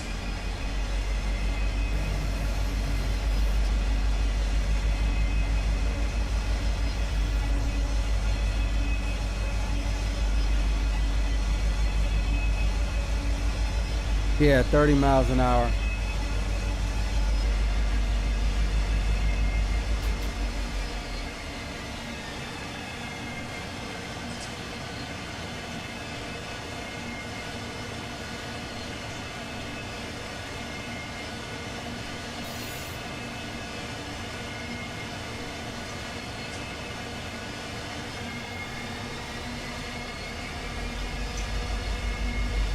We looking good though, guys. Awesome drive. We learned a lot. We tested our skills here. at fixing the train when we've broken it, fixing couplers, breaking her apart, starting on grades. Yeah, I think we're doing pretty daggone good. And we're also going to blow through this. Not paying attention here. We'll put on some air.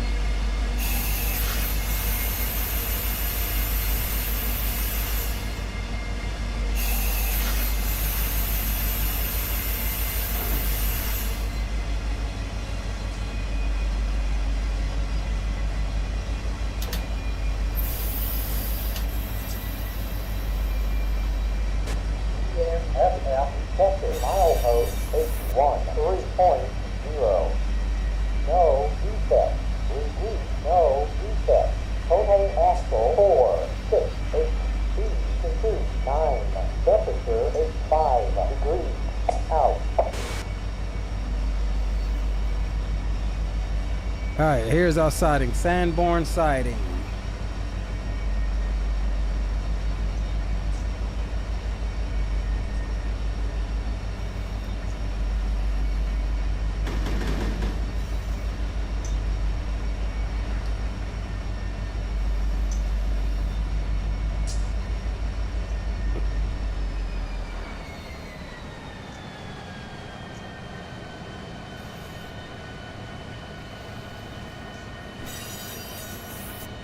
So this is where we'll have our crew change. And again, we'll do the second part of this stream probably tomorrow.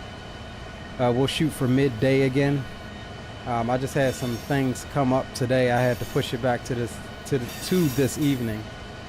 But we will definitely do the second portion of it tomorrow. So do make sure you are subscribed to the channel so you don't miss out. Make sure you set your notification bells, and we'll get that stream set up later tonight, so be on the lookout for that.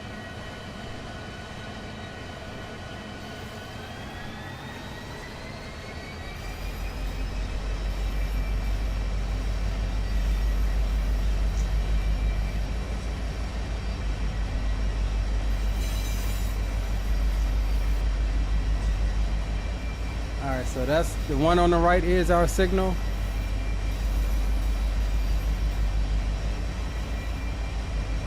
I meant to start a distance counter for entering the siding here, but we know if we pull right up to that signal, we will be clear back there.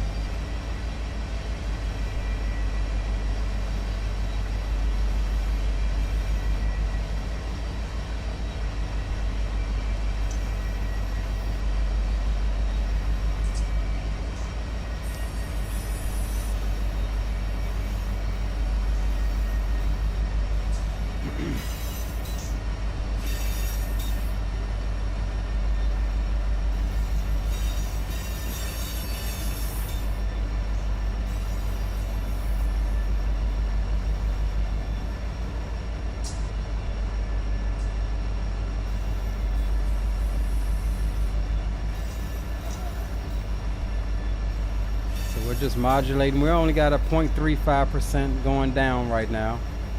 So we're just modulating the dynamic brakes to bring the train to a controlled stop. We don't have any air on the train right now, or going through the cars. Well, we got the air that's in the reservoirs, but not that's applying any type of brake pressure here. Because we want to just ease on up to this signal and not go past it, because that junction probably isn't set and will derail.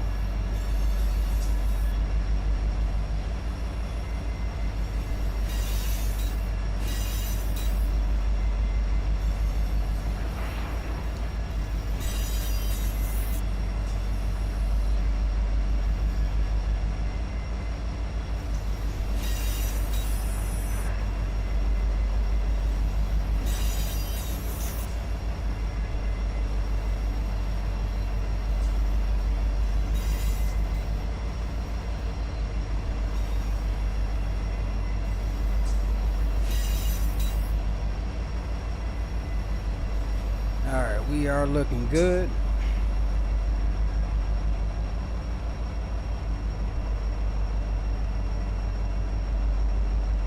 Keep her coming. Yep, the back is just coming in. We've got to clear all of that little angled section there.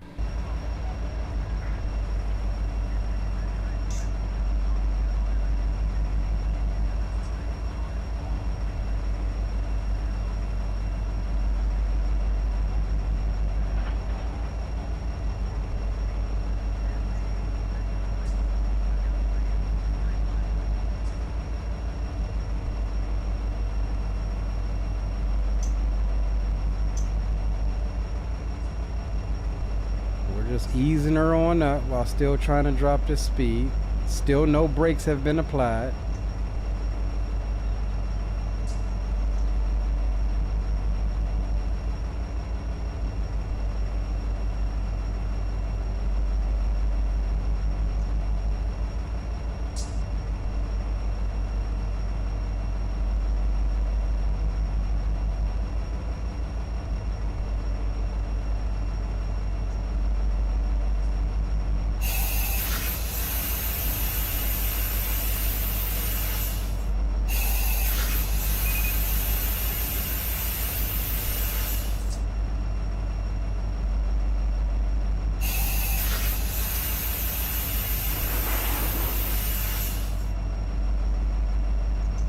Alright, independent is set. We've got 10 pounds of air holding the train. Low beams can come on. Back down to idle. Reverse to the neutral.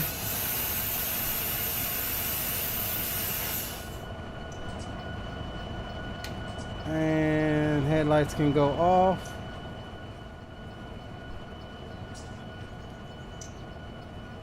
Alright, let's see where we're at. Yeah, we made it. Let's just double check on the rear. Yep, we're in there. I'm at about a car's length. Yeah, we had about a car's length. Alright, let's go through and shut down our train here. Lights are off, independent. We've got train brakes on, neutral there.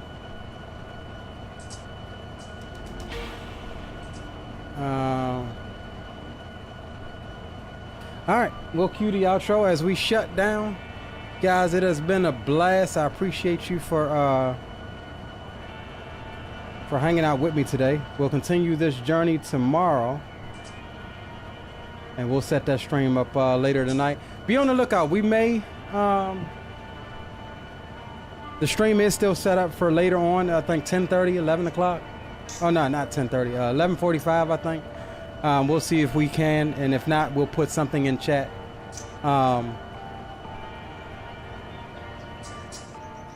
As far as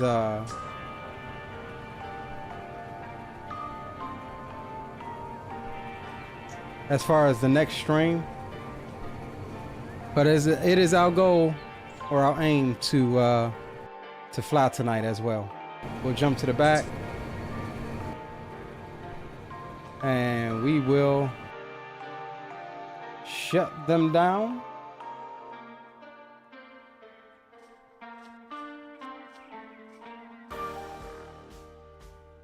So yeah, from just outside of Mojave yard, we appreciate you guys for stopping through and hanging out with us for a little bit, spending your time with me as we run some trains. And again, I'll see you guys here in a little bit if we do that second one. And if not, I'll see you tomorrow midday for the continuance of MVAW BAR. That's this train. Crack Rock Steady says the SD70 ACE and intermodal cars is no doubt what I choose too. Hey, I love intermodal, man. I love intermodal. Our last stream in Run 8 was intermodal stream. Go back and watch that, man. That was a pretty good one as well. That was our first stream for Run 8. Crack Rock says I'm actually flying a freighter 777F. Nice. Had to go back to 2020, bro. 2024 was just too disappointing. I know. I agree with you. Greg says, great stream. Might get this sim. Hey, bro, let me know, man. We'll all train together, and we'll go ahead and crash the the Depot Plus. Blue is looking for us to come and train with him, man. He said he was just waiting on me to get accepted and do my check ride for the Depot Plus. But Blue will really enjoy that. And think about it, man. We'll have a conga line of trains, bro. That's new level there, guys. We're gonna do it. We'll do it together. We'll have a giveaway for this sim at some point in the near future, and see if we can get one of you lucky guys a copy of Run 8. And maybe we'll even do a couple giveaways for some of the DLC and stuff. But I am out. I'm gonna go eat, and we're gonna see about this stream. It is currently set up. Keep an eye on it. Keep your eye on that specific chat. You all will be redirected to that stream right now as this one ends. And if anything changes, I'll post it in that chat. Take care of yourselves, guys. We will see you on the next one.